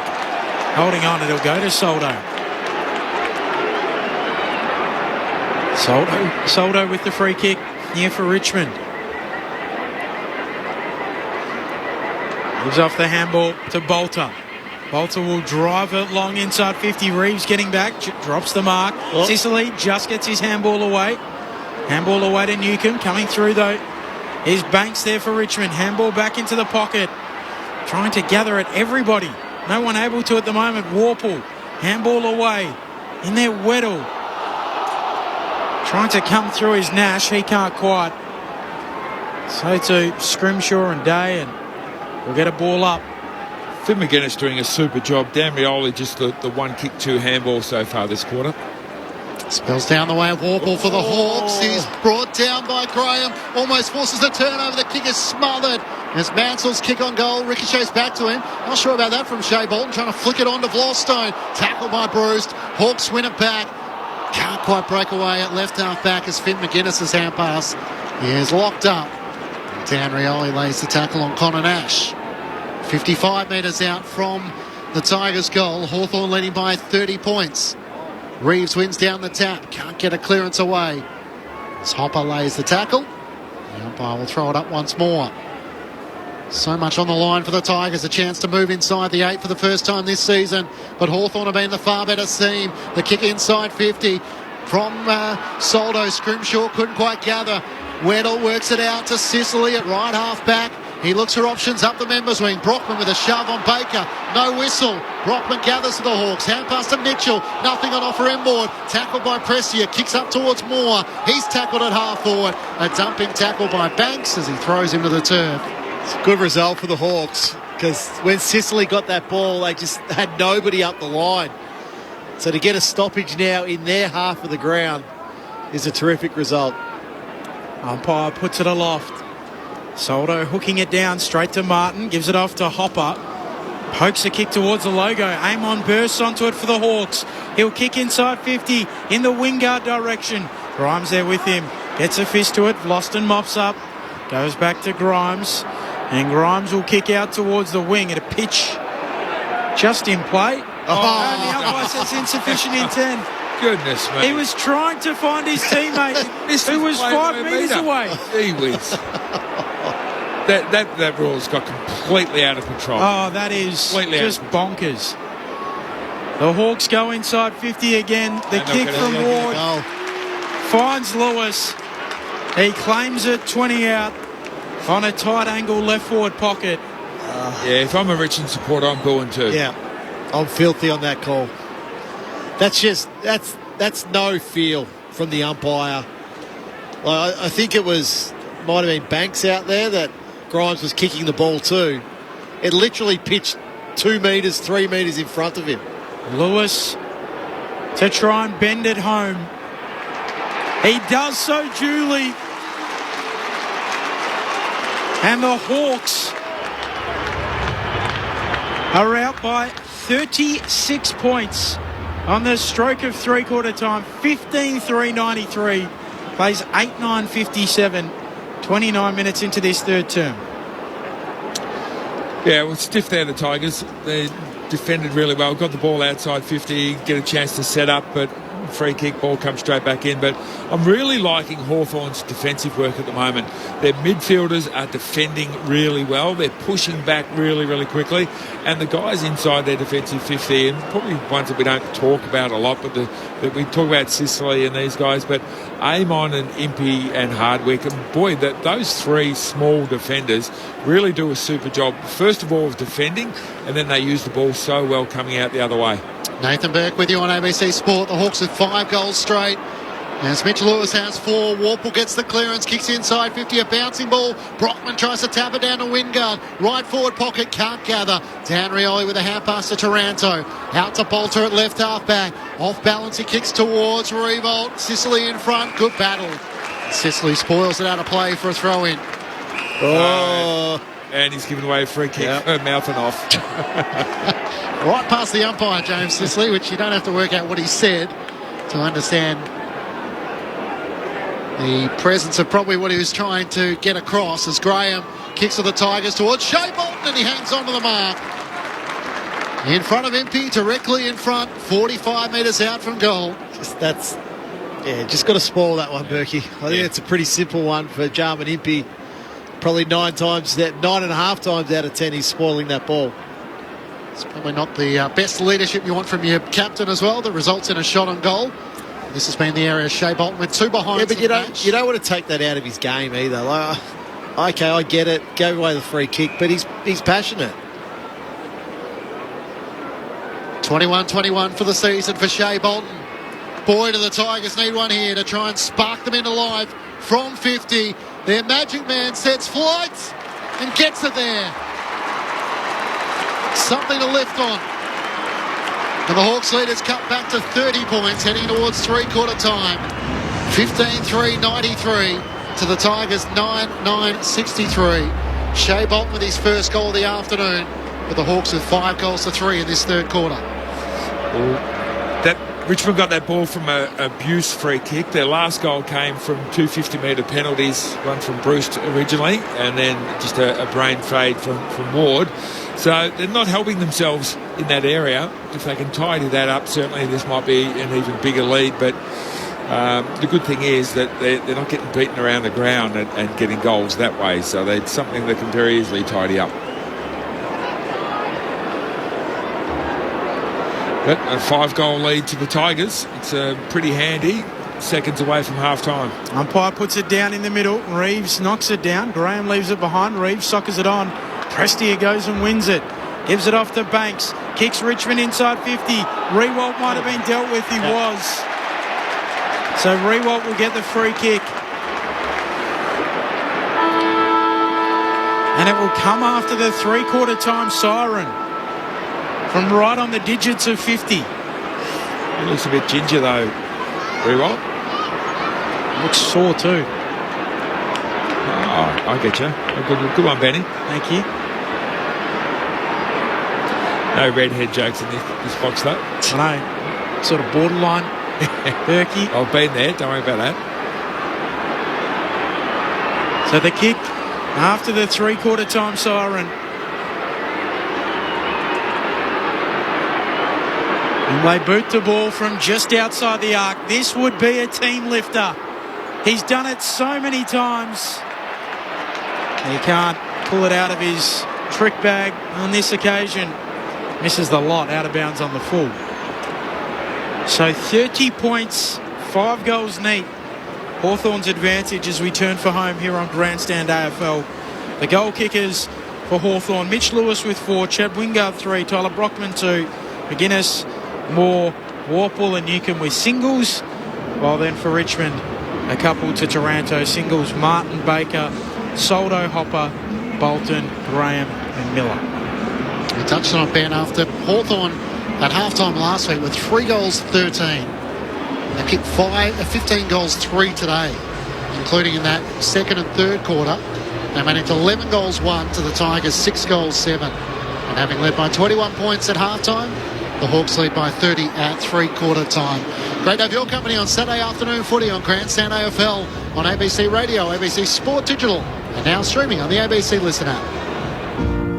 Protecting our planet. Breaking down barriers. Supporting new migrants and refugees. Lending a helping hand. These are some of the ways we became Australians of the Year. The Australian of the Year awards are nominated by you. So come on, reflect, respect, and celebrate Australians who are making a real difference. Nominate them now at australianoftheyear.org.au. Grandstand AFL. Now streaming every match on the ABC Listen app. Look for the AFL button. Day gathers and gets the hand pass away to Nash. Kicks around his body. Wingard up, juggles the mark, just can't hang on. It hits the deck and Scrimshaw gathers. Hand pass to Bruce in the right forward pocket, City end. Wingard beautifully jumps over an opponent and finishes with his third. The best of Chad around the members' wing. Hand pass to Miss Grimes. A chance for Newcomb for the Hawks. Hand pass to Reeves. Away to Connor Nash. Sends it long inside 50. Bruce one-on-one with Boston. Hits the deck. Moore's onto it. Could have been taken around the shoulder. No whistle. Turns on goal and finishes regardless. Nash. 51 out. Hard out at left half forward. Waits his kick for Lewis. Hands to it. Spoiled away. High free kick. And it'll go to Lewis. Already with a couple to extend it to a game-high lead for the Hawks. Mitch Lewis kicks it. Will Day. Low kick inside 50. Lewis launching. Doesn't mark. Spills to the back. Bruce onto it. Dribbles it through. Bruce on the double. He lays on his stomach and celebrates. The 2023 AFL season. On radio, ABC Sport Digital, and now streaming on the ABC Listen app. Three-quarter time of the MCG. The Hawks leading by 30 points, 15-3, 93 to the Tigers, 9-9, 63. Chance for the Tigers to move inside the top 8 for the first time this afternoon with victory. But the Hawks are looking to cause a big upset at Docklands. It's the Blues leading by 74 points. 8 minutes gone, third quarter. Carlton 15-9-99 to the West Coast Eagles 3-7-25, in which Charlie Curnow, who's booted 7, and Jesse Motlop has booted 2. Matt Clinch and Ben Cameron calling the action. Lauren Borden down the boundary. Adam Romanascus and Nathan Burke are your experts.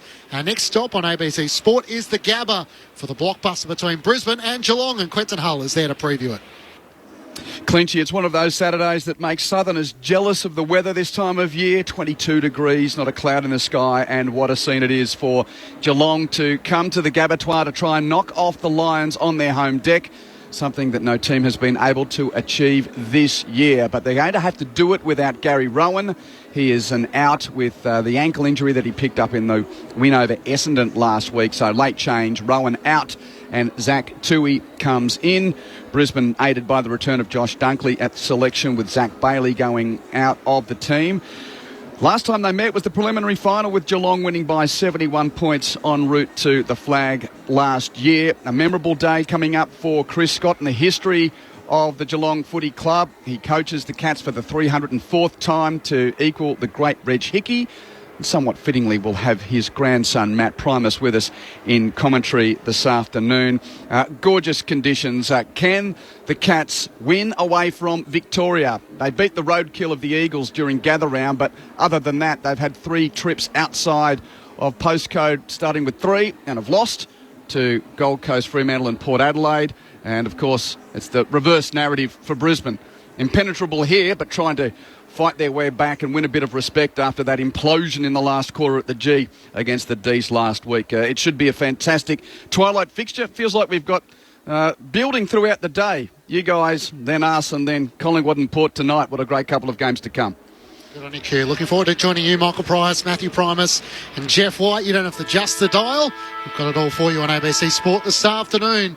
Just on that match at Docklands, so the bad news, Luke Shuey with a hamstring injury, Sam Walsh with an injury as well for the Blues. So I think Shuey did a radio interview where he said if he could get through the rest of the season without having a soft tissue injury, that he'd sort of discuss contract talks next year. He hasn't been able to do that, so that's an interesting stage of his career. Very fascinating too. I just learned Matt Primus, grandson of Reg Hickey. I didn't know that. No, I didn't either. I heard that as well. Yeah. A little bit really more study from you, Ben, please. Sorry, I'll get out every expert's family tree and work out. You should. Go back to Lithuania, Rama. That's what you need. Should have said Rama chatting to Peter Malinowskis, the South Australian. We're talking about their multi-history. Connected. Into the final turn we go. Hawthorn leading by 30 points. Looking to stage a massive upset here.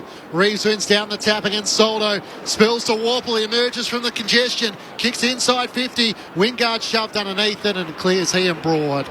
Bolter takes the mark for the Tigers in the left back pocket. Season on the line for the Tigers. Yeah, they've got to go early in this quarter, Berkey. Yeah, got to take the game on all or nothing. They've got some tough games coming up with Melbourne, the Bulldogs, Collingwood. So don't win this, gone. Bolter short to Broad. He gives it to Danrioli. Back to Broad, up to the wing.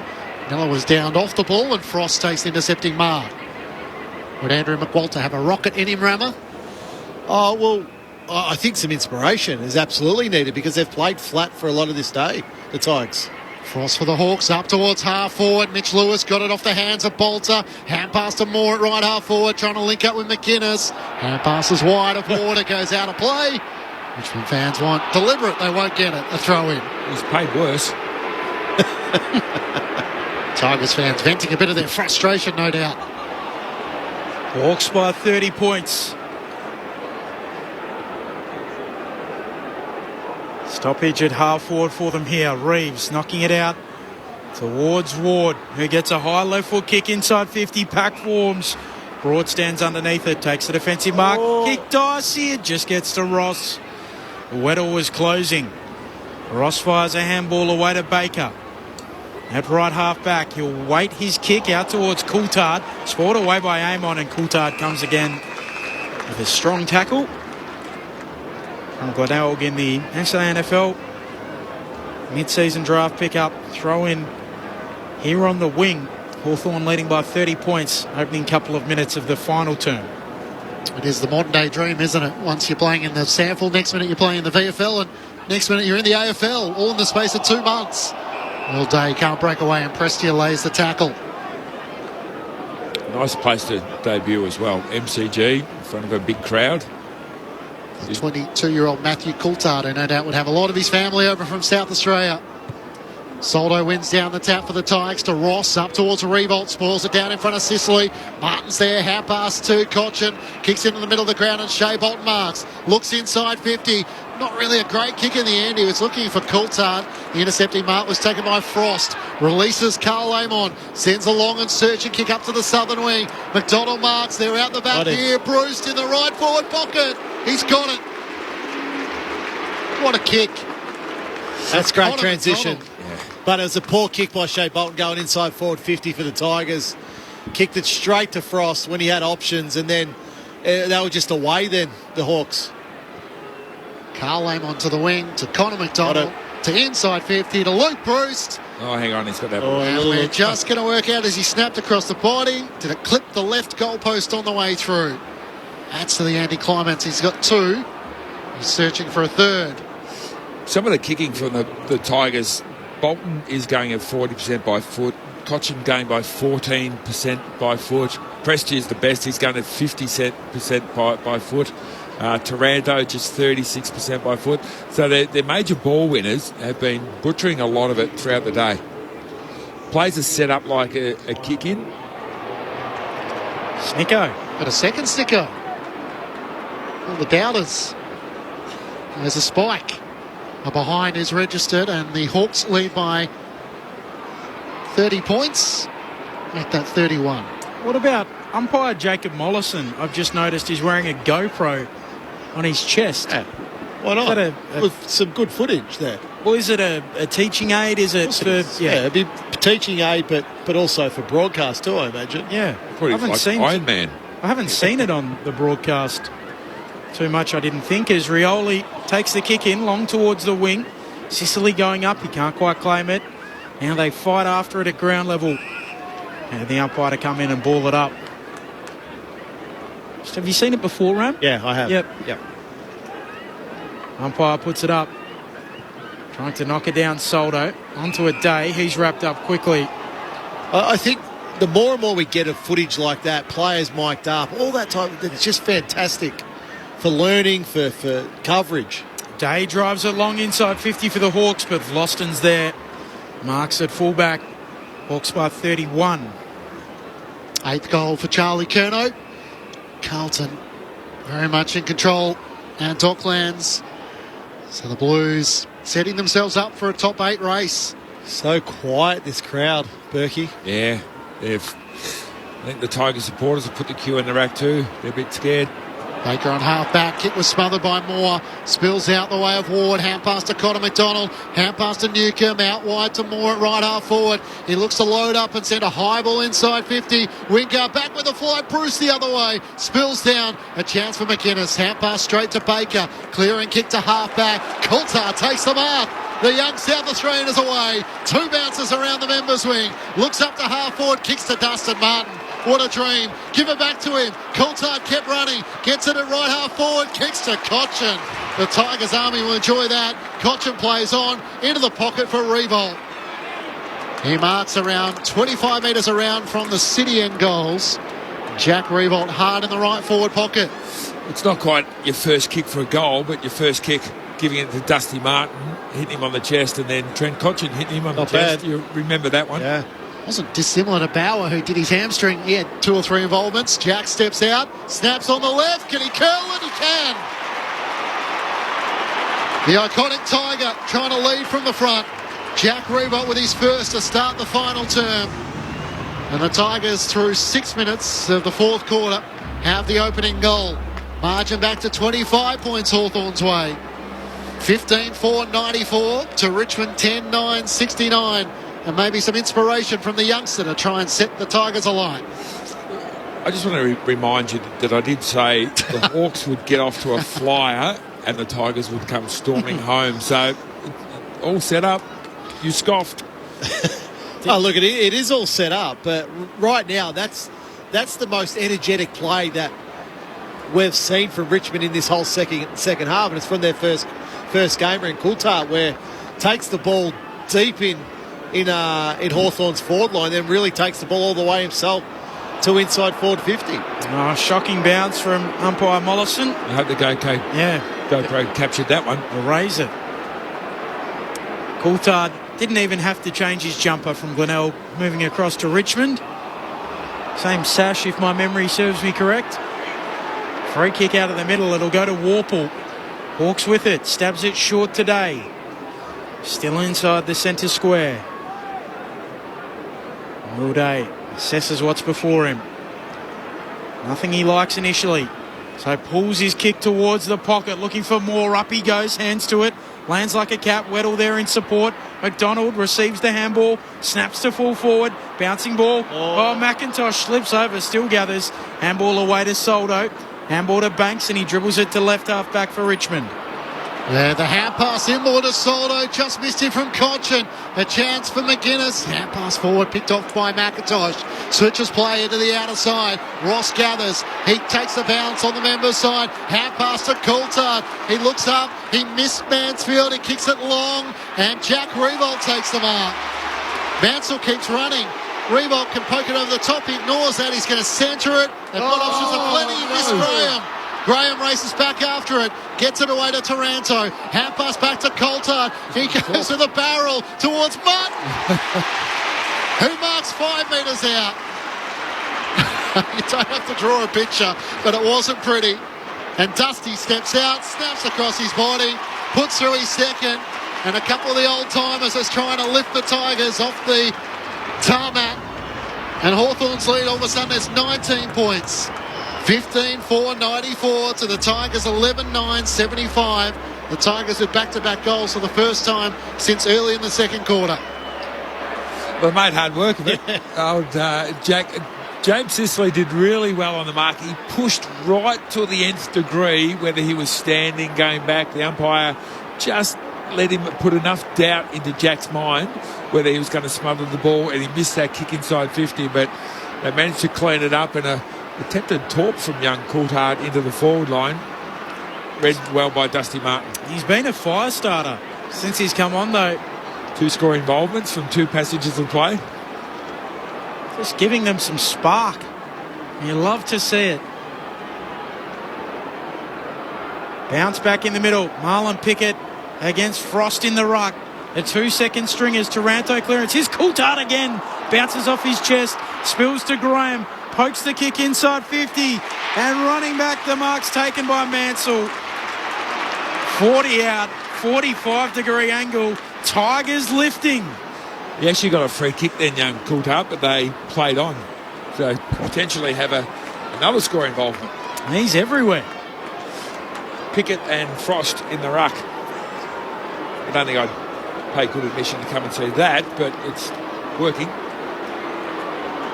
And Mansell keep Richmond coming. Drop punt on its way. It's across the face. And just sneaking through for a minor score. 19 points, Hawthorn's advantage. 10 minutes played, final term. All of a sudden that Luke Bruce poster's feeling more and more important. As Hardwick brings it in, gets it to Connor McDonald, back to Hardwick. Clearing kick up towards the southern wing. Moore couldn't take the mark. It spills to Nash. Tackle, dispossessed, holding the ball. Richmond will take it back on the southern wing.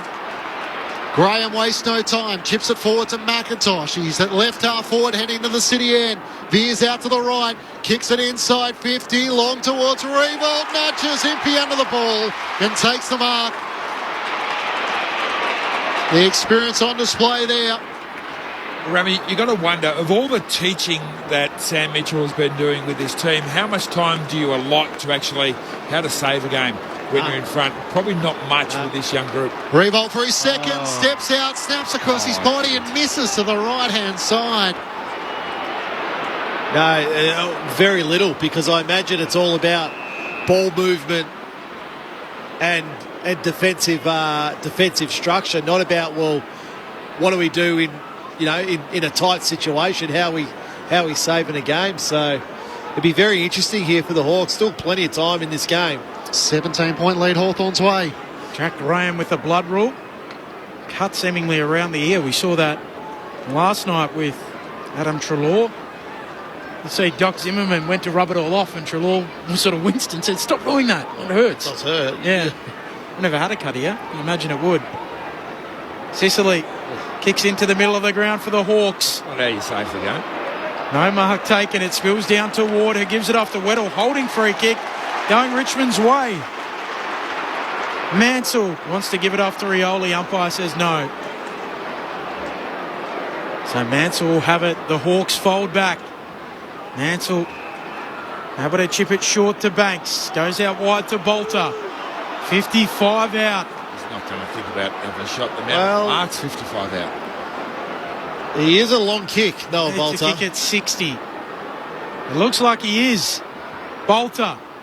It'll land short towards the top of the goal square. Reeves is there. Spoiled away by Miller. Pickett's there. So too Cochin. He loses it. So too Hardwick leaving it behind. Newcomb run down. Just gets rid of it. Sicily under pressure. Gets it off and Weddle will snap it clear. He hasn't cleared it though, and Taranto takes the mark right on 50. Out to the right. He'll have to kick beyond 50. Broad's floating around behind him. He's making sure he doesn't receive the hand pass. Well, he missed kick one from here early in the game that sailed over the fence. Can he do it again? 2 goals for Tim Taranto alongside his 21 disposals from right on 50. Gives it everything he's got. It's right to the goal line and beyond. Here come the Tigers. Taranto chest out with a long-range bomb for his third. And Richmond have kicked 3 goals to none to start the final term, and they're now within 11 points. Hawthorn stagnant at 15-4-94 to the Tigers 12-11-83. 5 scoring shots to 1 so far in the opening 14 minutes of the final term. So they've really lifted their intensity, the Tigers. You know, that's 3 goals there in an 8-minute little spurt for the Tigers. And how they've done that, they've pushed up hard. They've squeezed Hawthorn. They've forced Hawthorn into error here. So it's not about Hawthorn saving the game. It's about Hawthorn scoring now. They need to put some pressure back on Richmond. Put some scoreboard pressure back on. You got Pickett and Reeves in the ruck here. So this should be a takeaway, really, for Hawthorn. As close as Richmond have been since midway through the second. Pickett fighting on at ground level. Taranto tackling. Secondary ball up. Hawks by 11. Got Will Day dropping behind the ball now as an extra. Reeves swatting it down. Taranto wrenched off his kick. Nash feeds out a handball. Hawks with it. Moore just gets a kick away towards half forward. Bolter gathers though. Richmond back the other way. Short kick to Prestia. Runs through the centre of the ground. Floats a kick inside 50. Rewalt gathers. Off to Cochin. Poised looking for the kick to Bolter. Day bobs up. Marks in the back pocket for the Hawks. Plays on, wants to get it up to Bruce on the southern wing. He just got it over the fingertips of Banks. Luke Bruce marks. Long kick towards Mitch Lewis and Grimes. Brockman's at the back, can't get involved. Bolter races back, gathers the footy. Great tackle from Brockman. Holding the footy. Steady, don't play on. Hawthorn winning it right half forward. They don't take the advantage through Weddle. Brockman looks inboard. He missed more with his kick. Charging in. Through goes Dan Rioli. Like grease lightning, away he goes. Looks up towards 50. Revolt slips over and takes the mark. Lunging forward in front of Day. Just slipped in his footing, Jack. Was able to regather and take the mark. So I don't know how that works. So you get Will Day back as a spare, but he ends up on Jack Revolt. So where's Jack Revolt's direct opponent? Jack Revolt directly in front, 45 metres out from goal. 1 goal, 2 so far this afternoon. The ageing champion fighting off Father Time from directly in front to make it single digits. He misses to the left-hand side, and it's a 10-point lead Hawthorn's way at the 16-minute mark of the final term. 1-3 today for Jack. Carl Amon short kick in to Scrimshaw.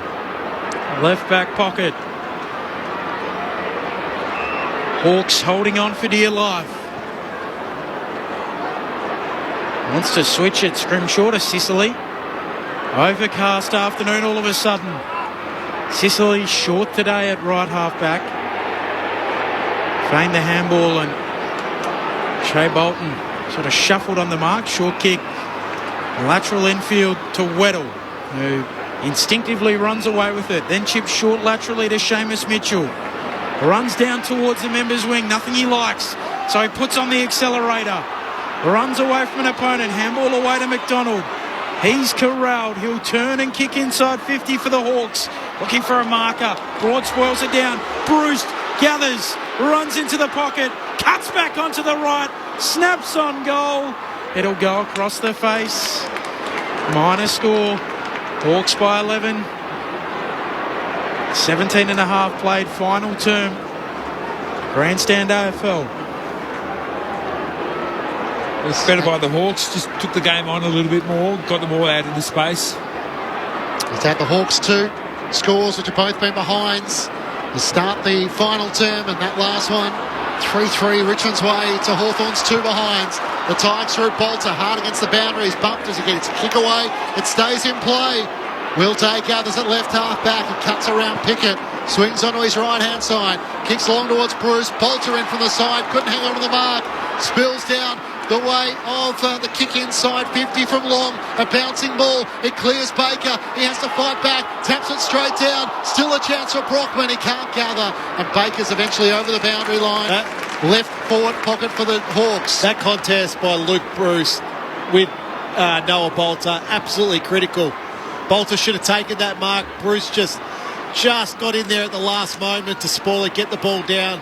A stoppage now inside Hawthorn's forward 50. Hawks by 11. Plenty of time for Richmond. Lewis and Soldo. Soldo punches it out. Knocked on by Graham. Prestia. Hopper dribbles a kick around the boundary. And knocking it out, Scrimshaw throw in. Left half forward for the Hawks, Lauren Borden. Dusty Martin came to the bench for all of about a minute. He came off, had a quick rotation, then wanted to get himself straight back on. So he's already gone back onto the ground to be on for these final few minutes. Richmond trying to press for a finals berth. Reeves spikes it away. Nash knocks it on. Reeves can't gather. And the Tigers burst away with it again. Ross off to Mansell. Long towards Reeves. Sicily it wasn't. And Sicily takes the mark. The Hawthorn captain switches to the right back pocket. Aim on marks. I reckon Sicily had a good handful of Jack's jumper then. Shown on the big screen as Carl Amon out to the southern side. Weddle takes the mark. Mansell was going back with the flight, trying to provide support to Vlauston. Long as he can, Weddle up towards Bruce, flying in front, Dan Rioli marks, chips it to Hopper, here go the Tigers, hand pass inboard to Graham, through the gauntlet, he bangs it forward, it's over the head of Revolt, Sicily underneath, he chuckles the mark. 15 metres out from his defensive goal at the city end. Couple of big wins, one-on-one wins. I don't think he marked that. He didn't, but the umpire paid it. Sicily relieves the pressure with a kick to Moore at half-back. There's no sound in footy quite like the Tiger Army in full voice as they charge home. I'm sure the Hawks fans. James Sicily's taken 10 intercept marks in the game, which is the record, I believe. Darcy Moore had the record and he equalled it at 10. Yeah, it's 10. There's about 8 players who've taken 10. Can he get to 11? If he does, it may well be a game-saving effort. Here go the Hawks down the southern stand wing. Long kick inside 50 from Newcomb. No mark taken, out the back. Rioli's there to help out Ross. They share it. And then arriving Graham. He'll run across his defensive goal mouth and repel. He looks to work it to Prestia. He marks it right half back, feints the hand pass around Scrimshaw, gives it to Martin. Dusty looks up towards half forward. Revolt and Bolton there. Revolt with a shove on Sicily. This time the umpire blows his whistle. Go on, fire up, Tigers. Come on. Get a bit of noise in here. You probably hear their emotion as they see a replay on the big screen, and Sicily's winning the battle at the moment. He chips it out to left half back and hard against the boundary. Jarman Impey marks. There's still over 5 minutes to go with Hawthorn leading by 11 points. They need to score, the Hawks. Haven't kicked a goal in this final term. The Tigers have kicked 3-3. As they switch it to right half back and Dylan Moore marks. Looks out to the southern side. Puts it out in front of Weddle. He takes the mark in front of Baker. On the Shane Warne stand side, he looks up towards half forward. The options have dried up. He pokes the kick. Looking towards Connor Nash. Can't take the mark. Now Prestia over the top of him. Tries to rip the footy clear. Broad tries to keep it in play for a moment. Eventually it goes across. And a throw in on the southern side. Hawthorn, 15-5-95, leading the Tigers 12-12-84. 22 minutes gone, final term. Umpired to spin it in. Great southern stand side of the ground. 3 goals to zip. Richmond's way in this final term, as Clinchy mentioned. From the throw-in down at ground level, umpire wants to ball it up. Hawthorn by 11 points. 22 minutes played in this final term. Reeves trying to just get it moving forward. Misses his boot with the kick. McIntosh piles on, another ball up. I'm surprised Richmond are leaving Will Day spare, because Day and Sicily working together can just get loose and intercept mark. Nearly emerging with the football more, but 3 Tigers converge. I don't let him get away with it. So the Tigers put Vlosten up forward when he's there playing now against Sydney. Thrown up. Soldo tries to slap it forward for the Tigers. Graham lays the tackle. Dylan Moore can't break clear. Graham has another go trying to clear the congestion. He's brought down. Spills the way of Bolton. He tries to knock it past. Weddle gathers. Hand pass to Newcomb. Fires a hand pass which misses Moore. Onto it is Banks. Swings onto his left-hand side. The young Tiger up towards half forward. Bolton in from the side. Sported away from Impey. Pickett can't get a hand pass away. Holding the ball. Has an arm pinned. A great tackle from the Hawks. Jarman Impey's worse aware, having recovered, and is now grabbing either his wrist or his shoulder. And slowly getting to his feet to take the kick at right half back.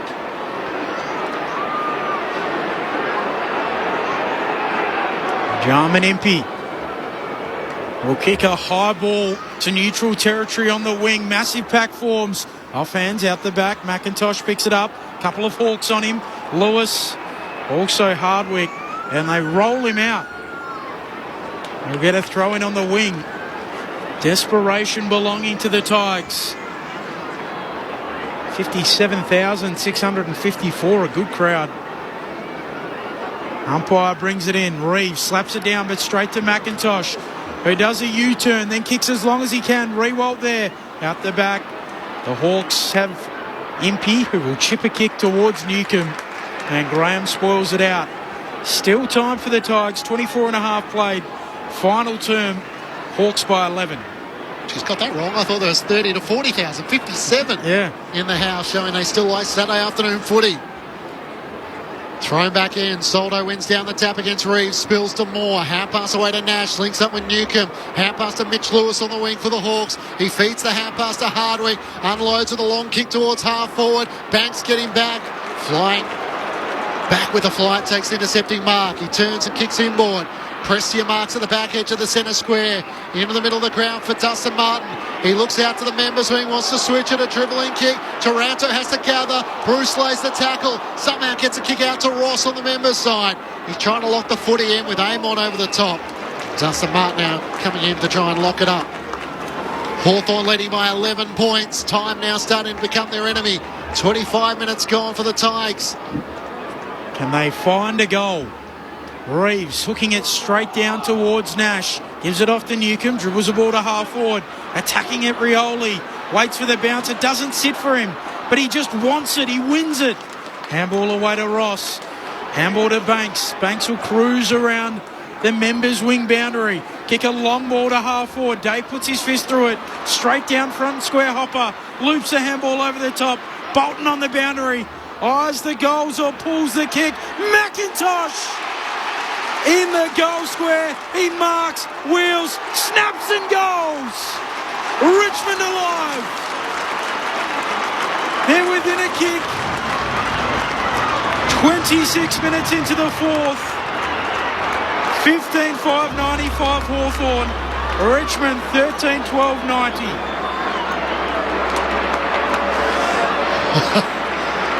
Look, it's unexpected by Richmond getting back into this game, but we're 2 minutes remaining. It's a one-kick game, five points the margin here. So 6-6-6 it goes back to. We expect Will Day to drop behind the ball again for the Tigers. It's whether Richmond want to even up those numbers in front of the ball to make Will Day accountable for a direct opponent here.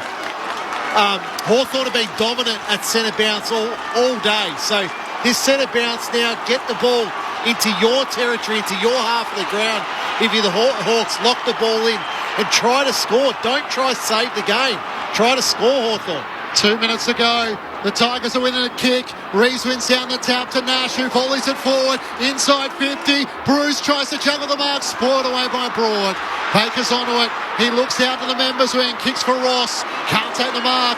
Eamon spoils. Ross back onto it. Feeds the hand pass to Baker. Around the members wing. He kicks towards Pickett. Day's waiting for it. Can't take the mark. It spills towards Revolt. Swooping onto it is Shea Bolton. Hand pass to Coulter, the young debutant. He feeds the hand pass to Graham. Dodging and weaving. A high kick inside 50. Soldo from the back. Almost claims the mark. Spills down. Day tries to knock it out. Soldo locks it in. Over the top is a chance for Finn McGuinness. It's still Tigers' way. Coulthard up against the boundary. Hand pass to Martin. Screws it back. Taranto's underneath it. Day spoils it down. Straight to Baker. Around the body. The Tigers are in front. The Tigers are in front. Coming home like a tidal wave. 5 goals to none in the final term. And in the right place at the right time was Liam Baker to snap across his body. And Richmond lead by a point. 14-12, 96 to the Hawks, 15-5, 95. A minute and change to go at the 28-minute mark of the final term. Liam Baker puts the Tigers in front. Just not accepting a stoppage.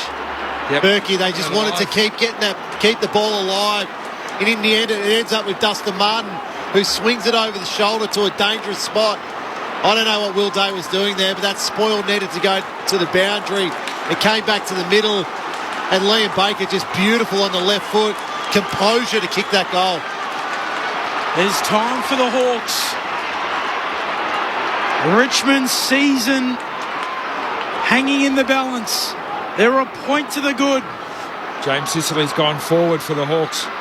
From the restart, Warple suckers it out. McIntosh fists it away. Loose ball on the wing. Weddle overruns it. Has to go back and get it. Bolton there with him. McIntosh knocks down the handball. Suckers it forward. Gathered by Hardwick. He'll just kick long to half forward. Reeves stands in front. Nearly the mark. Not paid by the umpire. Now Taranto goes in. Massive pack forms. And we'll get a ball up. The stoppage will decide the game. Which way is it going to go? Thrown up. Reeves wins down the tap on the move. Nash can't gather. A chance for Coulter. Gets it out. The kick from Baker to Pickett. He takes the mark and everyone's telling him to hold on to it. He's moved on his mark. Well done, young Coulter. Kick it backwards. Now Marlon Pickett with advice from every Richmond player. Kicks it back to Broad. And Broad is going to chip it out to left half back. And Florstone takes the mark. He stepped off his mark. He's called to play on. He'll send it as long as he can up the southern wing. Shea Bolton sets himself. Soldo in from the side. Diving on the footy is Jarman Empey. But time has run out. The Tigers come from the clouds and they're inside the 8. They kicked the last 5 goals of the match to overrun the Hawks by a point. A classic at the MCG. Tigerland, a fighting fury with the Tigerland.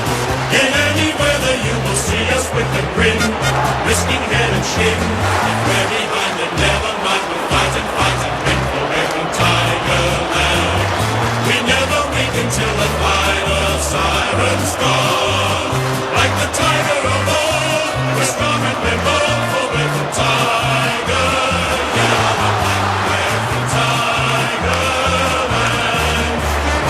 They are the cruelest of losses when you've led for most of the match only to be overrun in the final term.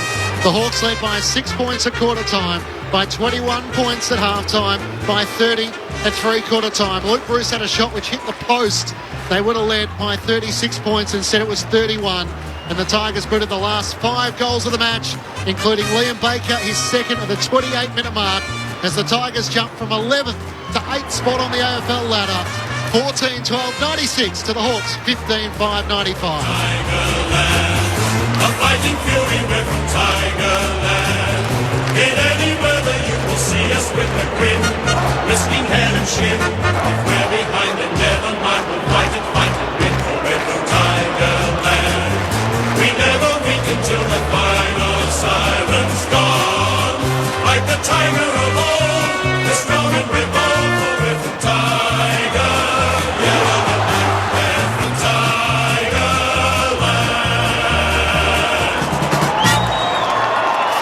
This is a three-quarter time deficit. They'll be trawling the archives of the last time Richmond came back from that margin.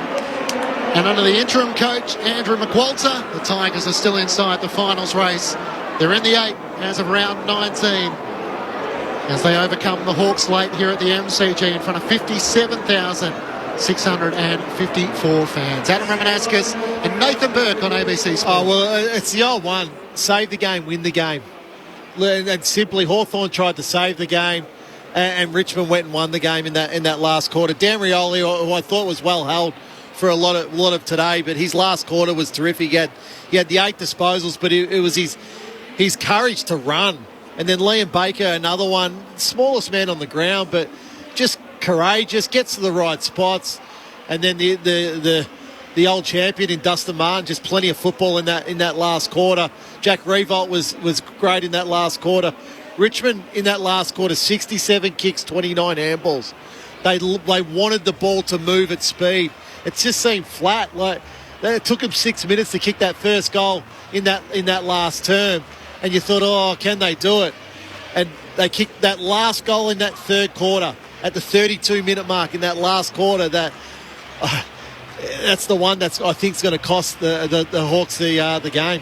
How big was Coulthard from when he was outstanding, yeah. Sorry, and I forgot to mention Coulthard in his first game, just the run that he was able to. He played half forward, but he got so far up the ground and was able just to run and carry. Seven possessions in that last quarter. 100% efficient. Yeah. So 3 goals to Tim Taranto, 2 to Dustin Martin, 2 to Liam Baker, including the winner.